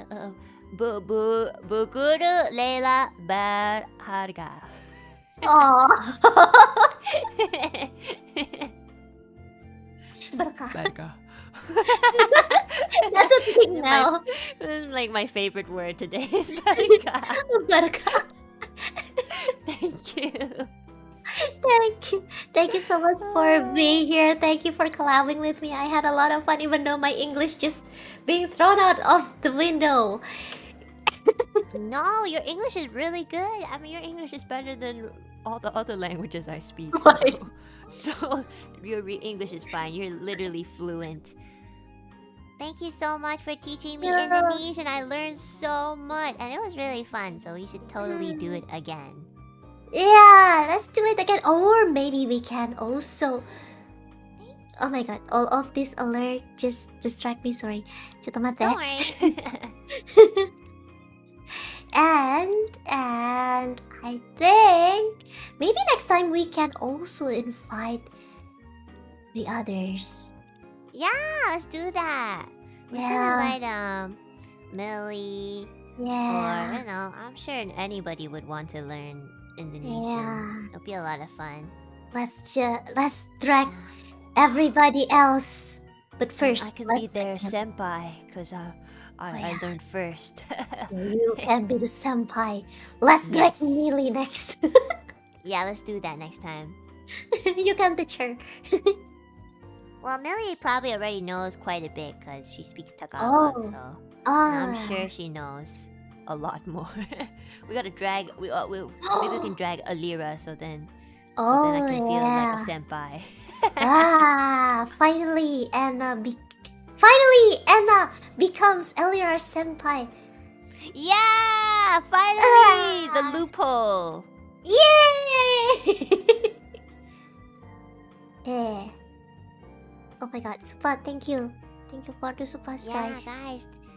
Keep Okay. giving Supas to No, Layla. stop. I'm going to end the stream soon. I'm going to end the stream soon because I need Enna to Make eat. it. Let's go. Let's feed Enna now. Okay, time. Harga. Harga? Price. What's wrong with Harga? Harganya super chat. Harganya super chat. Super chat price? Yes.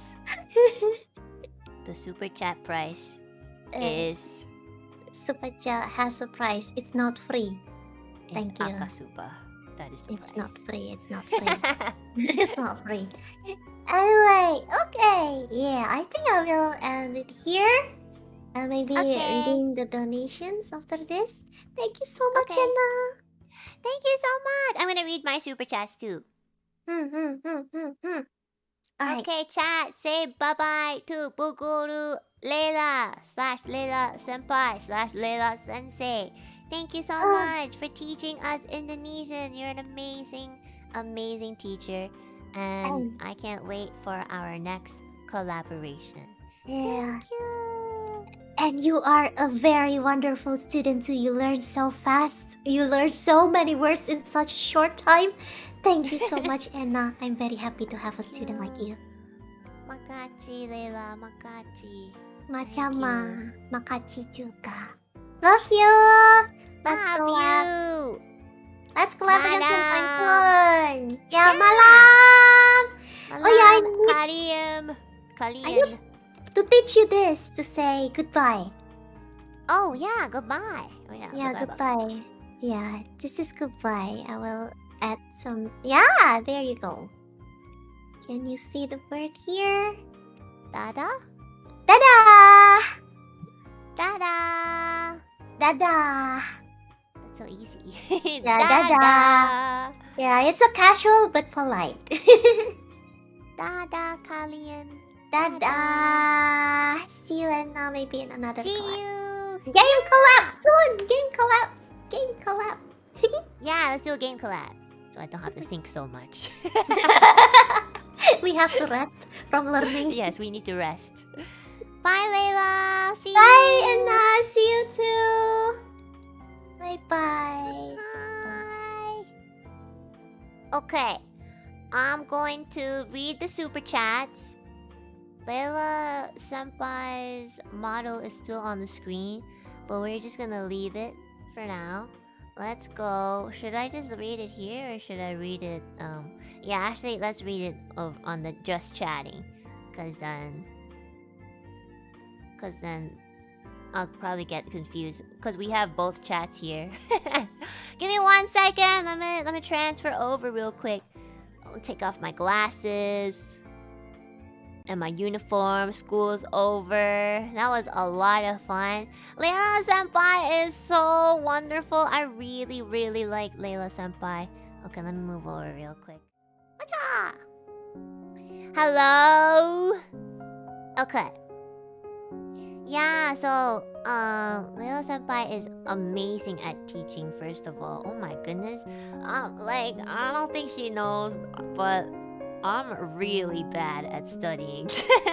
So, the fact that I could even remember a little bit just proves that the teacher is a really good teacher. Yeah!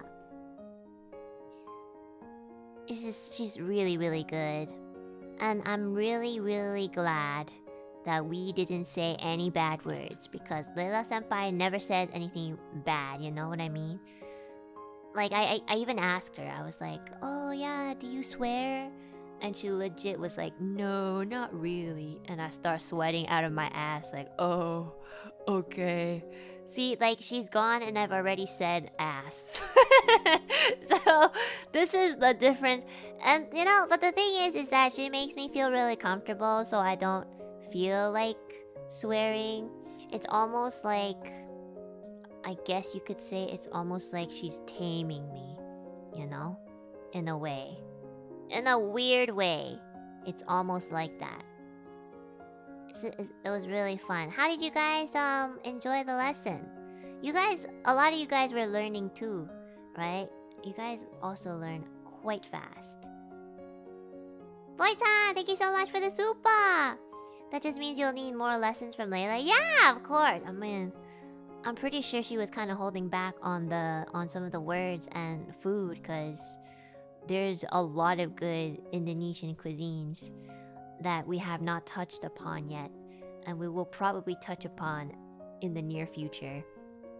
But yeah, before this, I really didn't know any words. Like, I didn't even know how to say hello, or goodbye, or my name is. And now I know, and it's like, I'm gonna try really hard to keep it in my head. Because that was a lot. That was quite a bit, to be honest. And I think the thing that I learned that I remember the most is barka, which is our version of taskaru. And I love that in the beginning when we said it, Layla senpai would like be so bashful because it's very formal and not often used like casually. So it's interesting to see her expressions on certain words when they're used wrong by a ignorant foreigner. Thank you guys so much for the super. Okay, let me start reading the supas from the spicy wings, because last time I said I would read them. Hi, ikemasu. Chiliax, thank you so much for the super. Miguel, thank you so much for the super. Altina, red envelope delivery for the best kusokaki. Oh yeah, by the way, guys, I'm pretty sure I said this quite a bit, but Happy Lunar New Year's. It's usually like celebrated for the whole week, I think. Well, you know, you get like a whole week's worth of rest. And I was thinking maybe like if I can get the ingredients in time, maybe this Sunday we could do like a dumpling stream, like a dumpling, like making dumpling stream, just to celebrate it. Cause on the actual day of Lunar New Year's, I was kind of busy like hanging out with family and friends. So I didn't really get to hang out with you guys. So let's do that. So thank you so much, Altina, for the super. Mwah! Corn coffee, thank you so much for the super. Mwah! Sasukro, thank you so much for the super. Mwah! Dummy Niku, thank you so much for the super sticker. Mwah! I would love dumplings. Yeah. So usually when I make dumplings, I make it two ways. I make it like gyoza style, so like pan fried, or I do the other half like sui gyoza, which is boiled, I guess. So yeah, like I kind of want to do both, but usually my roommate prefers the gyoza. Didn't you have a funny story to tell us? Oh yeah, you're right. I do have a really oh my gosh. Okay, before I do, let me at least like get halfway into the supas. Okay. Eisendale, thank you so much for the super. Mwah! Pineapple, thank you so much for the super. Mwah! Scribble in the dark, thank you so much for the super. Mwah! What did you guys think about the spicy wings stream? Honestly, I'm gonna be honest. I didn't really think I would be that good at spicy food. I know Millie's really bad with spice, but I didn't know she was that bad. It was I was surprised. Like the second hot sauce that we had, it wasn't like spicy at all. It was probably like putting a lot of pepper on something would be spicier than that hot sauce. So I know, I cannot believe Millie is that bad at spicy food. When she said she was bad, I was like, damn, you really are bad. Because it wasn't spicy at all. Holy shit, my alerts are so big. Hold on, let me move it somewhere else. Let's move it like here. Q Blind, thank you so much for the super. Thank you for the barka stream. Thank you. I think it's cute that we kind of made up our own slang. It's nice. Thank you so much. Verge Clarity, thank you so much for the super. Mwah. A pickled cucumber, thank you so much for the super. Mwah. Where am I? Valve, thank you so much for the super. Valve says, I like to imagine Sean Evans is watching this and crying at the criticism of the Hoffs. Oh my gosh. Honestly though, okay, I was legitimately surprised because, like, do you guys watch the Hot Ones? Like the YouTuber Sean Evans, who hosts the Hot Ones. Basically, if you guys don't know, he's the one who like made it kind of like a trend, I guess, to eat spicy hot wings with super spicy hot sauces that kind of progress, and like he usually invites celebrities to come and do like a interview, but while he's conducting the interview, he feeds them these super duper spicy wings, and then like, you know, with the hot sauces that progressively get hotter. And I just think, like, are they all bad at spice? Or do they actually add some sort of extra spice to the actual chicken wing? Because I wasn't feeling it until like number 8, which is quite far, but a lot of the celebrities that I watch, I don't know, they start like dying at like number 3 or 4. So do they put something like on, or is it plain wings and they literally just put a few of the hot sauce on? Wait, you ate the bomb? Yeah, I ate the bomb! The bomb was like the one that actually started to make me feel like a little bit heated, you know? No, they just suck at handling spice. Really? It's actually not spicy at all. Like, most of it isn't spicy at all, so I'm really surprised. The bomb is usually the one that kills everyone. I mean, the bomb... I'm sorry, I'm eating. I'm really hungry after that stream.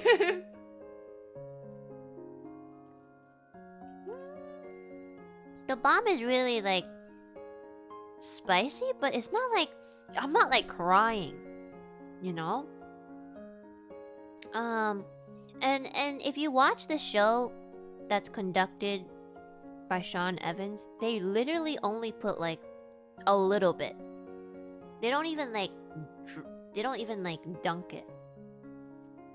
So that's what I did too. Like, that's what me and Millie did too. We just like put a little bit of a dab on our wings, and then we just eat it. And Millie had the same reaction as a lot of the celebrities that were on the show, but it really wasn't that spicy. I just don't know if it's me who has a really good tolerance, or if it's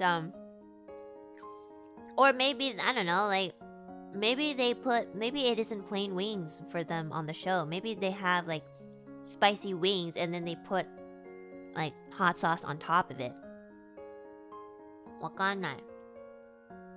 You have good tolerance for sure? Maybe. I mean, I have eaten a lot of spicy food like when I was in my teenage years, and I would eat so like super spicy things to the point where I start sweating. So maybe, but I haven't like eaten in a long time. If you never eat spicy, even black pepper can be spicy. Oh my god, people who say black pepper is spicy, like, I don't know. It's kind of weird to me. I don't taste anything. I mean, obviously it tastes like peppery, but it's not even a spice. It's just like a flavor, you know?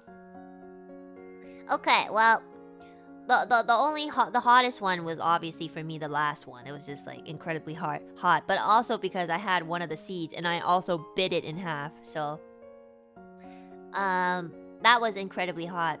I think because I actually had the seed. The seeds are the most yabai usually in hot sauces, because they're like, you know, they're the source of the heat. So when I had the very last one, I forgot what it's called. Yeah, I can't remember, but the very last one, the final boss one, I guess you could say. I had a seed in my sauce, and then I actually like didn't feel it until I bit the seed, and then it was kind of like super super slow. Oh yes, it's called the last dab, Apollo. Yeah, and then once I bit into it, it was like super super slow at first, but it literally like creeps up on you. It's actually like a ghost. It's weird. And it just like does not stop. The pain of the spice does not stop. It's ridiculous. Oh my god. And fucking Millie, like, she didn't eat the seeds, so I kind of wanted to see her die, but you know, nothing a little meditating and consistent breathing won't help. Val, thank you so much for the super. Mwah. Jonathan Perry, thank you so much for the super. Mwah. Pinkerton, thank you so much for the super. Mwah. Enna could eat raw white peppercorns without batting an eye. What is raw white peppercorn? What is that? I've never heard of that before. Oh yeah, I don't know. I don't think I've had that before. Is it soup? Is it? I don't. It doesn't really look spicy. It just reminds me of black pepper, but white. Maybe one day I'll try getting it. I've never seen it either. I don't know if we sell it at my local grocery store. The only things I've ever seen is whatever they sell at my local grocery store. So I'm gonna go on Amazon later and look at all the Indomie that I've been missing out in my life. Let's see. Nick Vo, thank you so much for the super. Mwah. Kuroaka, thank you so much for the super. Mwah. Tompu, thank you so much for the super. Mwah. Spinafex, thank you so much for the super. Mwah. Tori Yan, thank you so much for the super. Mwah. Con Coffee, thank you so much for the super. Mwah. Costco? Hey, could you get me a gift card to Costco? Thanks, man. Thanks, Costco. Mwah. Masky, thank you so much for the super. Mwah.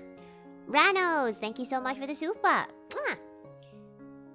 You know you are best friends when you want to see each other die. Exactly. If you don't want to see your friend die, then are you really friends with them?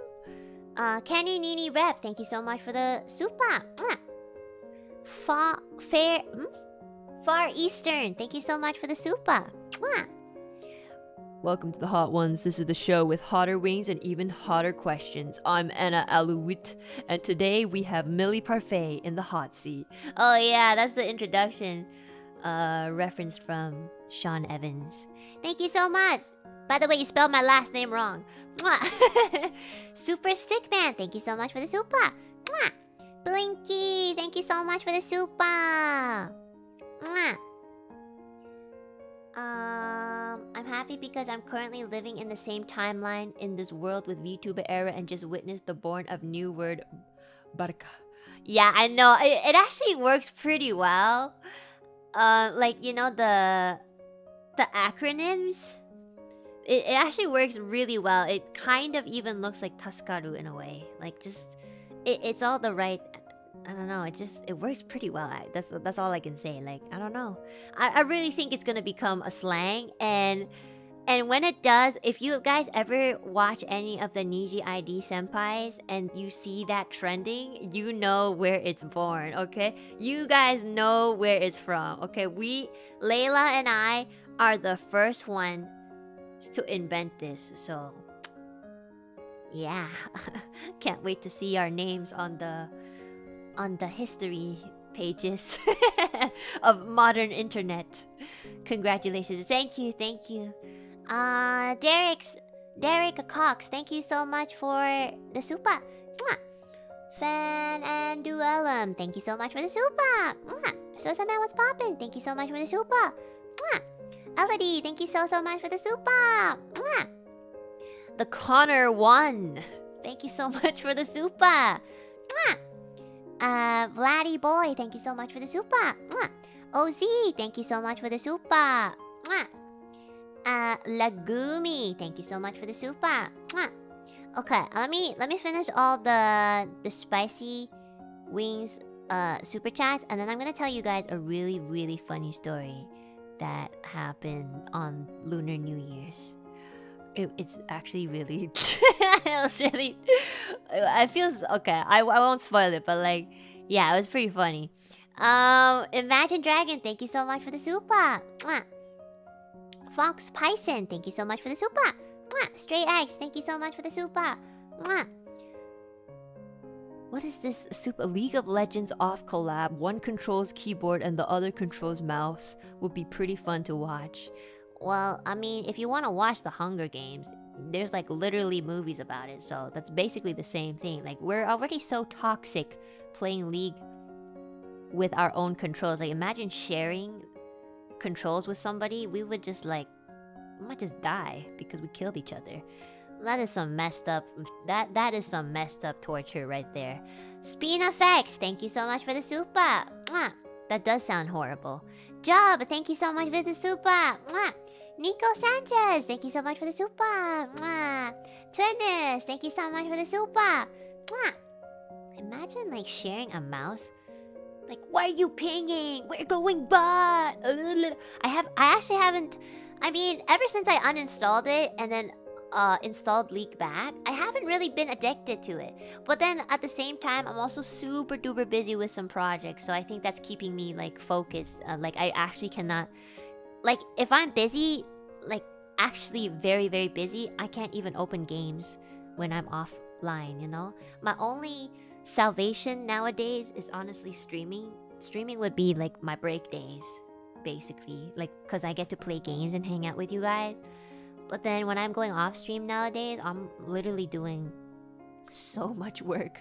There was like this one day that I started crying because I was like, there's too much work. Why did I do this to myself? But you know, it's just me having a moment, you know. Just me being stupid. Yes, you guys are my comfort zone these days, which is funny. Let's see. Aw, thanks guys. Don't worry. It's like it's good stress, but sometimes when I'm tired and I like force myself to finish something, it becomes kind of stressful. Like bad stressful. So I learned not to like push myself if I really really can't do it, or I mean finish it in a day. And this is why I don't eat when I talk.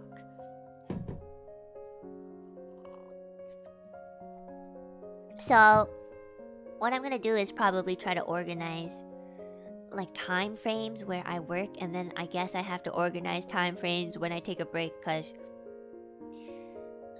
what tends to happen is if I like work for a long period of time, let's say like 4 to 6 hours, I get like a massive burnout the day after. I literally just do not want to do anything, and if I try to do something, it kind of fails too. So yeah, what I think I should try to implement is maybe like work for 2 hours, which is kind of hard to be honest, because I kind of lose track of time when I work, and then I'll probably take a break for 1 or 2 hours too. I think that's more like healthy, and that way maybe I won't get burn out as much or as fast. Yeah, because I find that I can't do stuff. Like I can't do stuff properly if I'm not motivated, especially when it comes to music. So I really actually have to make sure that I de-stress before I start recording, which is a little annoying in my opinion, because I kind of just want to finish the job. But unfortunately, that is just how I work. So I'm trying to balance that out. Taking breaks is very important. Yeah, I know it's important. It just feels like I don't have enough time to take a break sometimes. But yeah, I will try to find my rhythm again. After this stream, I'm gonna go back to like recording some things for the Higurashi concert. Yeah, I hope you guys look forward to it, because oh my goodness, like I've never been so ambitious about a project, and I feel like after this project, I'm going to be like super happy that it's over, because 1, I did it, and 2, because it's over. You know, as much as I am very excited about it, I am also really, really tired. So yeah, I hope everything will work out on the day of. I really hope I have a good voice day.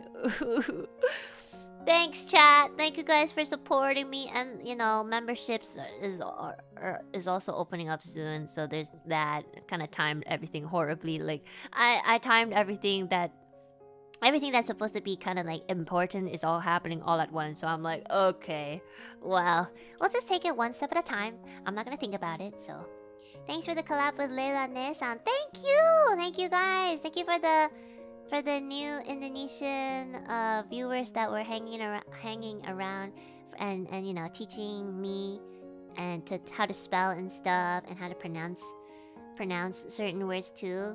Thank you so much for being patient with me as well. You guys are awesome. And thank you for the viewers from my side who do speak Indonesian, who are helping me as well. And thank you for those who don't know any Indonesian, so you guys don't make me feel like I'm so alone. So thank you guys. Okay, let me continue. Ranos, thank you so much for the super. Thank you. 66 Zeno, thank you so much for the super. Hector H, thank you so much for the super. Super Iron Bob, thank you so much for the super. Soup, thank you so much for the super. Thanks for the chance you give us to learn Indonesian. Oh my god, honestly, I would love to learn every language. It's just my brain won't contain all of it, which is why I actually wanted to learn it seriously.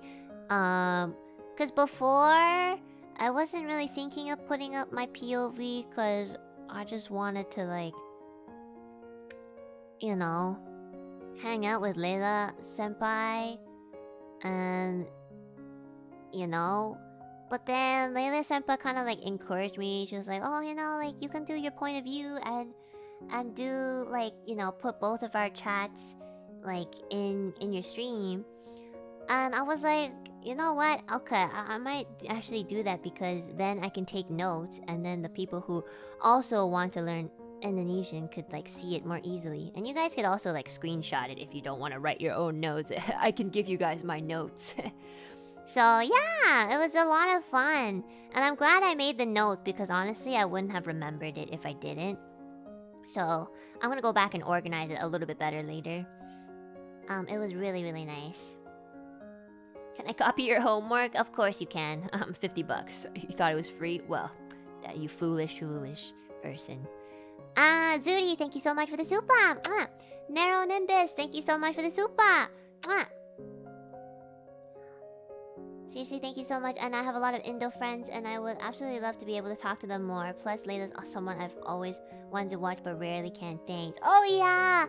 If you guys are kind of new to Layla senpai's streams, she's usually doing free talks, and she usually kind of does streams where she's teaching her chat about there's this really nice one about stones and what they mean, or what's it called, birthstones. And I was lurking in that one because I thought it was pretty interesting. But yeah, she teaches a lot of things, sometimes history, sometimes languages, or just kind of peculiar subjects as well. So yeah, you guys should really check out her streams if you can, because she's actually very good at explaining things, even though she says that she is. I think the only thing is that when she's doing her solo streams, she probably speaks more in Indonesian, but she does write in English, notes and stuff, and she does incorporate English a lot. So I'm if I can understand, then you guys can understand too. Yeah, it's totally interesting. So you guys should honestly check it out. I feel the Indonesian branch doesn't get much traction. But they do a lot of cool stuff. We're the Western culture, we kind of follow trends and stuff, but I really think Layla senpai has one of the most diverse and creative streams of all time. You don't really see other VTubers talk about birthstones, for example. So it's actually very refreshing. Not that I'm shitting on everybody else who's following trends, which includes me. Thank you, Elodie, for the super. I still don't know. Thank you so much for the super. Taihan, thank you so much for the super. Dove, thank you so much for the super. Jake Doe, thank you so much for the super. Nameless, thank you so much for the super. 新年快乐, thank you so much. Thank you. Han, thank you so much for the super. Zoomins, thank you so much for the super. Oh my gosh, these are all the happy Lunar New Year supers. Thank you guys. Thank you. I promise I'll make a stream where we get to hang out and do something related to the Lunar New Year's. Chris Yu, thank you so much for the super. Brony, thank you so much for the super. Bob the Bodega, thank you so much for the super. Zephyr Kitten, thank you so much for the super. As a Malaysian, I also got to learn some Indonesian slangs. Thanks for the stream. Baraka. Thank you for using our slang. Thank you very much. Thank you. I'm very happy about that. Voitan, thank you so much for the super. Mwah. And Miguel, thank you so much for the super. Mwah. Okay, I finished all the spicy wings stream supas as promised. Alright, so let's talk about this Lunar New Year story that I want to tell you guys. Okay, so February 1st was the day of the Lunar New Year's. So that day I took a day off because, you know, my roomies' parents invited us to have dinner. And it was really nice of them. So we were supposed to go to like this... It was actually supposed to be a Malaysian / Singaporean restaurant. Because they had like these very good, I think, curries. And I don't often get to eat Malaysian cuisine or Singaporean cuisines because like there's actually not too many around where I live, at least. So yeah, I was really excited about that. It was kind of like a last minute decision too. Like we were like, oh, what do you guys want to eat? Like, do you want to eat like out or do you want to eat at home? Make something. And my roommate's parents were like, oh yeah, we know this really good Malaysian and Singaporean restaurant. We wanted to take you girls to the restaurant, you know, because it's actually I don't know, they were hyping it up so bad. So I was hyped, you know. When people hype a food, I'm like, oh yeah, let's go. They had like we looked up the menu and everything. I was so ready. I already knew what I wanted to order before I went. So, you know, it's like a 30 to 40 minute drive because of traffic, because, you know, Lunar New Year's, everybody's probably out like trying to celebrate. So we get there, okay, and this restaurant is located in like a plaza. So in this plaza there's like a whole bunch of restaurants, right? So we get there and we get right in front of the door. We fucking tried to open the door and it doesn't even open. And then we see that they are closed on Tuesday. They are literally closed one day of every week, and it is Tuesday. And February 1st landed on Tuesday.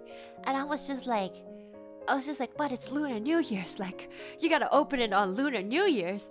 But yeah, it was completely closed. The chairs were up on the tables, and I was like so disappointed. I was like, we had a 40-minute drive all the way to this far-ass plaza, and it's closed. And then... So then, like, you know, since it was closed and we were all hungry, my roomie was just like, well, you know, since we're in a plaza, there's other restaurants too, so why don't we take a look around and just pick another restaurant? And that's totally fine with me, you know, like, as long as we get to eat something yummy. So my roomie's mom is super duper into Japanese cuisine. So as soon as she sees this Japanese restaurant, she goes like, oh look, a Japanese restaurant, why don't we go in there? Like, you know, Japanese food is fucking amazing. So yeah. No guys, not McDonald's, please. Like, okay, McDonald's sometimes is good, but like, come on guys, we're trying to have like a family meal like on Lunar New Year's. We really think that we're gonna eat McDonald's? That's pretty sad, to be honest. Like, especially because we drove out 40 minutes. So like, so we approached the Japanese restaurant, and like, it's super duper quiet. You know, usually when you get into a restaurant, you can kind of hear like the sound of people talking. This one was just like dead silent, okay? And I was like, oh shit, are they closed too? But no, they weren't closed.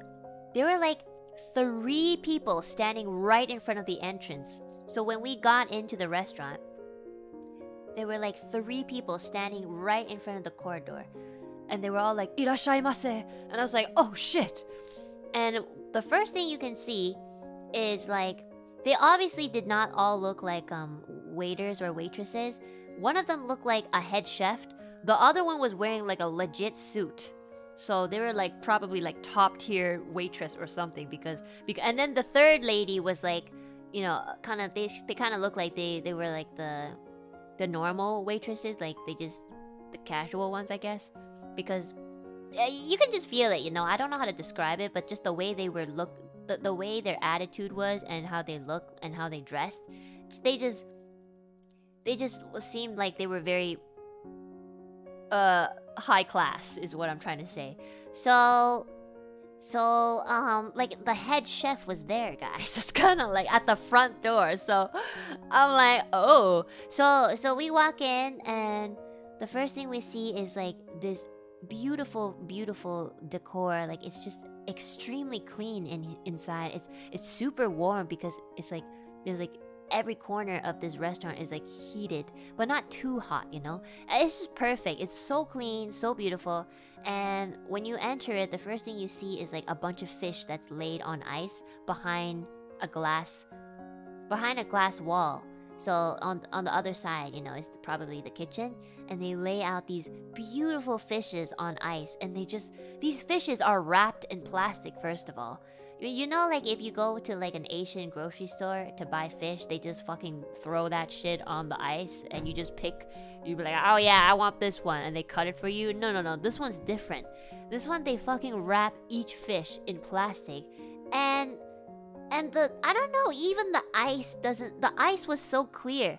Like, you know, like the ice that's kind of like, you kind of know it's just like frozen from tap water. This ice, all of them look like fucking crystal glass balls or something. They were so pretty. And it was just so clear, you know? The ice wasn't like white or muddy looking. It was just transparent. It was so clear. It actually just looked like glass. Yeah, so there's fish wrapped in plastic on top of transparent glass mirror ice. So, you know, already that's telling me like, shit, this is gonna be fucking expensive. Okay? But I haven't really like processed it yet. Like, we just got in, so we haven't even sat down. And, you know, I didn't hear anybody either. There's literally no other customer. The head chef bows, the top tier waitress bows, and also, I guess, the bottom tier waitress bows as well. And so then a man comes out, and it seems that he's like, I don't know, I don't even know what position to call him. He's just like, I guess he's the man that's supposed to just be like serving you. I don't know, I'm not too sure what his position is. He is a waiter, but he's like even more top tier than the top tier waitress. Yeah, I don't even know how to rank them. That's how unfancy I am. Yeah, so he's like SSR waiter. So he comes out of nowhere, like walks down the middle of like these three people who are bowing to us, and he's like, Do you guys have a reservation? you know, my roomie's father's like, oh no, do we have to have a reservation? We just kind of came in. And he's like, no, you don't. Please follow me.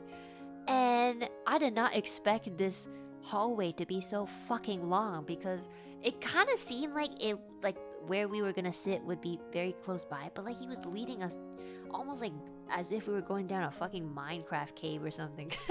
It was so deep, and we looped around a few times, and I was like, are we going into a restaurant, or what is happening? Am I gonna get a massage or something? Like, what's happening? And then how big was this place? It was pretty big, but not as big as I expected it to be. I mean it was bigger than I expected it to be. Like from the outside it was pretty big, but you don't expect it to be that big. I don't know. So yeah, it was VIP treatment for sure. It was very uncomfortable, first of all. And so the guy leads us down this Minecraft cave that like leads down to like a path of foreverness. And then we get to our table, and our table is like super clean. The seats were like, we were sitting on like basically a sofa. It was so nice. It was just so nice and soft. And you know, they took away our coats, you know, like, oh, please let us hang your coats away. We had our own fucking coat closet. And I was like, what kind of restaurant gives you a fucking closet for your coat? I mean, usually you just like put the coat behind you on the chair or something, you know? Or fold it up and put it beside you. There's like a fucking closet. I was like taking out my wallet, like, oh no, you don't. You're not stealing my shit. That's the first thing I was thinking about, like trying to like keep my wallet safe, you know, like get my phone out, my wallet, you know, all that stuff out of the coat so that they don't like steal it. I don't know. It's just kind of weird. They put our coats in a closet, and I was like, okay. So we sit down and it's super comfy. The heater is not loud at all. It's like super super silent, and it was a really nice heater. You know how like heaters usually make you kind of like dry because they kind of blast it. This one, I think they turned it on like super gentle and low, so it's like the right amount of toastiness. And the first thing they bring over is you know how at a restaurant when you sit down people bring you water? So at this restaurant they don't bring you water, they fucking bring you green tea. That's fucking fancy as fuck. Okay, first of all, the green tea, it wasn't like a tea bag, okay? It was like actual loose leaf tea. Okay? Loose leaves, like from leaves. So it wasn't a green tea bag. And the kettle that they poured it from was like, what's it called? Oh shit, what's it called again? What's it called? Those like kettles, those specific kettles. It begins with the letter G. Is it called gailang? No, that's a food.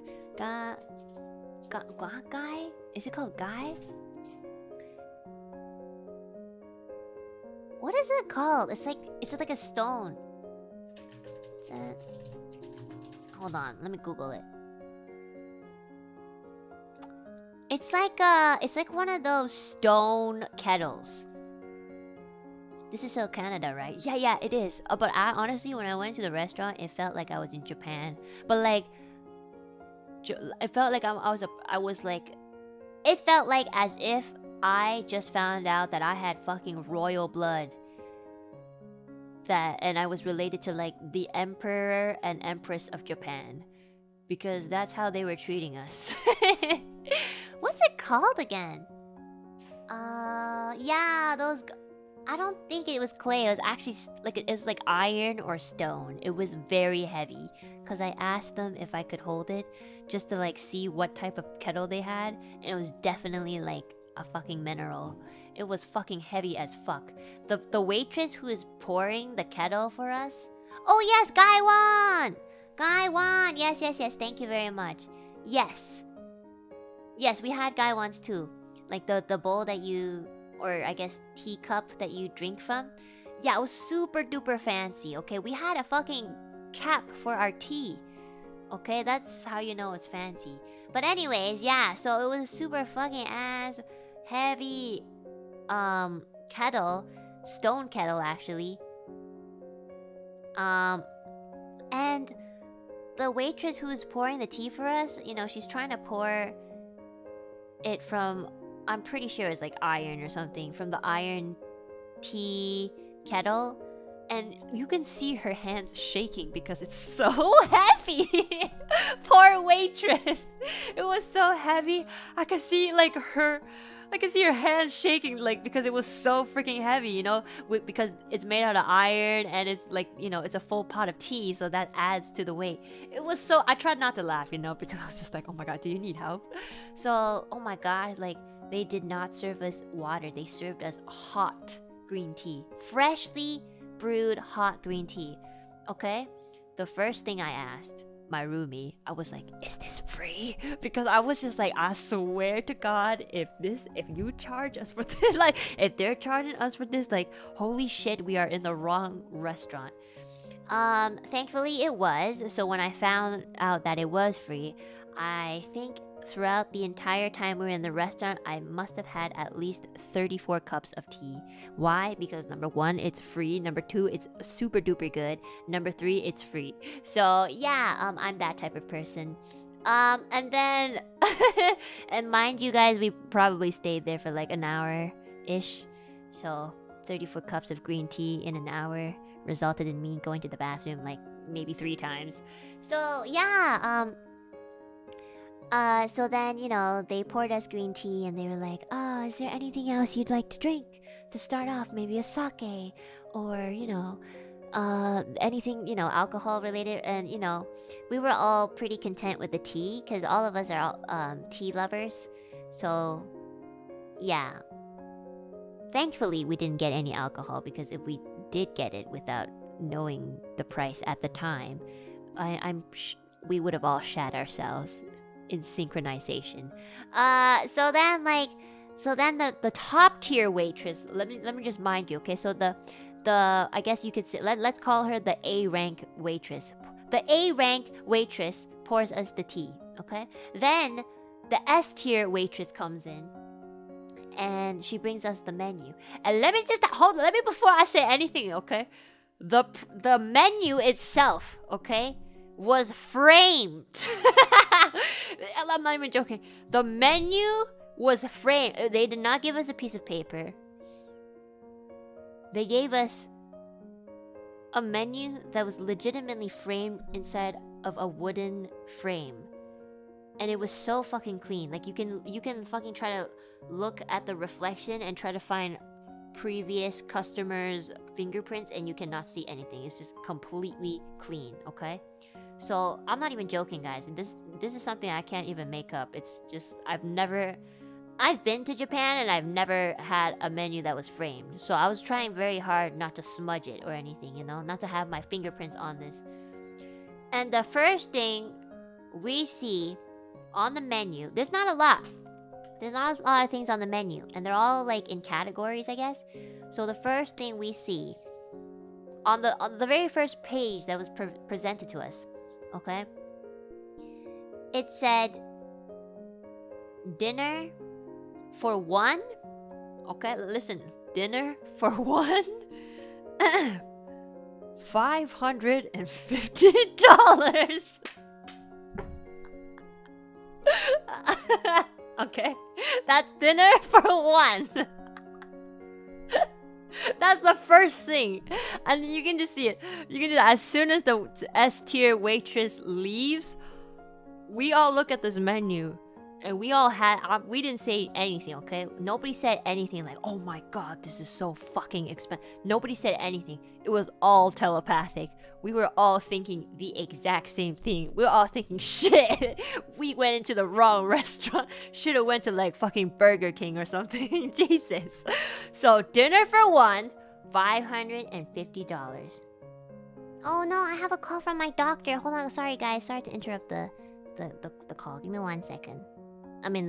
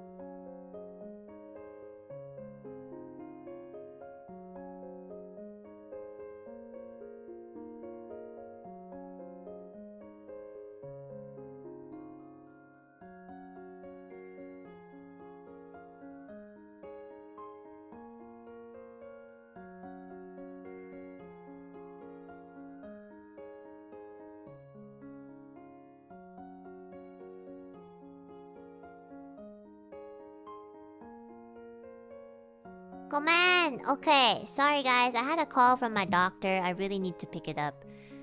It's just to confirm an appointment because I need to, you know, I need to have my daily checkups. Like not daily checkup, but yearly checkups. So yeah. Anyways, back to the story. Okay, arigato, tadaima. Sorry for interrupting the story.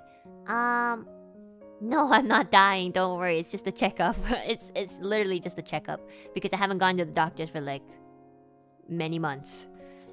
And everybody was forcing me to go because I hate going to the doctors, but you know. So, okay, let's continue. Okay, so first thing we saw on the menu, dinner for one. Mind you, dinner for one person, okay? $550, okay? Canadian dollars. Just putting out there. Canadian 550 Canadian dollars, okay? So then for a dinner for two ended up being like around $1,000, okay?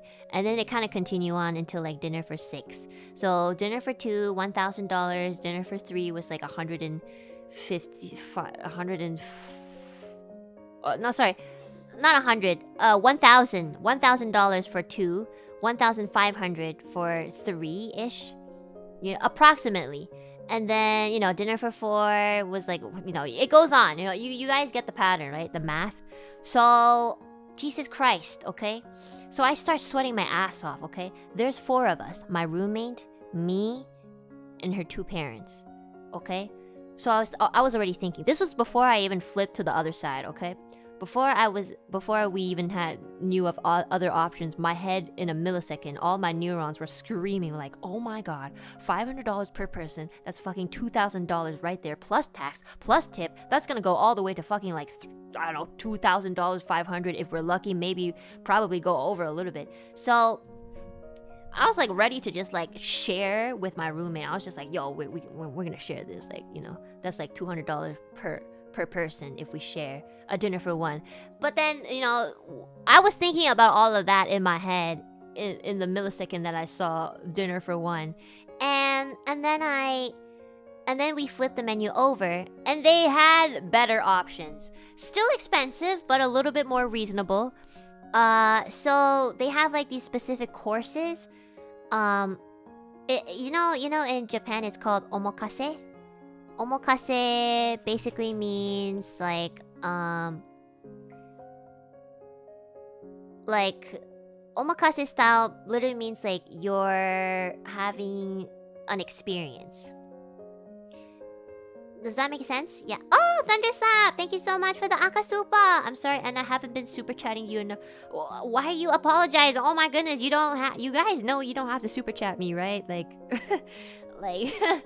I'm gonna be here anyways, whether you guys super chat me or not. So thank you so much, Thunderslap, for the Akasupa. Thank you. I really appreciate it. Thank you. Letting you know, 1 Akasupa was 1/5 of dinner for 1. Just letting you guys, that's how expensive it was. So yeah, it's pretty expensive. Thank you so much, Thunderslap. Mwah! Thank you. So yeah, omakase. How do I explain omakase? So basically, it's not just one course. It's like several courses. So basically, you have like an appetizer, and then you got like the main course, and then you kind of have like a dessert. It's that kind of thing that it comes like, I guess you could say, as a bundle. But the thing is, it's kind of like you're also paying for the experience. Yeah. So you're paying for the experience because you basically leave the menu up to the chef. That's what it means. Omakase is just like, in Japanese it means like, I'm gonna leave it up to you.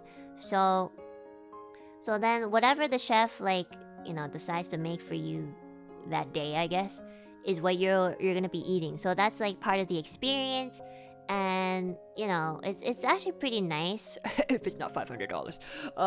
So on the other side of the menu, they had like this omakase courses, and it all comes like in categories. So like the very first one, I think they called it asagiri. It was just the name of it. So you get like these specific meals in this experience, I guess. The second one was like, I forgot the second one's name, but it was another name, and then you get like a little bit more in your omakase experience. So the price for the very first one, which was called asagiri, was called asagiri, and the price was like about 130-ish Canadian dollars, which is like honestly like a lot better than 500 for one person. So and we already sat down and we already had the tea, so honestly we're kind of baited in. I'm not gonna lie. It's just kind of definitely we could have left, but it's just, it's really awkward. It's just so awkward, especially because you've already had like tea and everything. Honestly, like, nah, I wouldn't say they scammed us or trapped us. We honestly should have like researched it like before going in, or we could have asked for the menu just to check it out. But I think everybody was just thinking like, oh yeah, Japanese cuisine, I love Japanese food, so we kind of like blindly went in. But let me finish the story, because there's a good ending. You know, we all saw the asagiri omakase courses, and we were all like, Oh my god, $130. that was the cheapest thing on the menu. That was legitimately the cheapest thing on the menu. So, you know, everybody was like, Oh, all of a sudden, you know, after seeing that price on the other side of the menu, all four of us were like, oh yeah, I think I'm just gonna get the asagiri. Yeah, all of us were like, yeah, I'll get the asagiri. Oh yeah, me too. oh yeah, me too. Yeah, I feel like asagiri too. You know, it's all like that. So we all ended up getting asagiri. Like, I guess the father was being polite and be like, oh yeah, I mean, like, you know, Enna, you don't feel like you have to get asagiri because we're all getting asagiri if you want to get something else. but you know, the thing that was like this, I guess the second least expensive was like $200. Okay, so I was like, oh no, I'm actually like, honestly though, like I love asagiri. I didn't even know what it meant. I don't even know what it was. I was just like, I love asagiri. It's like my favorite thing. But you know, like omakase, we're leaving it to the chef, so it's whatever they want to make.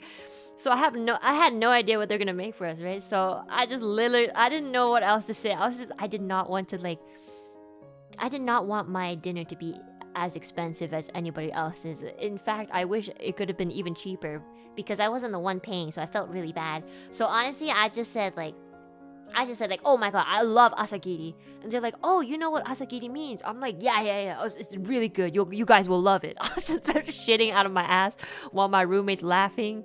You know, I'm like, yeah, love asagiri, guys. Like, it's actually the best one. Gotcha dinner. Yeah, I was sweating so hard. I was like, shit, I shouldn't have come today. If I didn't come, they fucking would have just paid $300 plus tax and tip. But like, now that I'm here, it's at least $400 plus tax and tip. Oh my god. You know, like I was sweating so hard. You know, and I was honestly though, I was gonna like sneaky pay for it. You know, just be like, oh my god, I got this. Because, you know, I can't. Oh, it's way too expensive for other people's parents to pay. Unfortunately, the father's more sneaky. So, but that will be later on. I will tell you guys. So, we all ended up ordering the cheapest thing, which was 130 Canadian dollars, called asagiri, an omakase experience. So, you know, the top S tier waitress comes in like, would you like to take your order? Are you ready? And everybody's just like, asagiri. And she was like, all right then, thank you very much. And would you like to drink anything like sake? You know, she asked again just in case we decided if we wanted to drink anything. And we were all like, nope. Nope, tea is great. And I was like, Ashley, can I have seconds on the tea? Because it is free, correct? And she's like, yes, it is. I will bring the tea. And, you know, the tea, the guy one, which is a name for a type of teacup, was so heavy. Okay, the tea, like our teacups were made out of like either clay or like maybe a little bit of metal or something, because it was pretty heavy. And they usually do that because they want to help when you make a cup out of like iron or metal or something. It really preserves the warmth of the tea so that you could leave it there for like a lot longer and you wouldn't have to worry about it going cold.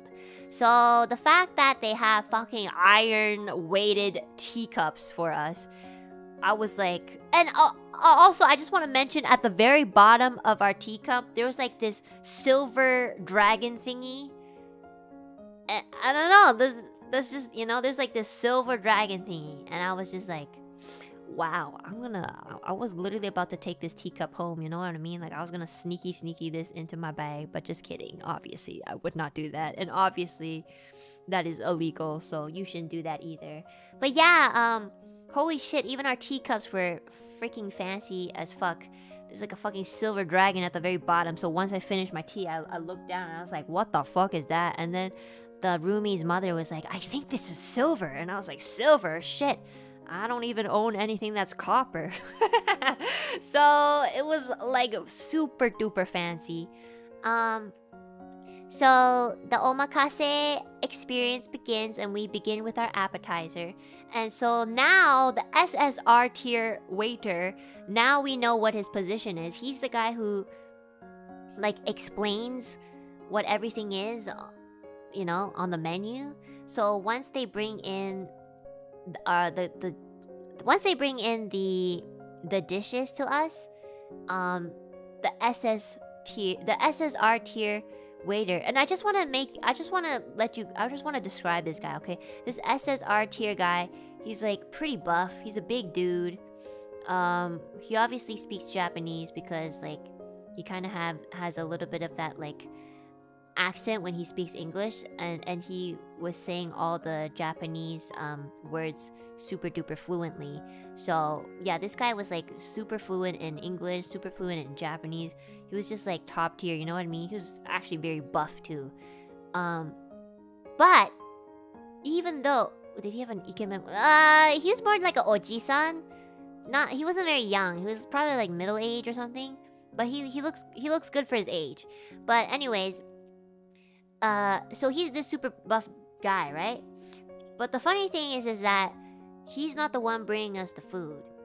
The S tier waitress is the one who brings us the food, okay? The S tier waitress is the one who like brings us like the, you know, the plates and everything.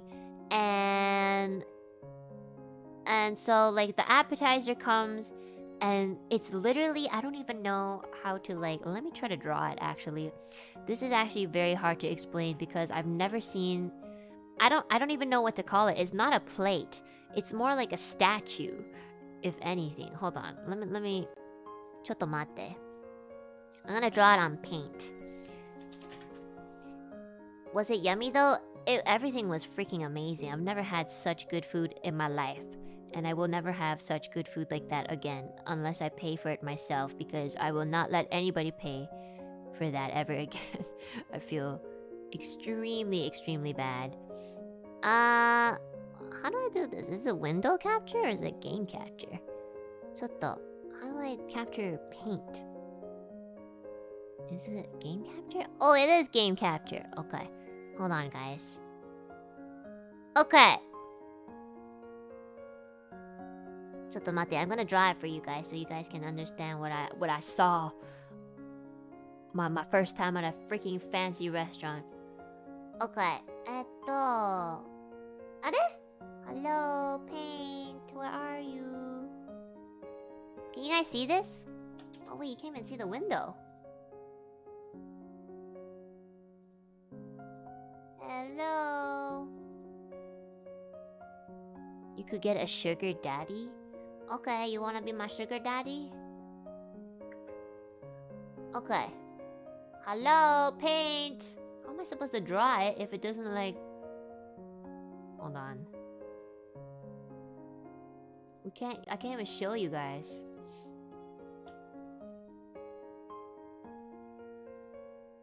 Okay, be honest guys. Would you guys get a sugar daddy or mommy? Because I wouldn't. Why? Because the exchange is usually not worth it. You know what I mean? It's kinda... Well, at least not for me. Why is paint not showing up? Hello?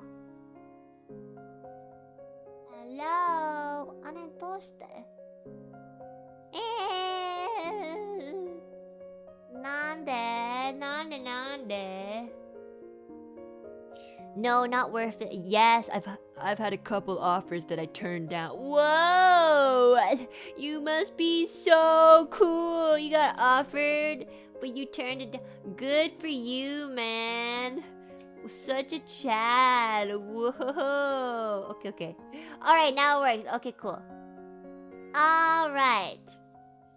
Okay, I'm gonna put this over my face, okay? So, this is the appetizer, okay? And I'm gonna draw it to the best of my abilities because I can't quite remember. So, literally, it was something like this. It was like something a little bit like this. Like, I don't even know what this is. This is literally like... It actually just looked like this, okay? And...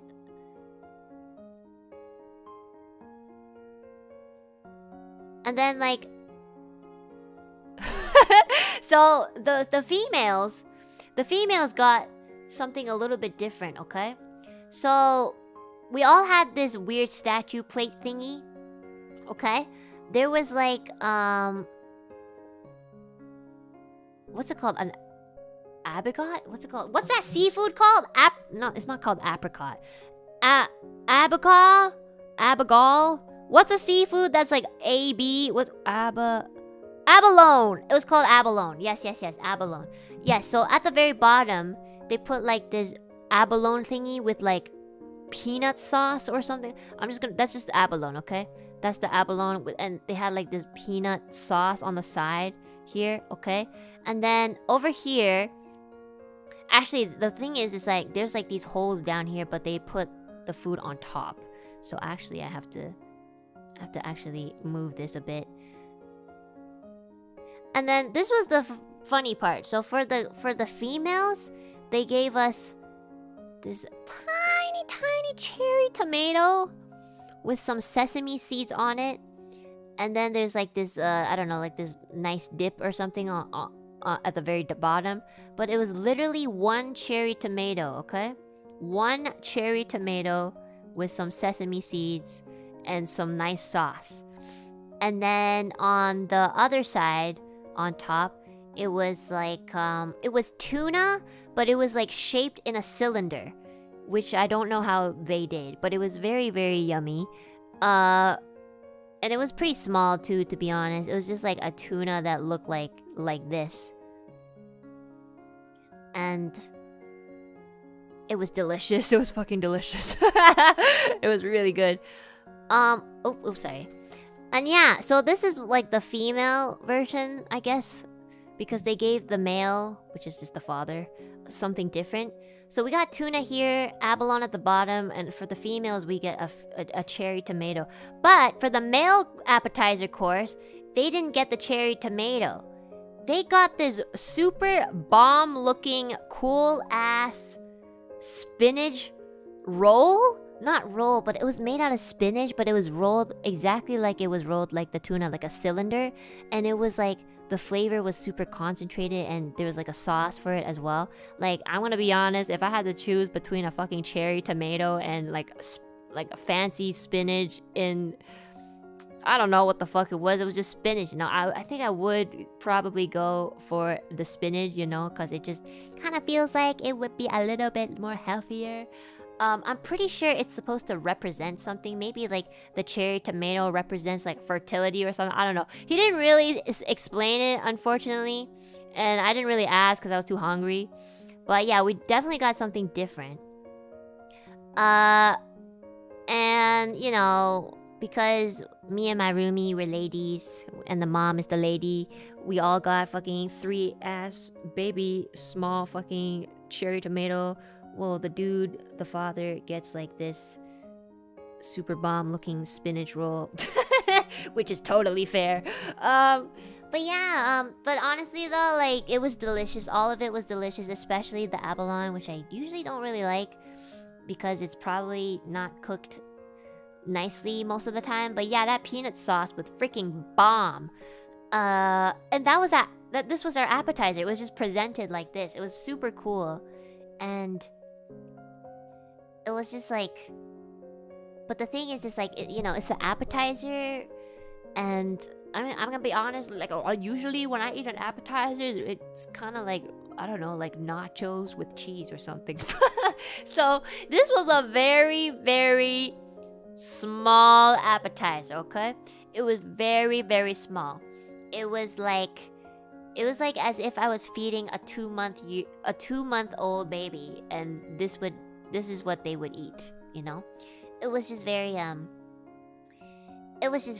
not enough. But this was only the appetizer. But in my mind, I was like, oh yeah, I'm probably gonna get a fucking McDonald's after this, because like there's not gonna be enough food. I already judged, you know, the omakase not to be enough for me. And I was completely wrong. Okay, let me continue my story. Okay, so the next thing on the omakase is fish soup. And you know, fish soup sounds kind of like, oh yeah, fish soup. So when they said fish soup, I was just like, 130 Canadian dollars for fish soup? Are you fucking fish soup? I can make fish soup at home. You better fucking take out all the freaking bones, because if I find one bone in there, I'm gonna ask for $10 off. So like, this fucking soup comes in the most beautiful bowl I've ever seen in my life. I was so afraid to pick it up because I was really afraid to drop it. Okay? I was like, Jesus Christ, what kind of bowl is this? This bowl is beautiful. It is the most beautiful bowl I've ever seen in my life. I don't even, like, Jesus. I'm pretty sure they stole this from, like, the emperor's castle or something, because, oh my goodness, it was so elegant. It was so heavy. Once again, everything is fucking heavy because it's to preserve, like, warmth, I guess. Well, you know, the material preserves the warmth, and it just so happens to be heavy as well. And it kind of looked like this. It was really nice. Fucking, okay, it did not look like this. I just cannot draw. But anyways, you guys get what I mean. And, of course, this soup bowl has a fucking cap on it as well, because that's how fancy it is. We need a cap for it. If it doesn't have a cap, it's not fancy. So this soup bowl comes with a cap. Oh my god. You guys, I'm like ruining this experience because how do you use paint? So it comes with a cap that kind of looks like this. It looks like a freaking hat. And that cap is also beautiful, okay? And you know, I wanted to take a picture of the entire thing with the cap on, you know? So the S tier waitress, she brings us the fish soup, and then as soon as it's on the table, she takes off the cap for all of our soups, like our soup bowls, and then she fucking just like takes that cap away. She just like leaves with the cap. So I was like, well, there goes my beautiful picture, because I wanted to take a picture of like the entire thing, you know. It was just so beautiful. But the waitress like immediately took away the fucking cap, probably because they knew that they stole this entire bowl from the emperor's castle, so they didn't want anybody taking pictures, otherwise they would find them, you know, on social media. So that's my theory, you know. So, you know, so this is fish soup, and you know, by the looks of it, the broth was very clear. The fish was like super duper fresh, you can tell, and there were no bones. And you know, it's white fish, so you know the meat of the fish was super white, and there's like a little bit of green onions in it, and you know, it kind of just looks a little plain. So we drink that stuff, and I'm like, I've never had this. Doesn't like I didn't, when I drank this, I didn't process for me. I was like, how can fish soup taste fancy, you know? And I didn't realize that it could until I had this fish soup. I had this fish soup and I was like, it just didn't make any sense because it was honestly just fish soup. But it was so fresh. It was so fresh. It was like the fish that was in my bowl that transferred into my mouth was still alive. It was as if I was drinking from the ocean itself before all the humans polluted it. It was as if I was drinking the ocean that had just been born for the first time on Earth. And it was just so freaking good. Hello, Kanaru! Fish soup broke Enna. Yeah, it actually broke me. Honestly though, when you think about fish soup, like, you know, fish soup is pretty common and it's good. But like, you know, is it fancy? It is most definitely fancy. I don't know what the fuck they did. They probably somebody like had magical piss or something, because like they probably put in something in there that just makes it taste so freaking good. And I was just like, what the fuck did you do to this fish soup? Like, did God spit into it or what happened? It was so freaking good. I don't even know how to describe it besides probably a god or goddess from above blessed me by spitting into this bowl. So yeah, it was a freaking amazing, and it didn't look super amazing, like, cause you know, it's just like clear broth and fish. But yeah, I went through the entire fish in my mouth and there were no bones. Like, it was 100% clean. It was no bones. No, they didn't even have those little like hair bones. Like it was all clean. Because I was gonna complain. I was gonna be like, oh my god, there's a fucking fish bone here. I'm just joking. I wasn't actually gonna complain, but you know, like in my fantasies, I would have complained. So that was like the second, I guess, second appetizer to our omakase experience. And it was fucking delicious, and I will never see fish soup the same way again. I don't think I can go back to like the instant fish soup anymore because it just feels wrong, you know? It feels like I'm eating like a self-proclaimed god that spat in my bowl instead, you know? It just does not taste the same, and it tastes like a bootleg version is what I'm trying to say, which it is most of the time. So that was fucking delicious. I don't know how they did that. Mind you guys, it wasn't like a big bowl or anything. It was just like a medium-sized bowl. Okay, and then after the appetizers comes the main course. The main course for that omakase experience was sushi. And the chef presented us with 15 different types of sushi. In which I cannot remember any of them, except for the mackerel one. And so, you know, the S tier guy comes along with the SSR tier waiter comes along with the S tier waitress. So, these sushis were served on these irregular looking, they didn't look consistent. They literally looked like, they kind of look like they were made out of minerals, first of all. So they were extremely heavy. And all of the mineral plates, I mean, that each of us got had a different shape. They kind of looks, it was as if somebody like took like a rock of good mineral from a mountain or something, and then they just like cut it off and then just like gave it to us. It's as if somebody just ran to the mountains and was like, there's 4 customers, we need 4 stone mineral plates. And because all of them were different, all of them were different colors, and yeah, you know, it was just, and it was extremely heavy. And poor S tier waitress is the one who's supposed to be like serving us the plates, because I guess the SSR tier waiter was too good or something. And mind you, this stone mineral plate by itself is like super duper heavy.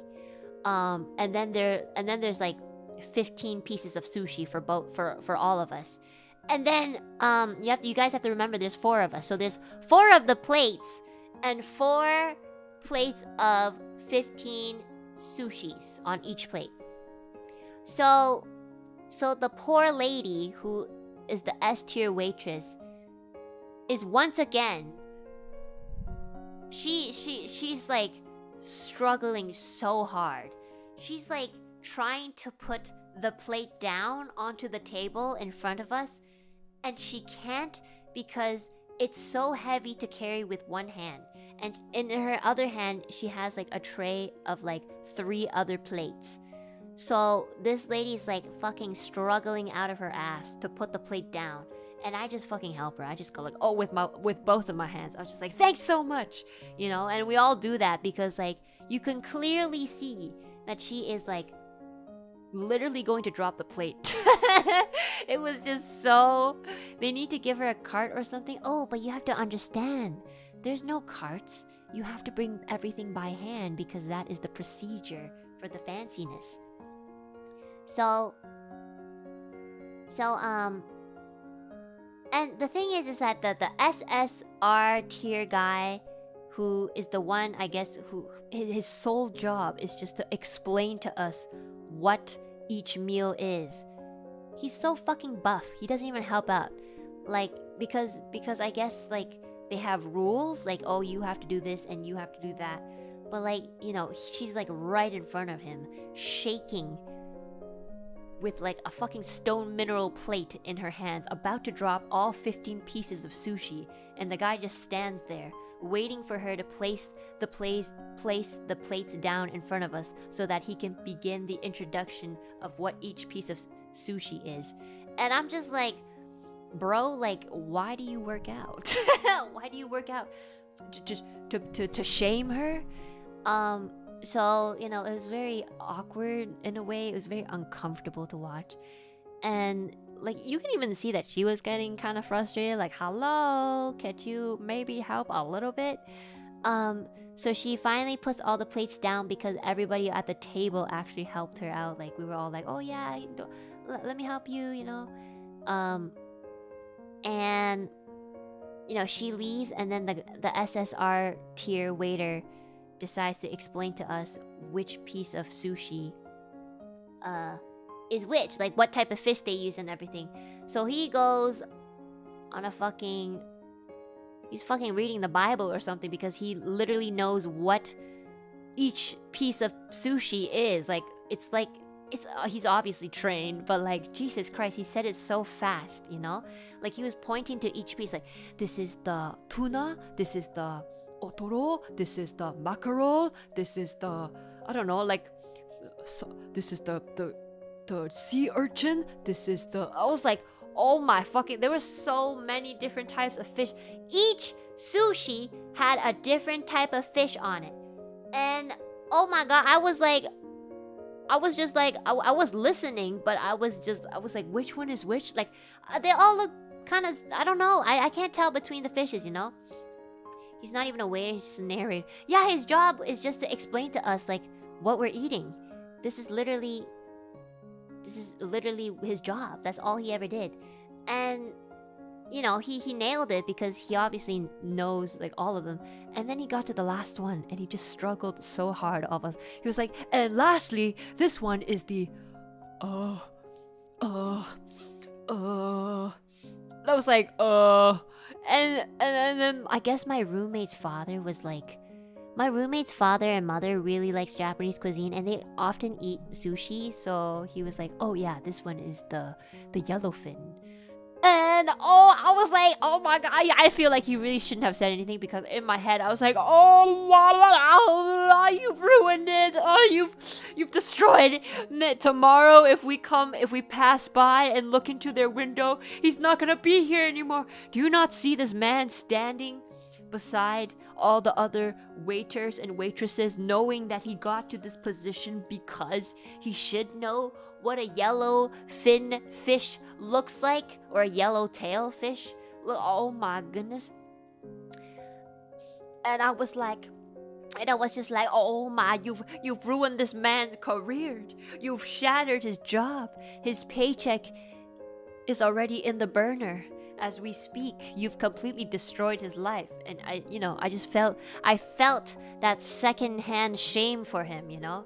And all this while everybody else was just chilling, being like, oh yeah, that's so nice. Like, looking at the sushi, like, whoa, the sushi looks so good. I'm like freaking out, like, we just ruined this man's career. And they don't even get that much customers, because like, who the fuck would pay dinner for $500? Like, come on. So yeah, it was a little awkward. At least, like, in my perspective, it was kind of awkward, but I guess everybody else was fine with it. And let me just tell you guys, holy shit, like, when I thought that the appetizer was not disappointing in the sense that the taste was disappointing, but, like, in the sense that, it was just not enough.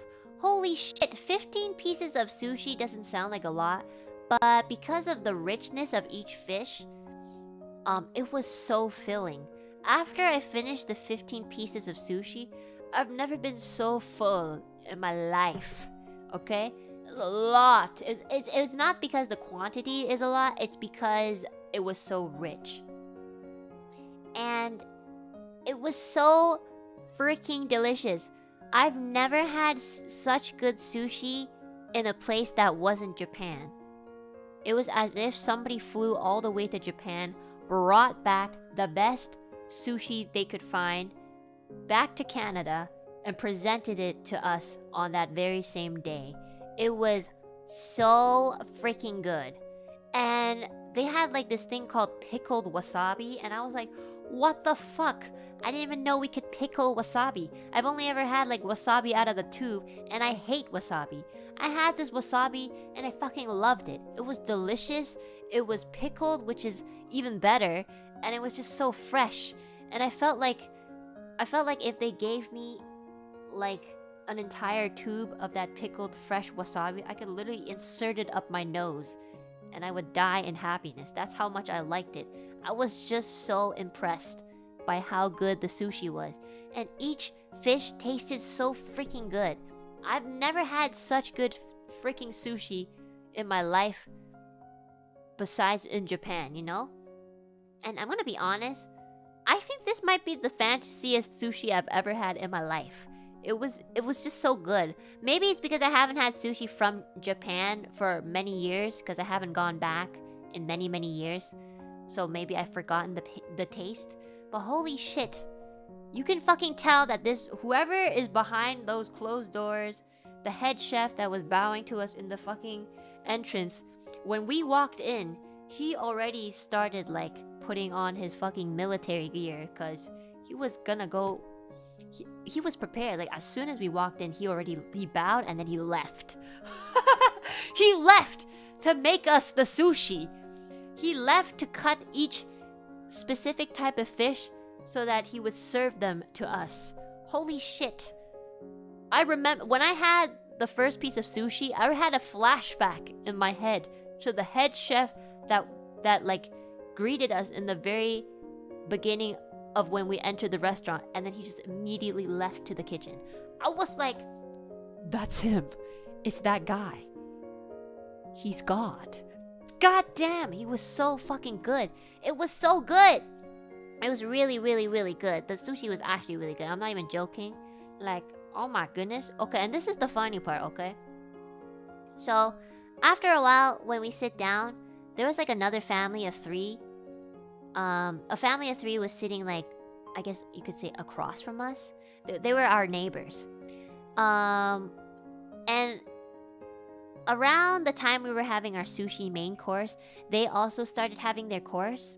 So by the time I finished all 15 pieces of my sushi, we actually heard a complaint from the other family saying that they had too much food, and they were complaining about it. And so what they ended up ordering was they actually ordered dinner for 2. And if you guys remember when I mentioned it early on, dinner for 2 costed about 1,000 Canadian dollars, okay? So dinner for 2 for like 3 people for them. And for the dinner for 2 course, it was like, it was more. It was more food than ours, obviously, because it was like $1,000. But it was like also the ingredients were, I guess, better, or they had different ingredients, and they had like, you know, different cuisines overall, I guess. So it was more expensive because of what the actual cuisine was. And all we could hear after finishing our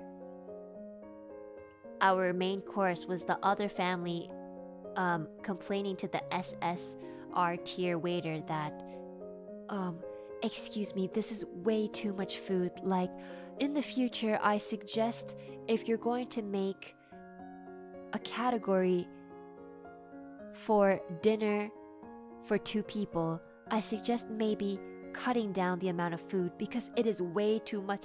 And I was just like, I was gonna stand up and like beat them up. I don't care if you have children. I don't care if you have a wife. I don't care if you have like a disease. I don't care. I was gonna stand up and beat them up. First of all, they completely just neglected the price. Let me just tell you guys again. Dinner for 2, 1,000 Canadian dollars, okay? Okay? If I saw that price and if I dared to one day order dinner for 2, there better be a lot of fucking food, okay?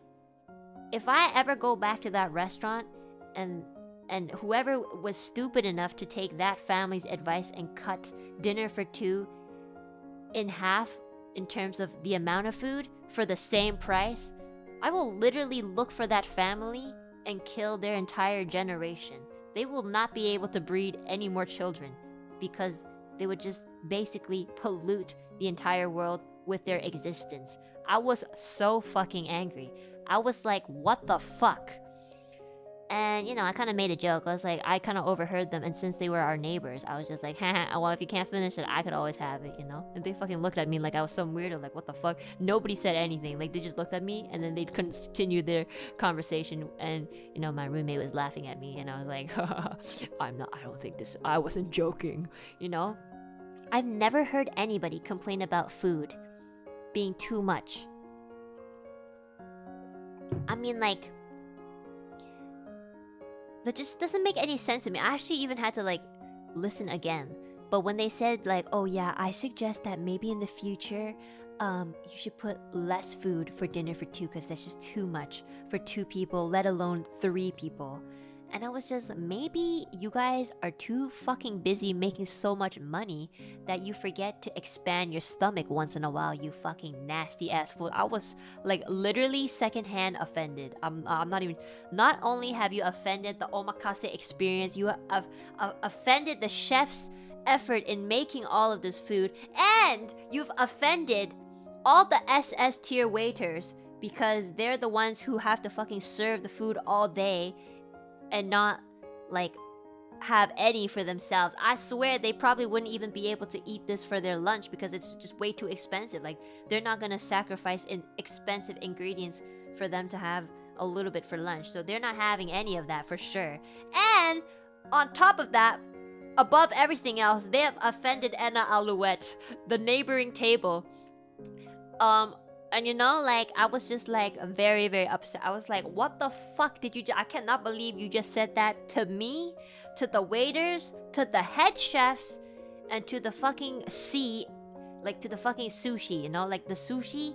These fishes were killed and sacrificed to us and presented in the best way possible, and you not being able to finish on top of that, and also like complaining that you aren't able to finish, just freaking tells me that you need to die. You need to die, come back to life, and learn what it feels like to be fucking poor. Okay? I was like not having it. I was so angry. The fucking SSR tier waiter was just not, they were not like, they were also pretty done. They were just like, well, you know, there is also the option of taking it out. If you cannot finish your food, we can definitely give you, you know, what's it called? The takeout boxes for you to take out. And they were just like, yes, we will definitely have to take this home because there's just way too many food. Next time, yes, I do really think that perhaps there should be a little bit less food. And plus, you'd be making more for your buck. And I was just like, don't you fucking dare try to put your nasty ass business strategy or whatever the fuck you do into this pure environment, you fucking bitch. Like, if you, I'm gonna like, I will literally steal your sushi. I will literally steal it and put it in my mouth. And I'm gonna be like, what are you gonna do? You can't finish it. And, you know, not like you mind paying for it anyway. So I was just like, bro, oh my god, I've never been so mad at like, I don't know. I don't know if they were rich, but they definitely had money. Because again, dinner for 2, $1,000, okay? So, yeah, and all of us, like everybody at my table, my roomie and her 2 parents, we're all looking at each other like, what the fuck? All of us were going like, what the fuck? And then my roomie's mom was just like, oh yeah, you know, this is why, like she just said it like, you know, she said it in a way as if it wasn't really to blame anybody, but I guess like in a way it was indirect. She said it very nicely. She was like, this is why it's very important that every day we count our blessings and we're grateful for what we have. And I just like, I'm being a good kid because I'm in front of my roomie's parents. So I'm like, and I kind of sneak a look. I kind of do the side look, like just to say, just you know, hoping that maybe the neighboring family here heard that, because we're pretty close. So whatever we say, I'm pretty sure they can hear us. So I'm just like, exactly, So I, try to do a side eye to see if they, heard us or not. And to be honest, I'm not too sure. I hope they did, because I think that is the best way to like low-key, savage, indirectly fuck someone up without actually fucking them up. It was a very like classy way of like calling them out, is what I'm trying to say. So yeah, like holy shit, that family like pissed me off so bad. But I remember eating all the nice sushi. Why do I keep getting calls today? What is happening? I remember eating all the I think this is a spam caller though. I remember eating all the nice sushi before that, and all the fishes that were in my belly that were in the process of digesting were like, Anna, don't be angry. Anna, don't be angry. Today is a beautiful day. Today is a beautiful day. We have come into your life and satisfied your needs. You must be grateful. Be grateful. Be grateful.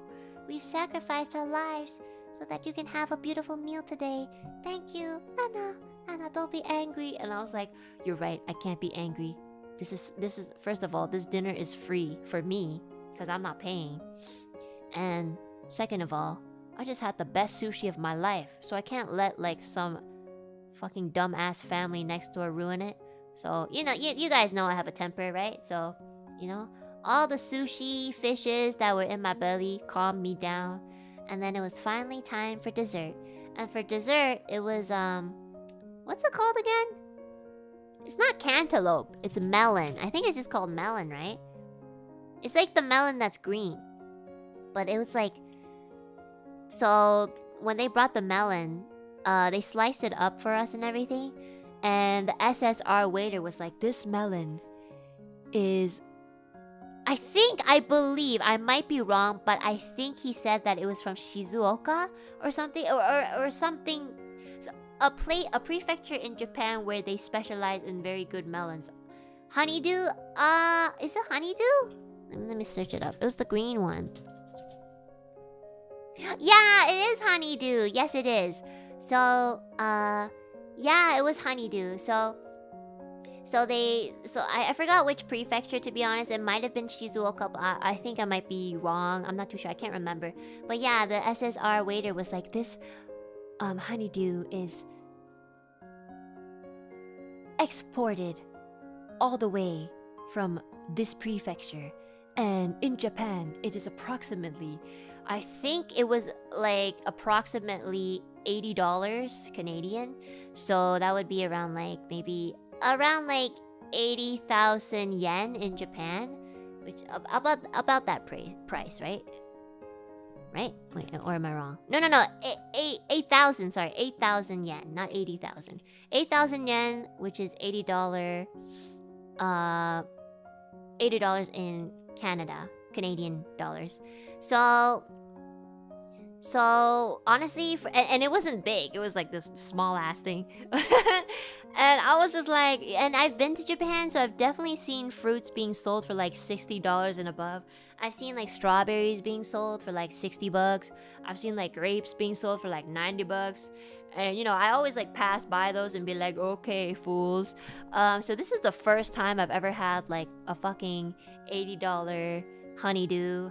And to be honest, that was quite expensive. I was like, okay, $130 for this omakase experience, and $80 goes to that honeydew. And you know, that's just like, that's pretty fucking, and I'm pretty sure if you try to measure it that way, like we got to try like different types of fishes as well. So honestly, the price of $130 for all of that actually was worth it if you think about it.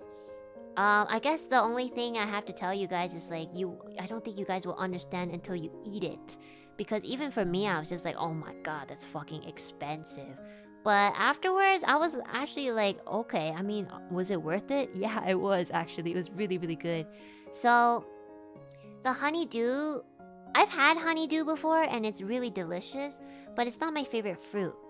So, when they brought their honeydew, specifically exported from a very special prefecture from Japan, I was just like, you know, I was a little disappointed. I was like, oh, you're serving us fruit for dessert? I'm very like, I'm gonna be honest, I have like this thing where I kind of judge before I give it a chance. I mean, I do give it a chance, but I kind of judge beforehand. So So I do give things a chance, but in my mind, I'm still judging it, you know? That's what I do. It's not a good thing, but I'm being honest. So, you know, I was like, oh shit, you know, fruit for dessert. Woo! Fucking put that fruit in my mouth. I'm like, what the fuck? It was acid. I'm not even exaggerating. That's the funny part. It's actually really fucking good. Fucking tasted like ice cream. It just melts in your mouth. I actually just like put it in my mouth. It just fucking disappeared, exploded in my mouth, and gave me a fucking flavor bomb. Jesus Christ. It was so good. It was as if somebody put like God's sugar cube into my mouth, and all that sweetness just melted. And it wasn't that sweet. Like, it wasn't super sweet, but it wasn't like not sweet enough. It was just perfect. And it melted like fucking ice cream. It melted like ice cream, but the texture wasn't ice cream. So that didn't make much sense to me. I put the first bite of honeydew in my mouth, and immediately, because my mouth wasn't used to like any sort of fancy food, immediately like my saliva just all like poured out, and it kind of like spilled out too. I was just like, oh shit, you know, like so like when that honeydew hit my tongue, my entire mouth just became like fucking Niagara Falls. It was just a waterfall. All the saliva just like drooled down, and my roomie was just like, what the fuck is wrong with you? I just wanted you guys to know I'm a big foodie, so I have a very sensitive palate, okay? I know I like to eat like shitty things like McDonald's or chicken nuggets, and you have to admit those things are so bad for you, but you know, it's because they're bad for you that they taste so freaking good. They taste good because they put so much like salt and stuff, okay? So it's very stimulating is what I'm trying to say. But that doesn't mean that I can't appreciate fancy foods too, because I obviously appreciate it very much. Holy fucking shit. Holy shit. Like, this was like the best fruit I've ever had in my life. You know? It was just like, it was so fucking good. I don't even know what else to say. It was just really freaking good. I don't understand. It's important to eat crap food to appreciate the good food. That's exactly right. Like, if you're always eating fancy food, you're gonna be like the fucking family next door of our table. Like, they probably eat this shit all the time, so they're like, oh my god, it's too much food. And honestly, if they didn't take that home, I would have just like ate it. I don't care if there's a pandemic happening. I'm just gonna eat it anyways. I can go to hospital after. I'm gonna eat that shit. But yeah, it was so freaking delicious, and I was just so baffled how fucking good a honeydew would taste. And let me say it again, I'm not a big fan of honeydew. It's not my favorite fruit, but holy shit, if I got to eat that honeydew every single day, I would probably be able to have enough nutrients to birth 10 kids, because that's how fucking good that honeydew is. That honeydew is so good, I don't think I would have to like fuck anybody to have a kid. I would just eat that honeydew and boom, I'd have enough fertility and nutrients to pop out a child. That's how fucking good that honeydew was. Yep, that's exactly how it works. Exactly. Like, holy shit.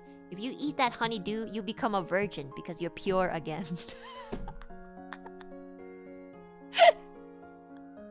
And that is the end of my story.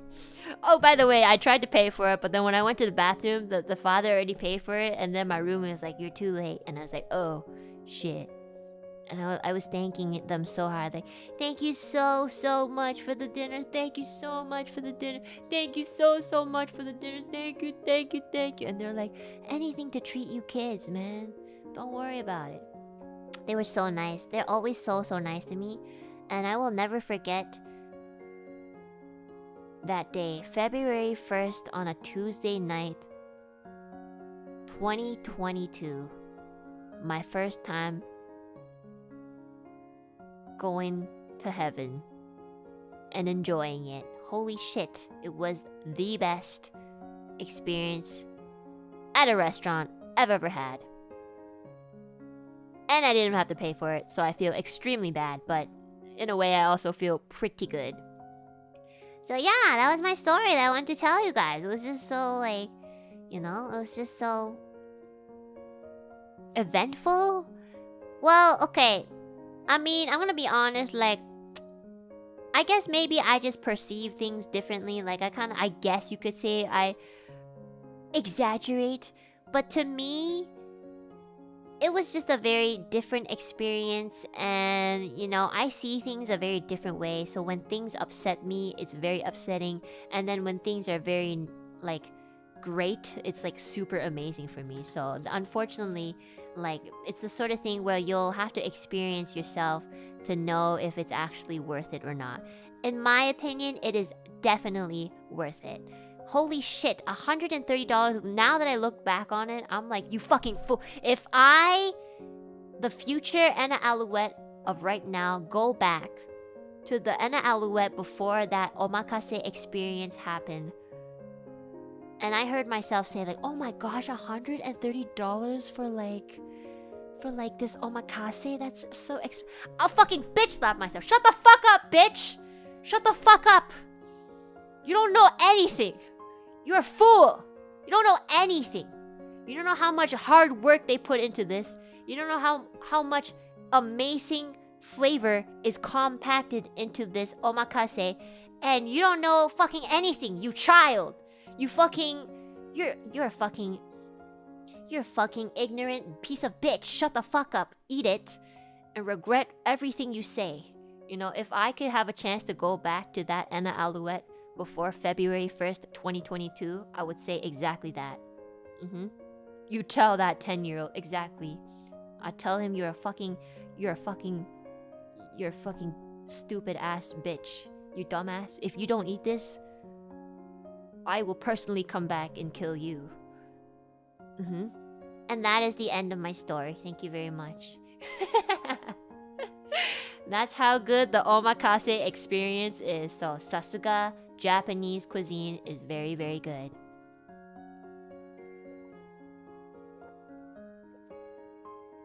Thank you guys for letting me tell my story. It was actually beautiful, to be honest. It was so good. I honestly kind of want to go back, but I think I might only go back like once every year. Because, I mean, unless I can find a sugar daddy or mommy. I mean, to me, it's a little expensive. Well, honestly, like once a year though, like $130, it's not that bad. Like if I'm going by myself, but realistically, I don't think I would go by myself. I would probably go with like a family or friends, and that would be more expensive. So, but yeah, it was really nice. It was super, super good. Bring Millie and Ethyria. Oh my god, if I bring those two in, they're gonna start having the same panic attack that I did. Like, oh my god, did we enter? Millie, I think, would react even like more aggressively. She would probably, I think she might just, she is the type of person to sit down, look at the menu, see that it's like fucking, well, first she might see the dinner for two that costs 1,000, and I feel like she would just stand up and leave. She'd be like, nope. So I don't know, but unless it would be very clear that somebody else is paying for it. So because even usually if something's too expensive and me and Millie are in that sort of environment, we'll be like, you want to split it? We're like, yeah, sure. But like dinner for two, that's $1,000. Splitting it is $500. So like, Jesus, that would still be so expensive. Seriously, that's honestly like more than my paychecks when I was working in retail. So that's very expensive, to be honest. But I'm very glad that they had like this omakase experience like on the other side that was a little bit more affordable for like the commoners. Not like those stupid neighboring family that fucking could afford things but they couldn't even appreciate what they could afford. Those people who can afford certain things but they don't fully appreciate it. Yeah, those fucking dumbasses. Jesus Christ, they piss me off so bad. I don't even know. Like, what is the point of being able to afford something if you can't fully like appreciate it? Isn't the point of getting extravagant and super nice things to make your life easier and happier, but then like Imagine you spending so much money buying stuff and then it doesn't even like make you feel anything. Yeah, that's actually so sad if you think about it. Yeah. Imagine being privileged and not being thankful about it. I mean, I would definitely... I'm not saying that I'm like the most grateful person on earth. I definitely have complained about many things in my life where I should be a little bit more grateful. But like, I mean, it's just like if I were to pay for something that's $1,000, I would even let's say I paid for something that was $1,000 and it was not worth it and it was terrible and I didn't like it.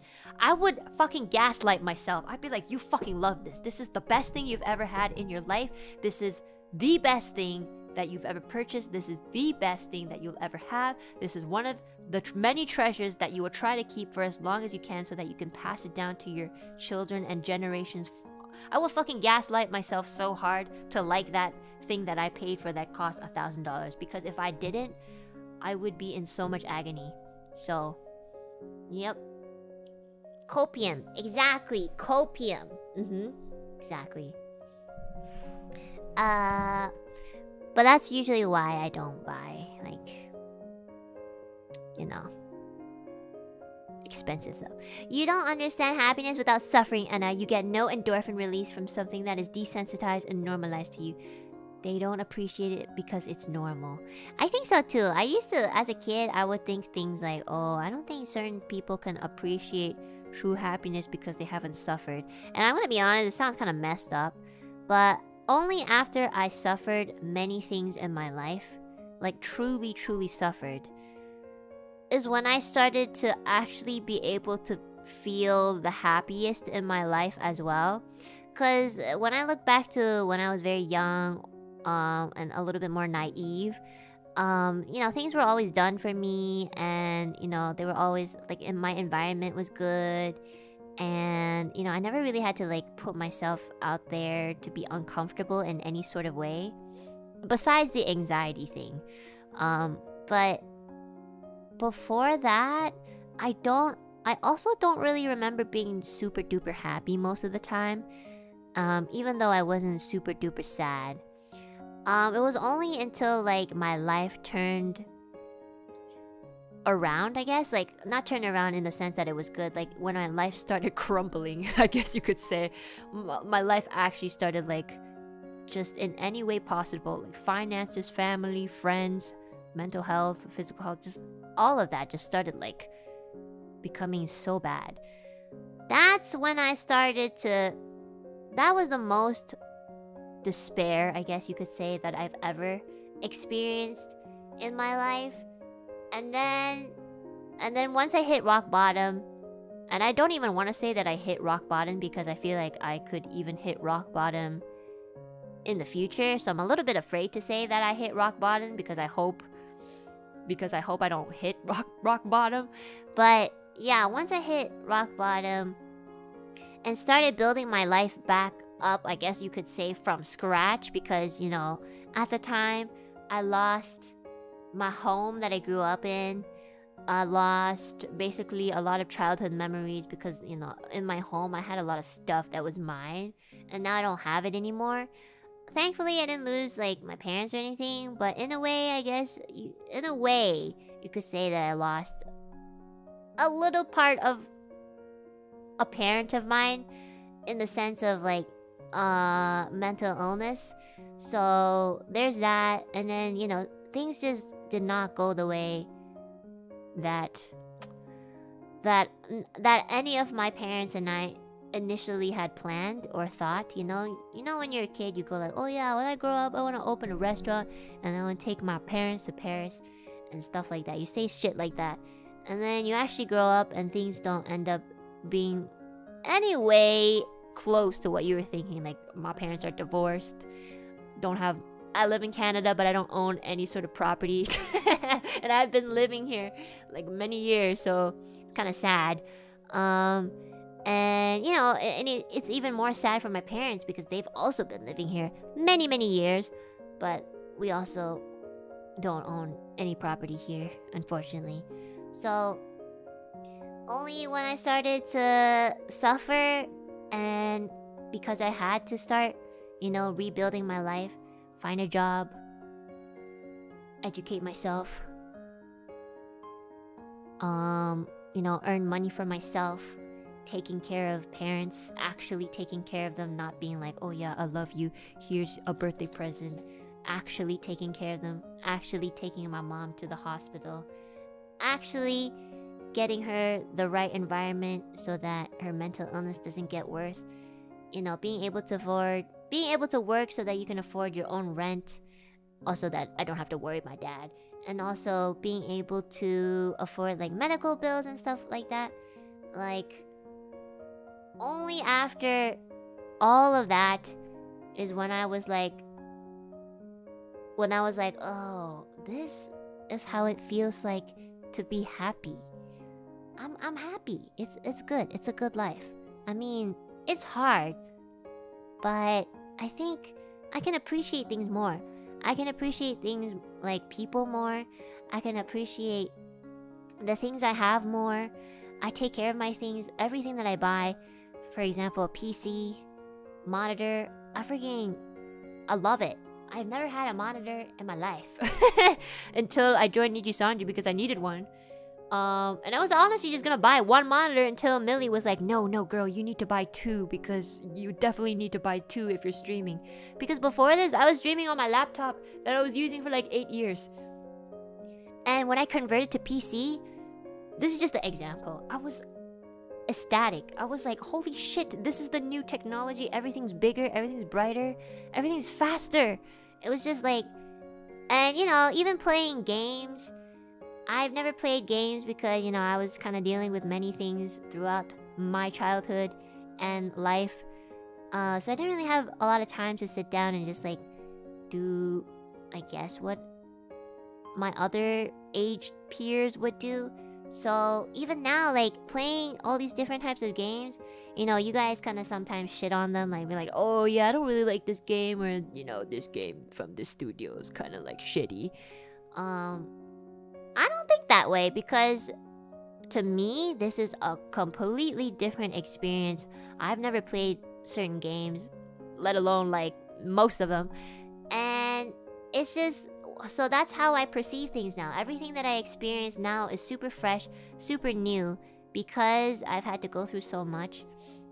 I have the ability to really appreciate things, like even the smallest things, like playing a game, and certain foods, like mi goreng. and like especially now, especially the people I meet now means so much more to me than I would have ever been able to have the capacity to realize before I suffered. So that's why when I think back to the sort of friends that I had before I started like suffering in my life, I can't quite remember the impact that they had on me because, I didn't think about stuff like that. Now, that is all I ever think about. That's all I ever think about, like, who's good for me, who I should probably distance myself away from, because I'm at the point in my life where if somebody or something isn't good for me, I will be able to recognize that so quickly.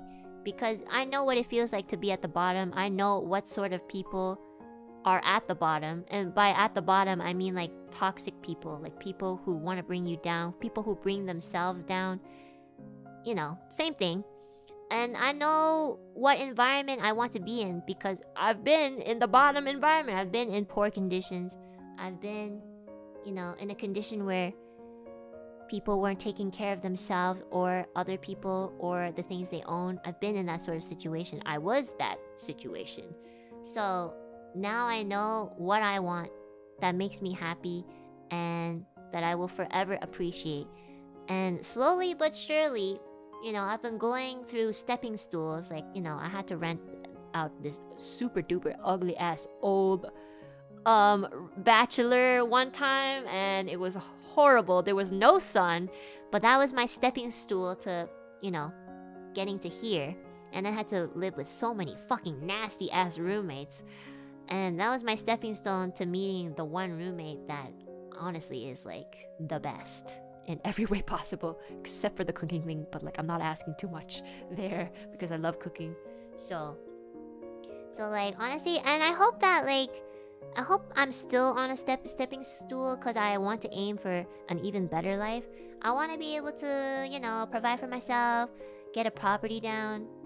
No, I just want to be happy. I don't really care too much about being rich. I know for a fact having a lot of money really doesn't do much difference in terms of happiness. Yes, it'll make you comfortable, but if you want to be comfortable, I think you don't need to make a lot of money.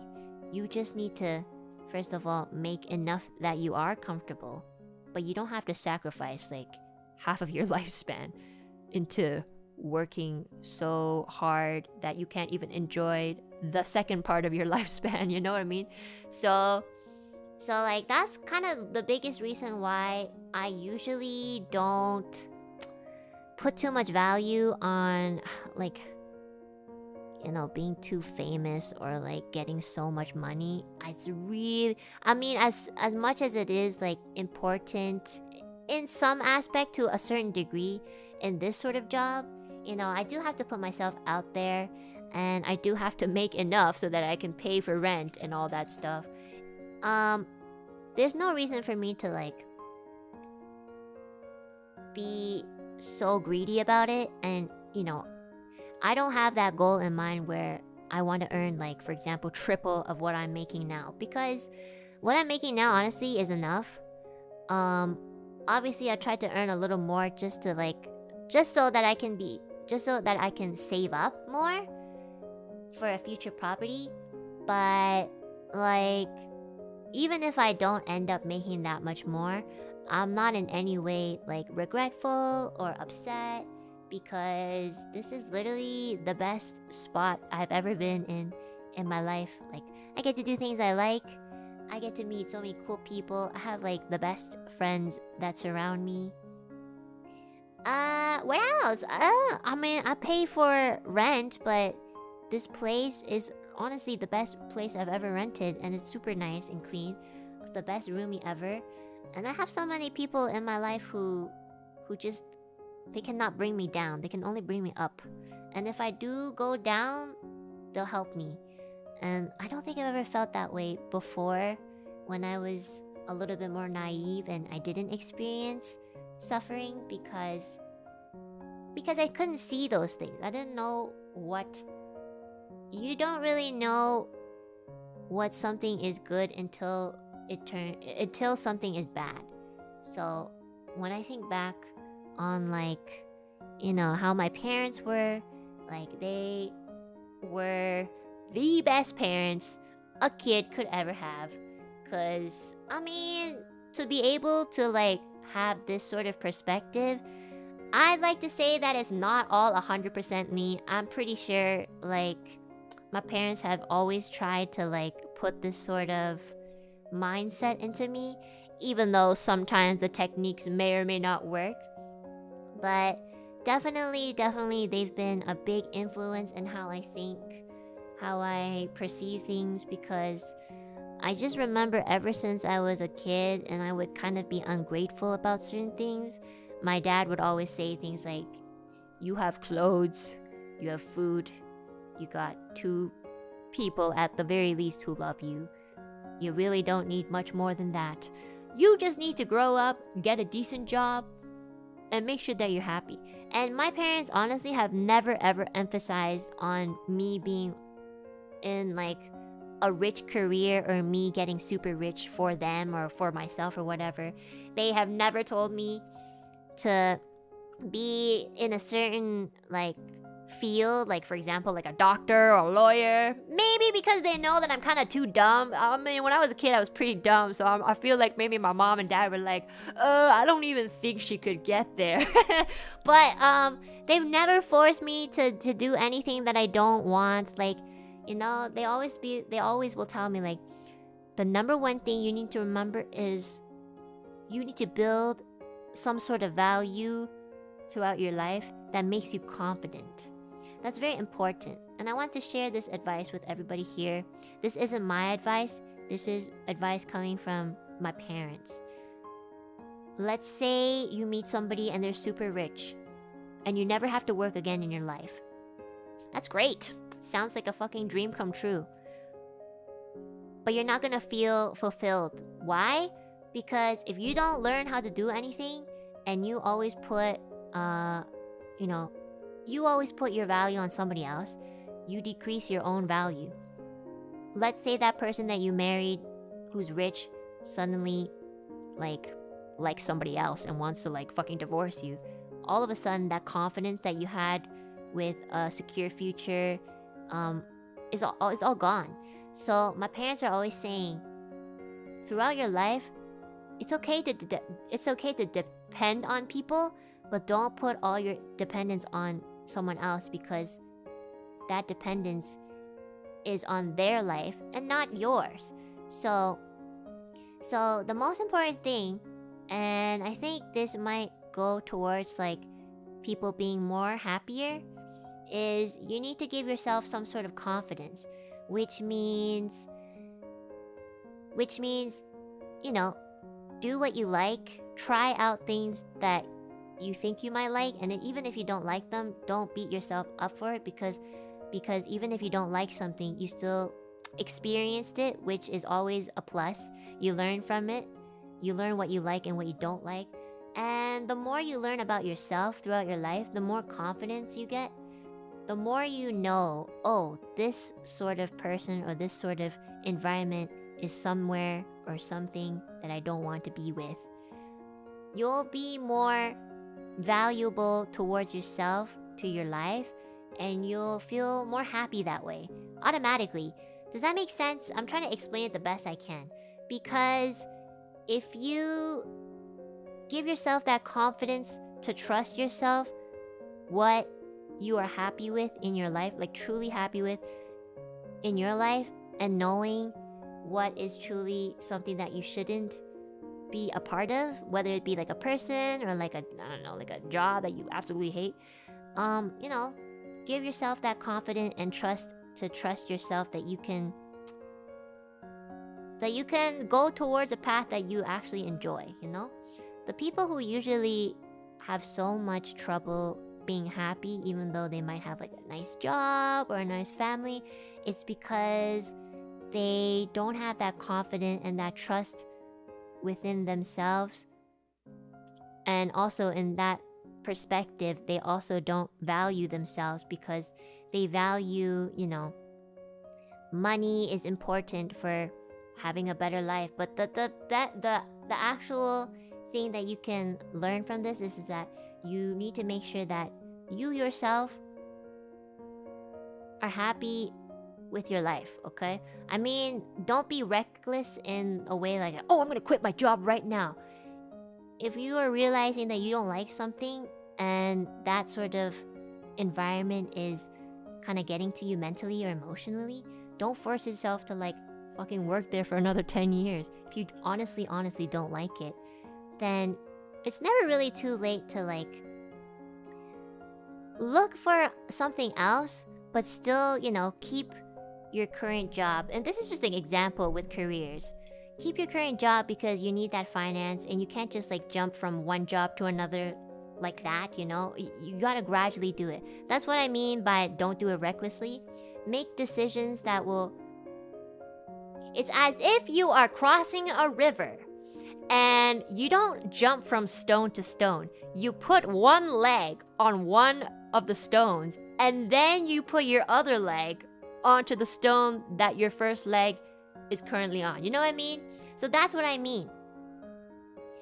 So let's say you have a super good job and you were invested in this company for like 30 years, but you're absolutely miserable. And for the past 15 years, you realized that you're super miserable. It's not too late to change your job, okay? Because if you don't change your job, you're gonna be miserable, and then that's not changing your life, which is what you actually need. So what do you need? You need the confidence to trust yourself, to do it correctly with good decision-making skills, and, to make sure that what you want is truly because you want your life to be happy. So, it's really important to know that money is important, yes, but it isn't the most important thing in anybody's life. As you guys probably should know, because a lot of rich people and celebrities are very miserable. So I feel like what my parents tell me ever since I was little is that make sure that you get to know yourself. And getting to know yourself is hard. Getting to know yourself means you need to go through suffering to know what you don't like, to know where you don't want to be.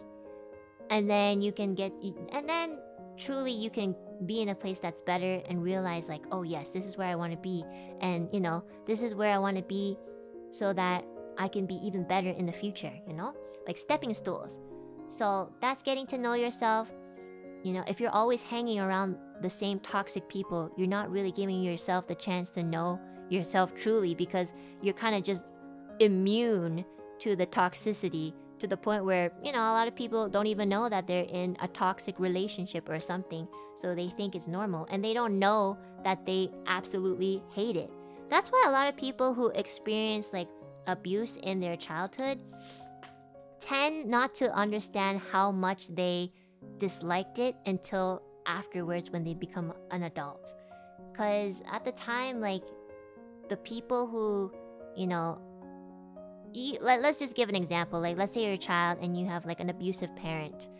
And this might be a very sensitive topic, but I think it's very important. And I think it's okay to talk about it as long as you talk about it sensitively. So please try to respect this topic.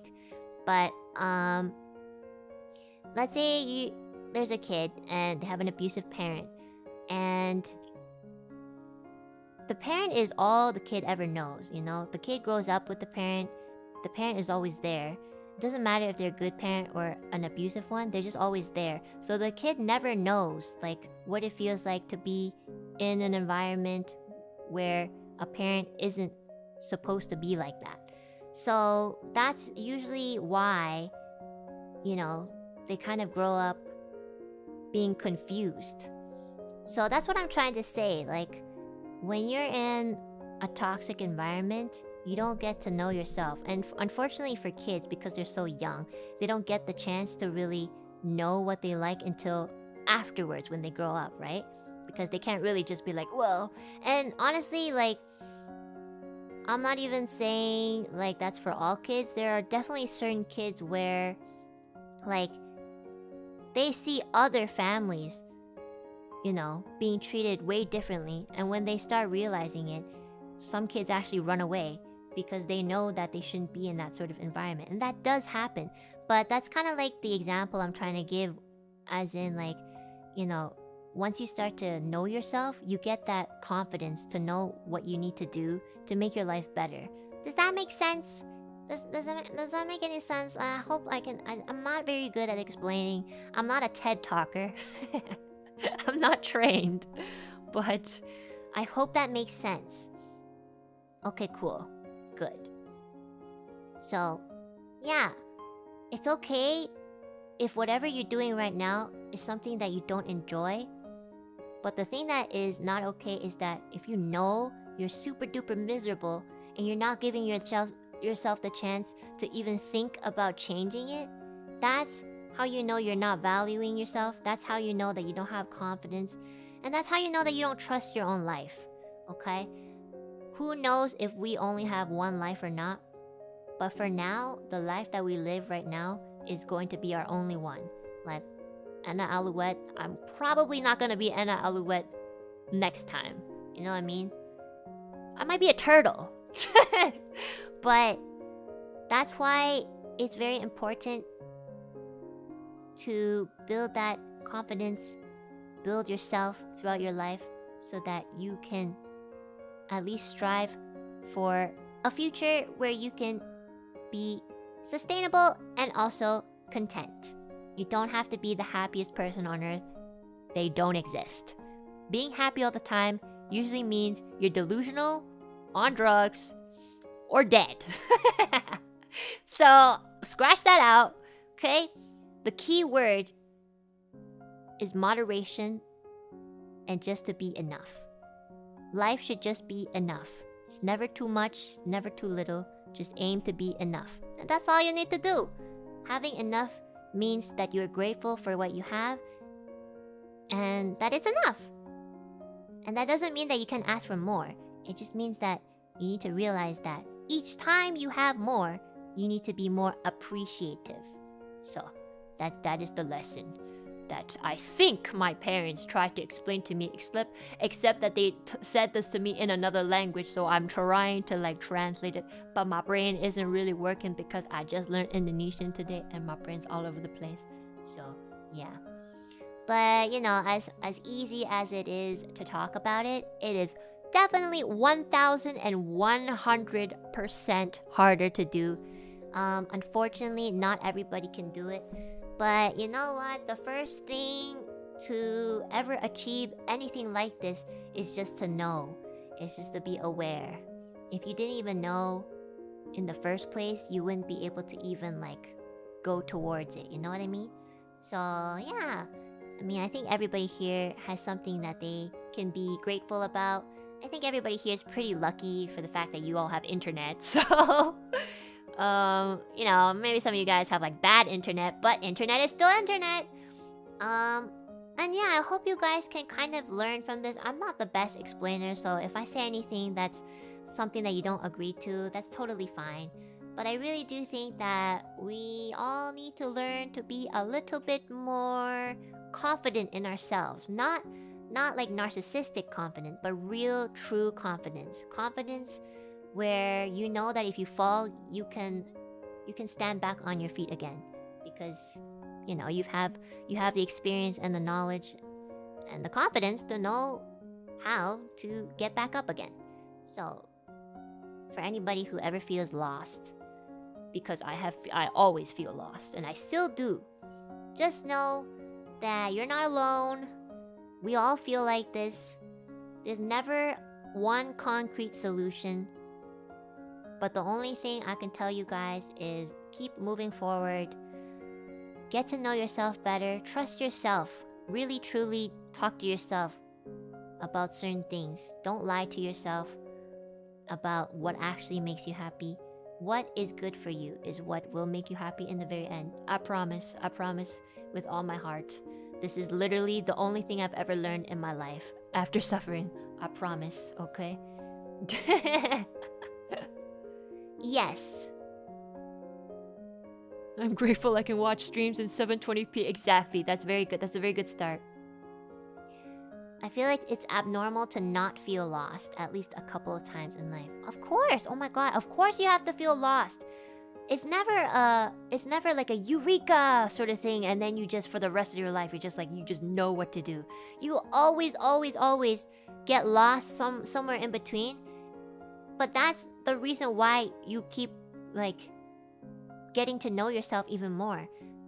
You know, you can't get to know things if you're not lost, because you're not seeing new things, you're not seeing new perspectives. It's only when we're lost is when we start to find new things. Does that make sense? Yes, that is something I literally just made up right now. But I think it makes a lot of sense. You're not gonna find something if you know where it is. You're gonna find something new when you're lost because you don't know where anything is. So I definitely learned a lot while I was very lost. And I'm still kind of lost and still learning. So let's all learn together. Yes. Okay, guys, I gotta go to the bathroom. So I'll be right back. I'm sorry for interrupting the TED Talk. I gotta pee. BRB.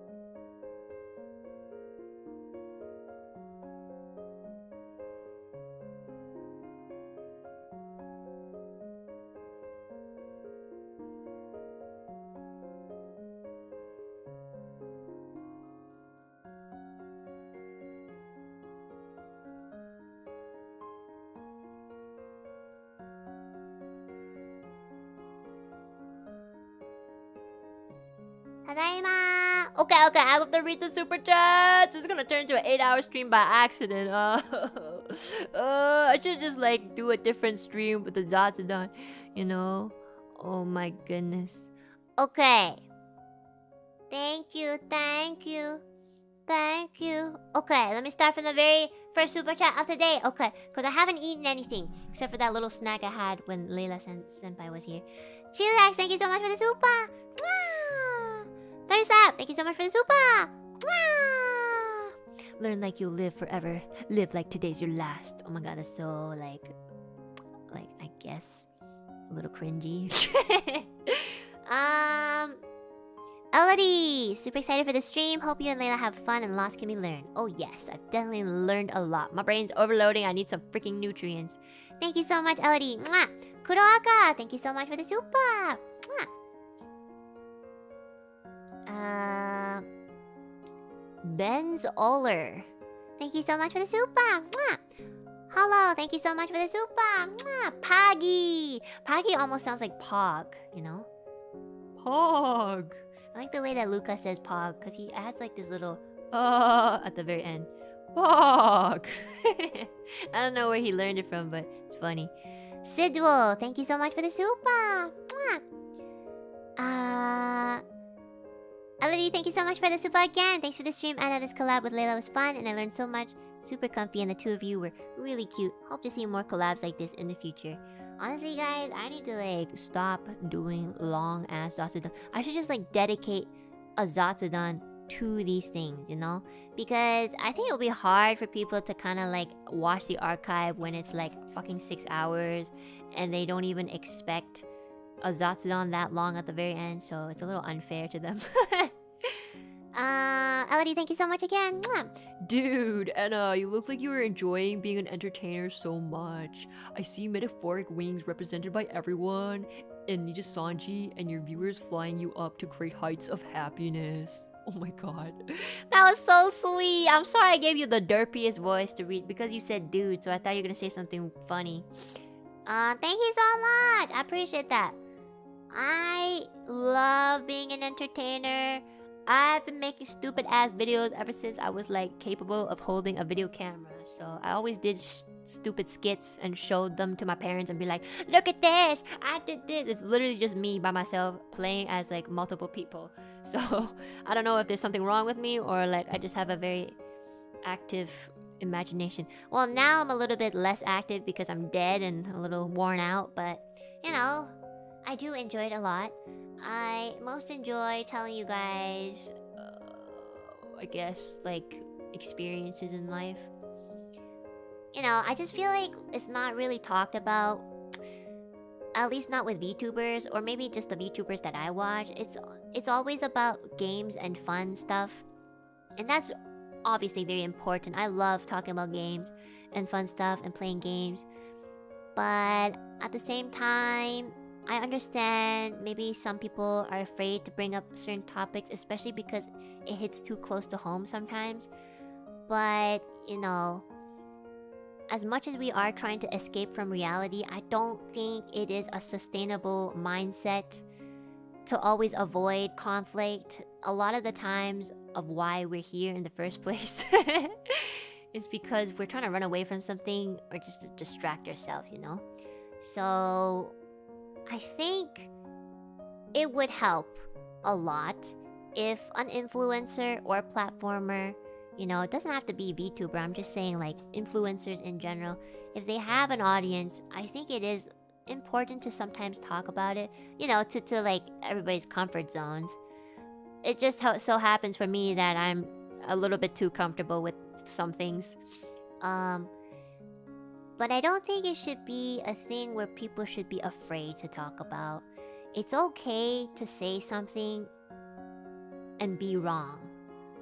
I know the internet has this habit of blaming, especially influencers, every time they say something wrong or if they have a very controversial opinion. I think if it's not malicious and it's honestly just like an opinion that's not gonna really hurt anybody, or it's not something like, you know, preaching religion or something, you know, something like that, it's okay to share it, I think. That's just my opinion. I think it's okay to share it. Because if we're always afraid to share these, I guess you could say taboo topics, then we're not dealing with the problem, you know? Part of the problem and part of solving problems, or at least like trying to solve problems, is to talk about it, to acknowledge it, and to be aware of it. But if we're always like, you know, living our lives as if it is a happy day, then I feel like in a way I would be lying to you guys, you know what I mean? I have a lot of fun when I play games, because at the same time, when I'm having a horrible time and I'm telling you guys, like, oh, you know, this used to happen and it makes me feel sad, or that happened and that makes me feel sad, I feel like it wouldn't really be too genuine through my perspective. I think it's just important to remind everybody to be human once in a while. You know, we all have feelings, unless you're a psychopath. But then I don't know why you're here. And then, you know, it's important to just to at least introduce certain topics, even though it could be a little sensitive. Obviously, this is like, well, at least for me, if you really, really don't want to talk about something, or if something really bothers you, you can always just, it's like one click away. There's the exit button right there. Nobody's like keeping you hostage here. You don't have to listen. So, you know, I do think there has to be a little bit of a change in, especially maybe like the internet mindset, just a little bit, where people have certain opinions and they outright get canceled for it. You know, sometimes influencers just say things on a spur of a moment when they're upset or angry, and as soon as they do, they get a lot of shit for it. And whether or not they are wrong or right or whatever, you know, I think we all need to kind of learn to be a little bit more forgiving, because the fact that we don't give that sort of forgiveness to other people just tells a lot to how we treat ourselves, you know? And that's probably why people are so fucking miserable all the time and depressed, because, like, imagine a world where you can barely forgive other people, and you also can't even like forgive yourself, and then because of that, you kind of find distractions of not even thinking about your problems. So, oh wait, hold on, sounds kind of familiar. Sounds like oh shit, this is the world that we're living in right now. Wow, oh my god, what a coincidence. Yeah, but but I do think it's true to some degree, and I guess the internet gives people a little bit of an outlet, because you get to kind of hide behind something. But I think, you know, if we're gonna be like so open about like if we're gonna be so open about, you know, saying whatever we want, then why don't we talk about these taboo topics?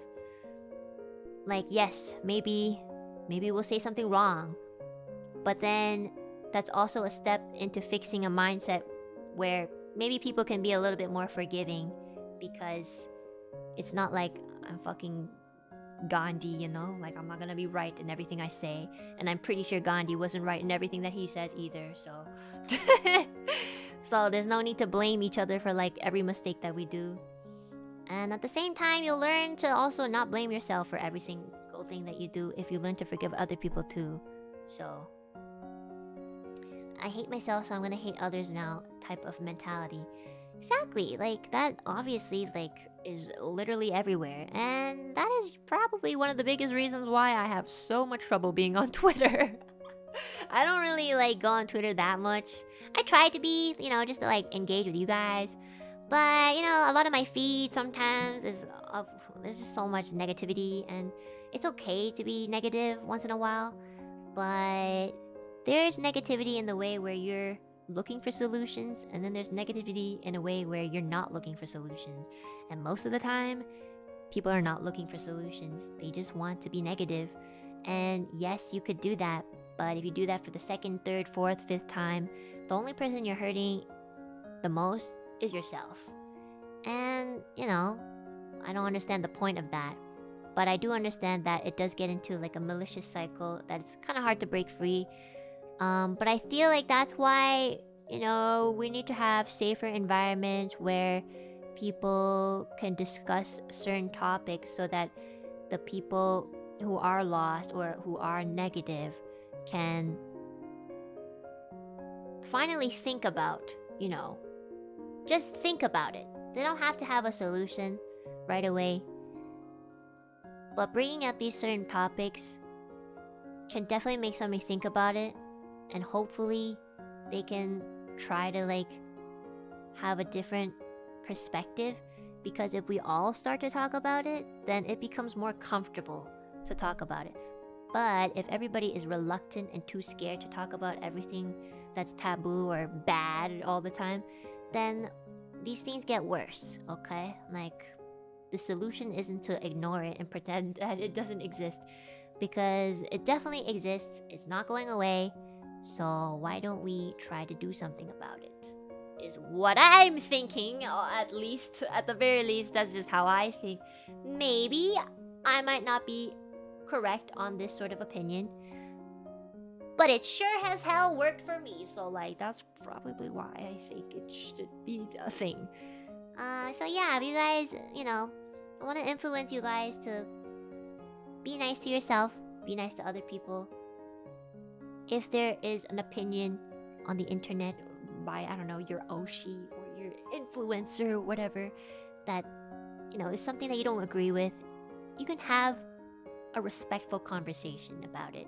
You don't have to yell at each other and say stuff like, "You fucking idiot, you don't know anything." That's just you say that for League of Legends players, not real life players. So yeah, there's a lot of young people on the internet. And compared to when I was on the internet, being super young at the time, it has definitely gotten way more toxic now. So as much as I also kind of have the mentality of, oh yeah, I don't care because I don't know these people, I feel like that's also wrong of me. In the end, I do kind of care. I know I can't obviously change the entire world, unfortunately. But if I can change let's say how many people are here? 700 people. That's a start. Just a little bit. Cause if you think about it, it bites you back in the ass. Let's say one day you have a family and your kids go on the internet and they're super duper toxic and they get into a situation where they're super bullied. That's basically biting yourself in the ass in a way, because once upon a time you were also on the internet and you kind of contributed to that sort of toxicity. Me. But it's a little bit of a stretch, but that's kind of what I mean, because that's if everybody was doing it, then yes, it would become even worse, so that makes sense to me. So now way more accessible and takes less effort for toxic people to enter. Yeah, I'm not the least toxic person. I'm just aware, I think the only difference is I'm just aware of it, and I'm always trying to change.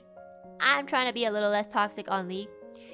I'm way better than I was before, but obviously it would help if I just muted the chat all the time, every time I enter a fucking normal game. Do I do that? No. Should I do that? Yes. Do I do that all the time? Definitely not. Should I do it every time? Definitely yes. So, I'm working on things as we speak. But yeah, that's why I want to my goal is honestly just to bring awareness, as they say. Awareness. Whether you believe in it or not, whether you take upon yourself to live to that awareness or not, is all up to you guys. It's not up to me. I just want to simply bring a topic, an idea, as you will, and hopefully one of you guys will be able to do some good in this world. Hopefully 2, possibly 10, and that would be kind of it would be a good disease spreading. You know how that works? So, oh my gosh, everybody's typing something really nice, and I cannot read all of them because there's too many. But I'm skimming them, and I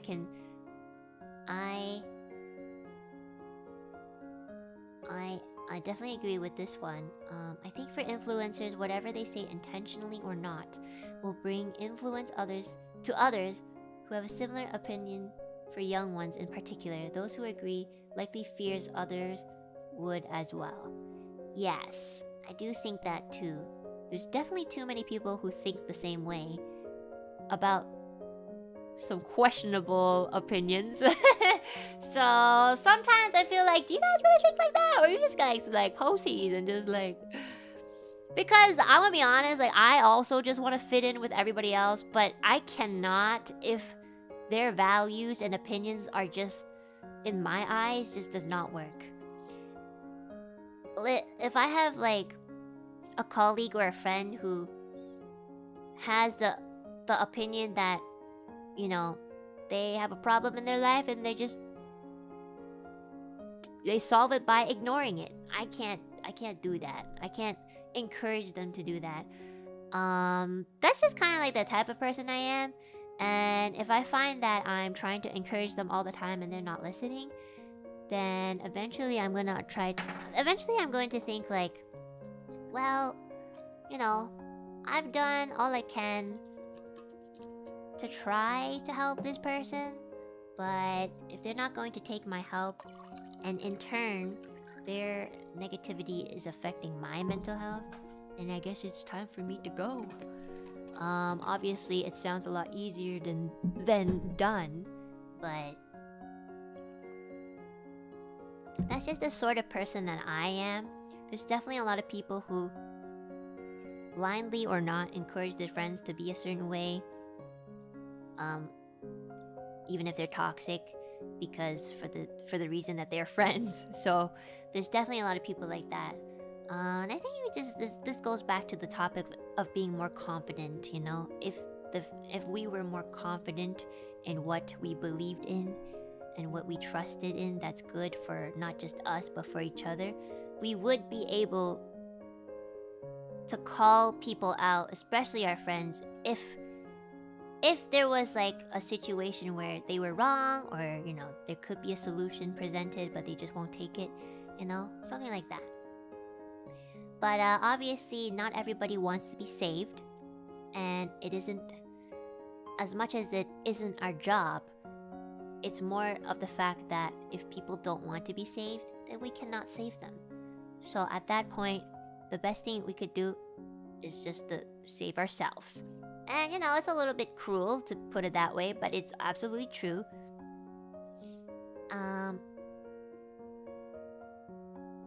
I know you still love chat, right? We're not toxic, just Jen. I don't think you guys are toxic. I'm sure the toxic people who hang around are not here right now. It's usually probably the people who are like watching me mauled because they feed off of that toxicity, which I think is kind of funny because I also kind of feed off of toxicity. The only difference is I know when to shut it off. So yeah, it's fun. Don't worry. I'm pretty sure the people here are the ones who actually give me a chance to like talk about stuff like this, and who actually are willing to listen and maybe use a little bit of advice to bring a little bit of more insight into their own life, you know? So they're definitely the people who don't hang around for this sort of talks. You know, they gotta solve some things on their own pace, probably. Or they're just too busy being toxic in someone else's streams. It's true. I love how there's somebody in here that has the username Illuminati. That literally adds to the say-so-ness of our conversation. Yes. Anyways, I'm gonna read the fucking super chats. Otherwise, I will never stop. Okay, Thunderstop, thank you so much for the super. Mwah! Boy-chan, thank you so much for the super. I really appreciate it. Thank you. Mwah. Kong Coffee, thank you so much for the super. Mwah.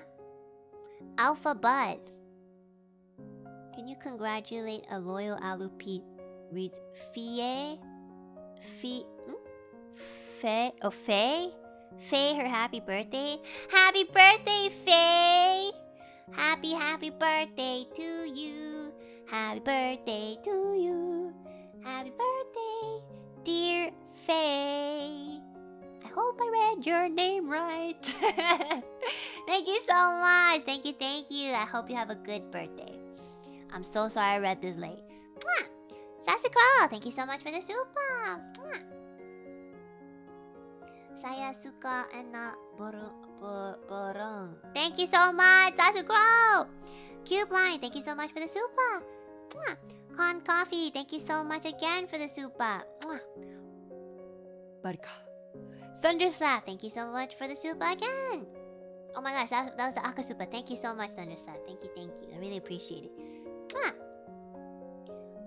Voitan! Enna's wild and wacky restaurant adventure, 8 out of 10 presentation, 2 out of 10 portions, 1 out of 10 prices. Thank you so much for the accurate rating. That is exactly how I would rate it as well. Thank you, Voitan.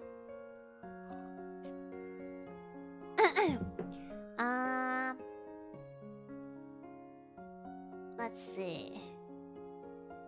Oh, Voitan, thank you so much for the 3 other supas. Magical piss. Yep, that's something I did say. I remember that. Now go get some McD's to wash out all that good food with plebeian food. What the heck is plebeian food? Like Elodie said, chat is your sugar daddy / mommy. That's nasty as fuck, but thank you. Thank you, Voitan. Thank you so much for the super chat. Mwah, mwah, mwah. Thank you. Shaky Maple, thank you so much for the super. Mwah. Plebeian equals common low quality. Look, guys, you gotta appreciate the low quality stuff to appreciate the high quality stuff, okay? High quality can only be high quality because of low quality, okay? So, I mean, for those of you who are always shitting on low quality stuff, like, shit yourself, because, like, how the fuck are you supposed to be able to tell what's good if you don't know what's bad? You fucking nasty dumbasses.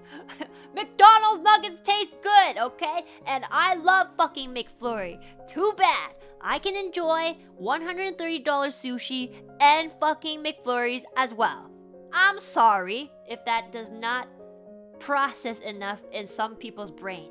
I saw some people in chat, I don't know, it's like a few weeks, like, I don't know, it was like in one of my Zatsudan, like when I said something about like putting, I think, a McFlurry in my tea, and people were like, what the fuck, you put McFlurry in your nice tea, you fucking disgrace. I was like, fuck you, bitch. First of all, it tastes like heaven, and second of all, fuck you. It tastes amazing. Don't you dare insult my fucking McFlurry tea. It's fucking great as fuck, and you'll never understand it because you're too ignorant to try. Gator, thank you so much for the super. Mwah. Kuroaka. Really happy for you, Enna. Thank you for being so awesome. You have been a big source of inspiration for me and a lot of us, I'm sure. Thank you, Kuroaka. Thank you. Mwah. What is it? Nick Bo! Rock Bottom's got nothing on this bird of heaven. Well, you know, sometimes it feels like it. We're all incredibly grateful for you and to be here with you today, Enna. Regardless of what the future may hold, we look forward to sticking with you throughout it. Aww, thank you, Nick Bo! I really do like talking about stuff like this. Am I a little bit afraid? A little bit. Am I gonna not talk about it? Probably not. I'm gonna be honest, if anybody from NIJISANJI Ian is going to be cancelled or, I don't know, like fired or whatever, it's probably gonna be me. Just because, like, I don't really know when to stop sometimes, and sometimes I probably go into, like, out-of-bounds topics, because, you know, we're kind of, I guess, in a way not supposed to talk about certain things. But I just like do it anyways because I'm just like, it's just I'm not trying to be a rule breaker. I just think it's important, and I would feel really ashamed of myself if I valued something like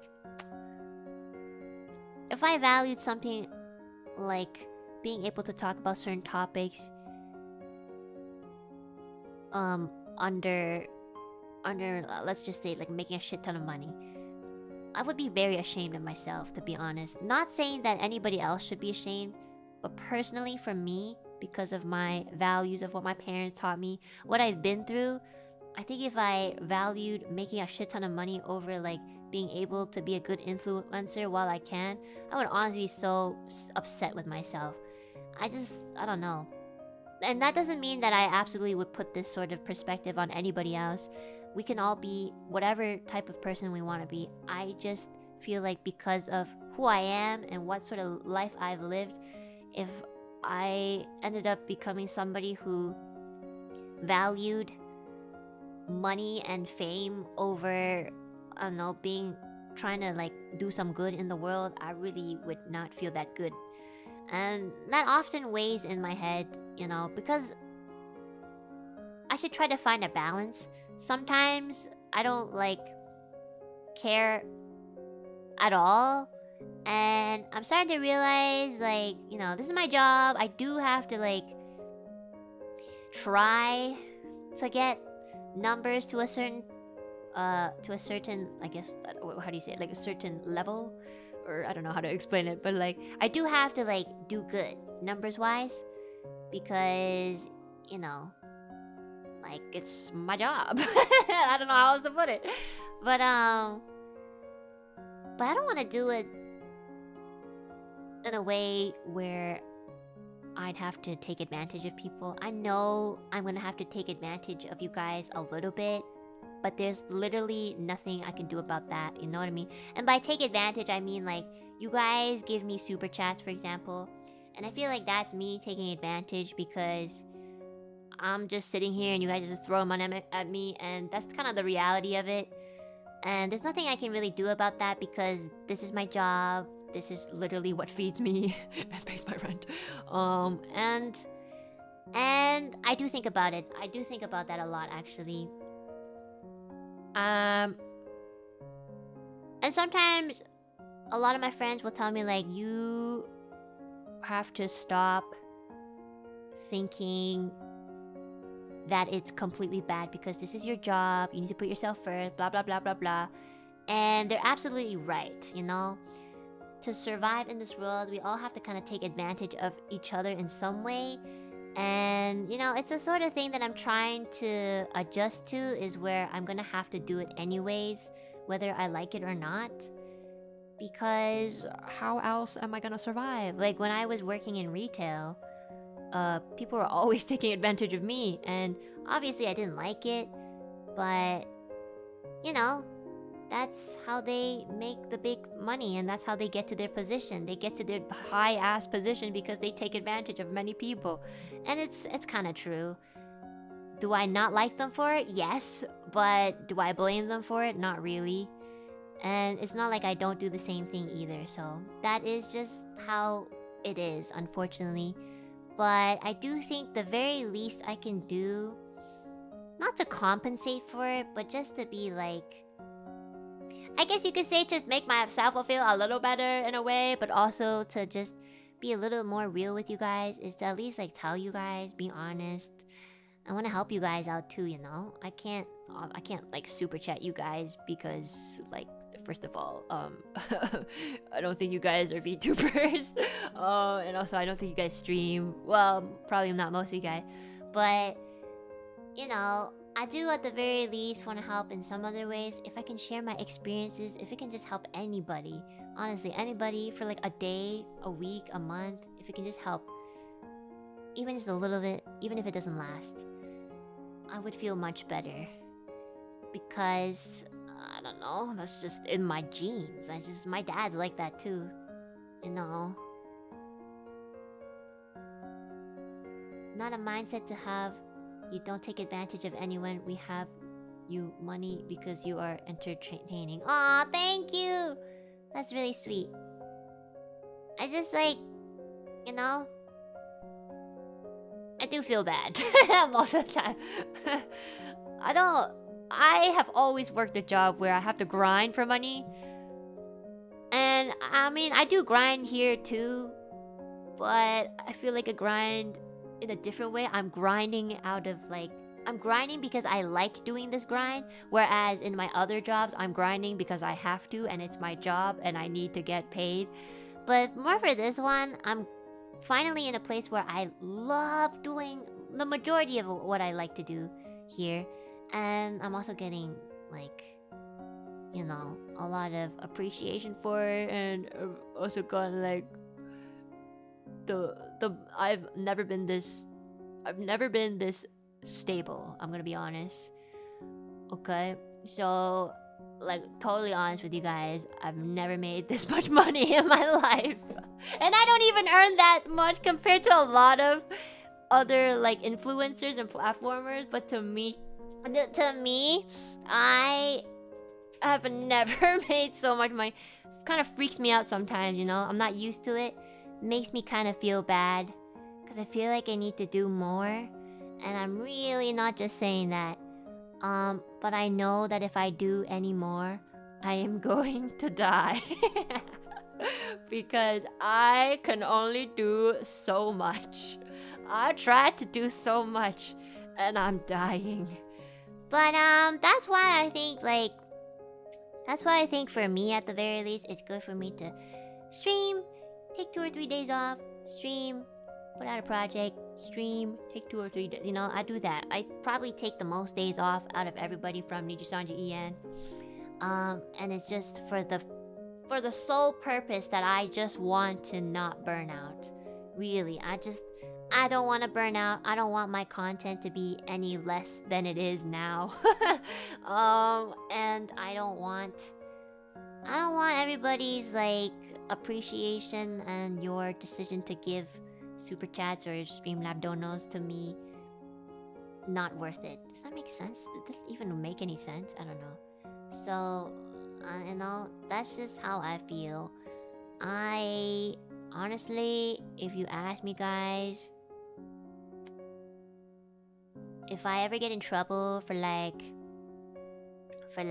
saying something I'm not supposed to, like saying something I'm not supposed to, but it's something I feel that should be talked about, and then I get kicked off or whatever. Just like worst case scenario is what I'm saying. I 200% can say I probably won't regret it. I'm sorry. I think it would be very stupid in most people's perspectives, but I think it's worth it because I would rather stick to my own values than be a part of something that suppresses them. Does that make sense? And not to say that NIJISANJI suppresses me in any way. That literally, I swear, I say posy on stream, and nobody has called me out. So I don't know. Maybe does that mean I have to say it more or less? I don't know. Maybe they're watching me and they're waiting for me to say it at least 10 more times. I'll be like, Enna, stop it.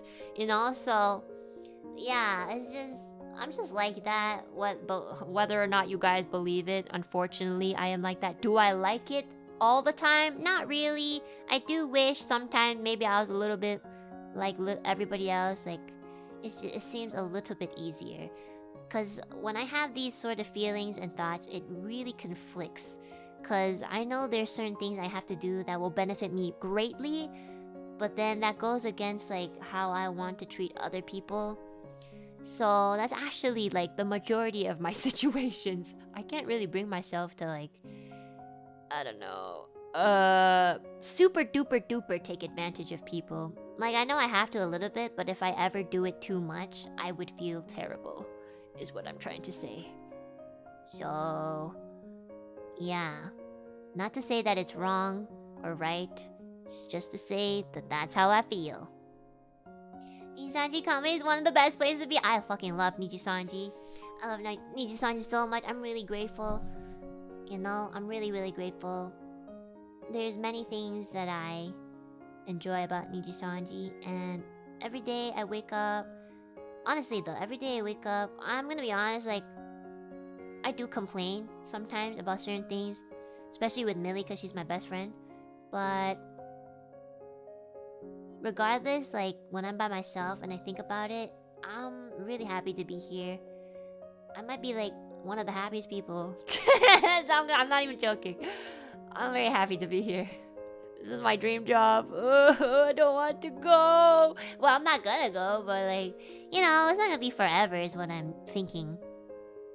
I'd rather spend money on your content than a subscription. Do not say that.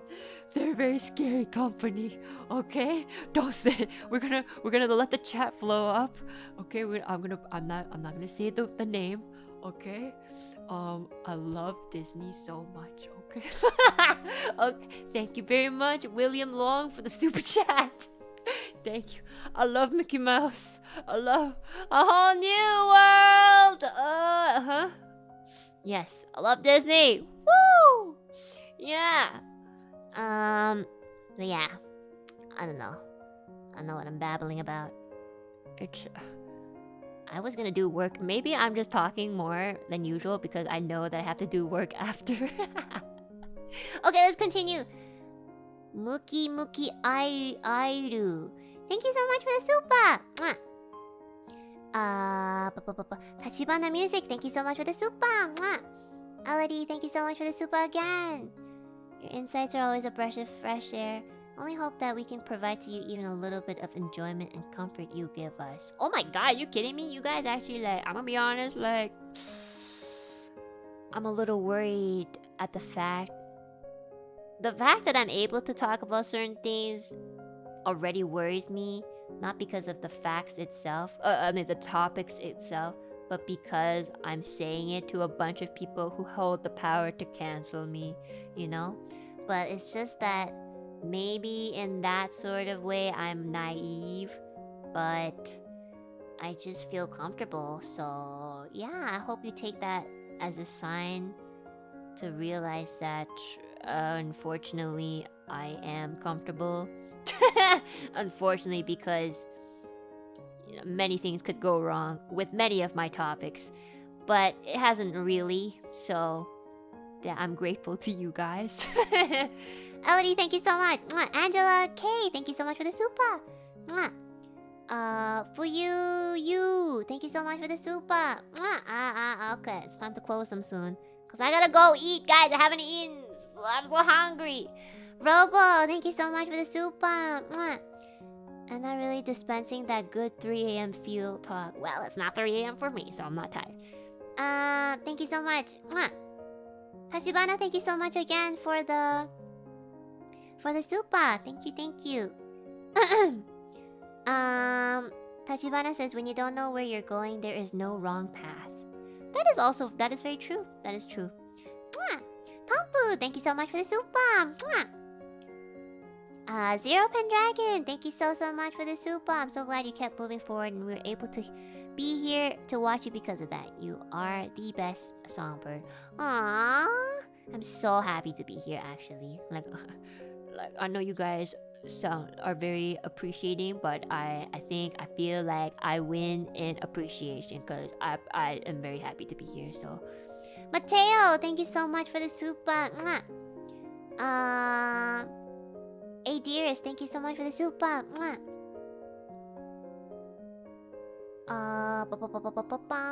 Max Power, thank you so much for the super. Caudal, thank you so much for the super. Nam, thank you so much for the super. I'm really glad that I randomly tuned into this collab. Thank you for being the most precious. Aww, Layla Senpai already probably finished her stream. Well, she has to go sleep, that's why. So Jesus Christ, we're still going. We've been streaming since 10 a.m., which is a little bit concerning. We should probably end this very soon. Nam, thank you again. The chat pet, thank you so much for the super. Thank you. Notorious BSG, thank you so much for the super. Okay, guys, I'm closing the super chats, okay? Because I really need to eat something. I'm tired as fuck. As much as I enjoy being with all of you guys, I'm tired as fuck. I'm a human being and I can't be sitting in front of the computer for like 6 hours, which I have already done. So, hey dearest, thank you so much for the super. On the topic of appreciation, thank you again for the amazing stream and your hard work. Thank you. I will do my best to keep it up and make it better because I still need a lot of work to be done. Thank you. Nightingale, the only thing you said today that I don't agree with is that you are bad at expressing yourself / talking. You are doing a great job with these talks. Aww. No, I'm bad when I'm in front of people, but if it's just like a bunch of people who are texting and they can't really say, like, speech-wise, then I feel a little bit more comfortable sharing because, you know, like it's just different. Like if you're talking to a group of people who can actually talk back and interrupt you and stuff like that, it's a little hard. But, you know, with the chat, if you guys, you know, shit talk or don't like what I say, I can just ignore you guys. You know? It's just easier to handle. So that's why. Nightingale, so thank you so much.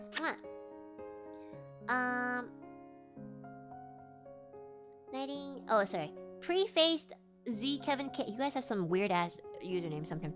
I hate the pizza man because he ran off before I gave him a tip. Aww. I want pizza. I'm hungry. Thank you, Prefaced Kevin, for the super. Angela, thank you so much for the super. Thank you, Enna, so much. I was really sad just now. You really healed me a lot. I hope Enna could have this kind of stream again, and don't mind my poor English. Oh my gosh, Angela, your English is fine. Why does everybody say their English is bad, and then every time I have to like shamefully actually be bad at a language? You guys don't know what actually being bad at a language is. I'm so happy that you're feeling a little bit better. You're always welcome here, so please don't feel sad for too long. Thank you, thank you. Mwah. Jisachi! I'm dying, guys. I'm dying. Okay. Jisachi, due to my work schedule, it's hard to catch streams, but you really are my favorite streamer at this point. Oh, that's so sweet! Ooh, thank you. I don't have to be your favorite forever. I could be your favorite for a day. And I can be your most hated streamer for another day. That's what I want to be. I want to be flexible. Thank you, Jisachi. Thank you. Mwah. Jonathan Perry. Does the tea go on the McFlurry or does the McFlurry go into the tea? Does the order matter like cereal? I don't think so, because it just melts into each other. Usually I just dump the McFlurry into the tea, because it's easier. Is the McFlurry tea mixed a little at a time or all at once in another can? Bro, you're overthinking. Just fucking put the McFlurry into the tea. Okay? That's all you need. That's all. Jonathan Perry, thank you. Go to sleep. Thank you so much. Mwah. Sassy Crow, thank you so much for the super. Mwah. Gator, thank you so much for the super. Mwah. Voitan, thank you so much for the super. Is the tea still hot? Is the McFlurry just melted in? Is tea just leaf water if it isn't hot? What's wrong with you guys? Thank you for the super. Mwah. Curious Tori? If putting out content and being a positive influence in our lives is a form of you taking advantage of us, then exploit me all day. Okay, well, I mean, I don't do that every single day, you know, so... that sounded so funny for some reason. Thank you! That's a really nice way to put it. It makes me feel a little better. Mwah! Thunderslap, thank you so much for the super! You have a good heart, don't overburden yourself. Honestly, though, I have to admit, I do have a good heart. And I'm not just saying that because I'm not bragging. I'm literally saying it because it's very exhausting. My father is like that too, and my grandfather on my father's side is also like that. So, I mean, like, you know, my grandfather on my father's side, I mean, he owned a store once, and he owned a store with his best friend, and his best friend got jealous because he was, like, kind of more loved in that store. And when he found out that his best friend was like super angry and hated him for it, he actually just gave his best friend the entire store, like the entire ownership of it. He gave him the keys and everything, and he stopped working there so that his best friend could just keep it all. And you know what happened? The store went out of business. So that's just a little bit of an insight to what kind of person my grandfather was. So I'm gonna be honest, like, I'm not sure if this sort of thing is genetic, but it definitely kind of runs in the family a little bit. Just like, you know, being kind isn't always a good thing. It can be very naive, it can be very tiring, it can be literally the reason why your life is being ruined sometimes. Moderation is always key, you know. Kindness is always perceived as a good thing, and it is definitely great. Too much of anything is never good. And I've definitely been in a position where maybe I shouldn't be as kind because it's dumb. So, and you know what? As much as people will say things like, well, you know, it's a great trait to have. It isn't. It's very tiring. I feel bad sometimes when I'm too kind. Makes me feel like shit sometimes. I'm gonna be honest. Because, like, you know, there's many people who'll take advantage of you. And I've definitely been in that position, so moderation is the key. Moderation is the key. Thunderstop, thank you so much for the super. Mwah. Dippy, thank you so much for the super. Thank you, thank you. I accidentally beamed you into the conference room. Hi, everybody. My name's Enna Alouette. Some people are not working properly. SG Bun, watching your streams gives me enough mental fortitude to get through all the crap life throws at me. If that's not helpful, I don't know what is. I hope it really is, and I'm sorry that you're going through crap. But I hope you can go through it. And I can almost promise you that, like, if you do go through it, you'll be able to, like, probably be a lot more relieved later on. Thank you so much, SG Bun. Mwah. Hozo no. Don't feel bad for taking super chats, Enna. People pay to go watch a concert or pay to go watch a movie. We want to support what you are doing. Oh, I know. It's just that, you know, the concerts and movies don't happen every single... Well, like, you don't go to a movie theater every day. Just, you know, I do just sometimes feel a little bad. Just a little. Thank you, Hozo. No, that's so sweet of you to say. Mwah. Sora! You don't take advantage of us, and you keep us sane and put smiles on our faces. So it is very appreciated. Are you sure? Sometimes I feel like I guess maybe my Zatsudans balance out the game streams because, like, I feel like when I'm playing a game, you guys are always mauling so hard.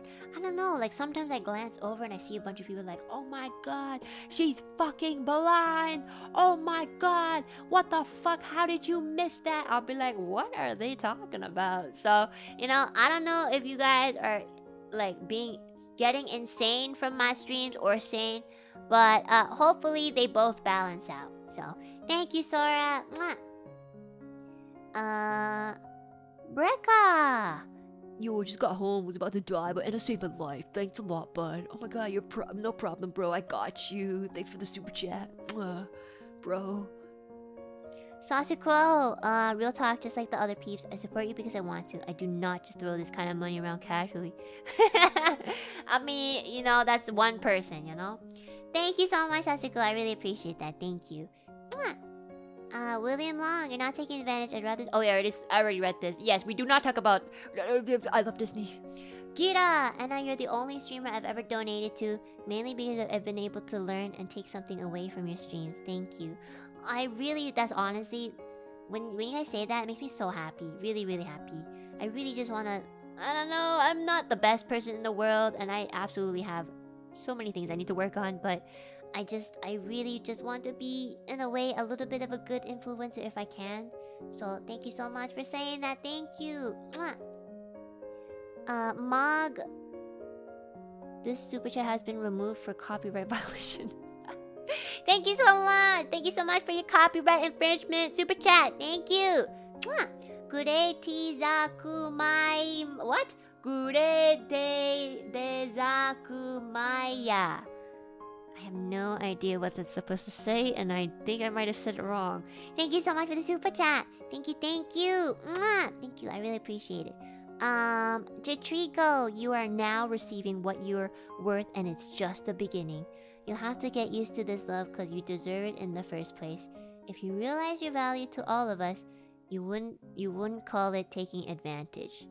Aw, thank you. I know, like, I'm gonna be honest, as much as I give out advice to everybody else, a little bit of a hypocrite and I don't really follow my own advice.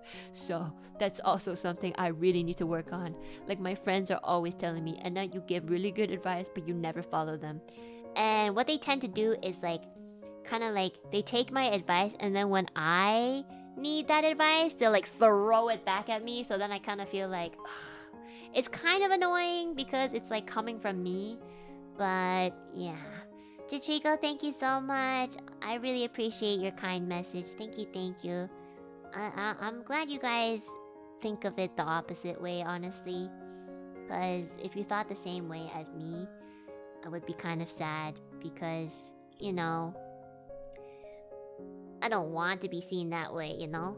Thank you, Chichico. Mwah.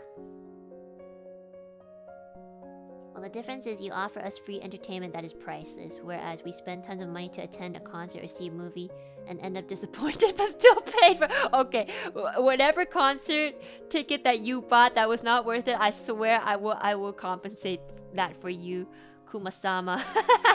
I feel like there's a little bit of angst there. Boy-chan, thank you so much for the super again. Speaking of work, how's the membership thing? Oh, guy, let's not talk about. Okay, don't stress me out, okay? I'm working on it, okay? So we already talked about this. We don't have to talk about this again. It's happening. It's going to happen. Give me some time. Boy-chan, thank you so much. Mwah. I know I'm the last member of NIJISANJI, okay? I know. I'm aware of it. I'm not stupid, okay? I know. Okay, thank you for letting me know. Sosa man, what's poppin'? Stay golden, Enna. You're a very kind person, and chat is super sweet. Thank you for making a warm place. Thank you so much, Sosa man. What's poppin'? Sassy Crow, thank you again for the super. Mwah. Ryaku, thank you, Enna, for this nice talk. Hope you don't leave anytime soon. I hope not. Because then I would be biting my own ass and be like, well, shit. Thank you so much, Ryaku. I appreciate that. Okay, let's finish off with the Streamlab donut. And then I'm finally gonna get my first meal of the day. Woohoo! Yay! First meal of the day. Ari Akari Tomoyo. Thank you so much for the super, Akari Tomoyo. Thank you. Mwah. Bad Guy Blue. Oh my gosh, happy Lunar New Year's. And oh my gosh, Bad Guy Blue, thank you so much for the Akadono. Akadono, thank you. I really appreciate it. Oh, thank you for the home bow. I think it's cute that like Akasupas are like red and then home balls are also red. So I can literally call them red envelopes for the week. That's cute, you know? Thank you so much, Bad Guy Blue. I really appreciate it. Thank you. This is really hard to read. It's so tiny. Nano Hitaka, thank you so much for the super. Thank you. Mwah. Holy shit! Oh my fucking god. Uh-oh. I'm in trouble. Uh-oh.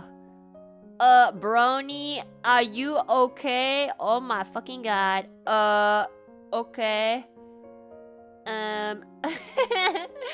Brony, thank you. Oh my god, Brony just said restaurant fund. Treat yourself. Remember the price for the dinner for one? Hold on. First of all, if I ever go back to that restaurant, I'm gonna have the same thing. I'm gonna have asagiri, which only costs $135. Just letting you know. So that's literally like about 4 asagiris right there.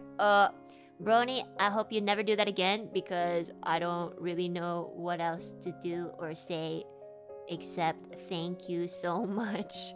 I didn't even know that we were allowed to get that much, you know what I mean? Like, at least all at once. Is that legal? I don't even know. Yo, guys, I'm serious though. Do not send me super duper large amounts of super chat. Why? Because number one, when all that like supas like add up and like go through, my bank is going to literally lock me out. It's already done that. My bank is gonna lock me out, okay? Why? Because it's too sus. It's too sus. It's actually so sus. My bank is very, very like protective of stuff like that. So like you guys really, really don't have to ever donate like even an akasupa, okay? Like so don't like I will get locked out of my bank. I actually had to explain to them like what I do so that they had proof otherwise it looks so sus. But jokes aside, Brony, thank you so much. I really appreciate it. I don't know what else to say except thank you so much. I will put this to good use and fund like my covers or something, because that's the only thing that I can think of that would kind of be worth it. Thank you so much. I don't know what else to say. Thank you. I really appreciate it, Brony. Thank you. Mwah. I feel so bad. I feel so bad. Pinkerton, thank you so much for the super as well. Thank you. Mwah. Someone get this sweet girl a sushi omakase stat. I would love to get another omakase actually. You can pay for heating your son. Okay, look, I'm gonna buy a portable heater. It's actually on its way right now. The portable heater is only like 80 bucks, okay? Guys, calm down. It's not an emergency. It's funny that you guys like think like that sometimes. It's funny. Sergey, why? And I don't watch your streams very often, but today I got to know something about you that I appreciate very much. Thank you for that talk. Oh, that's so sweet. Thank you. I really appreciate that, Sergey. Thank you. Mwah. Work.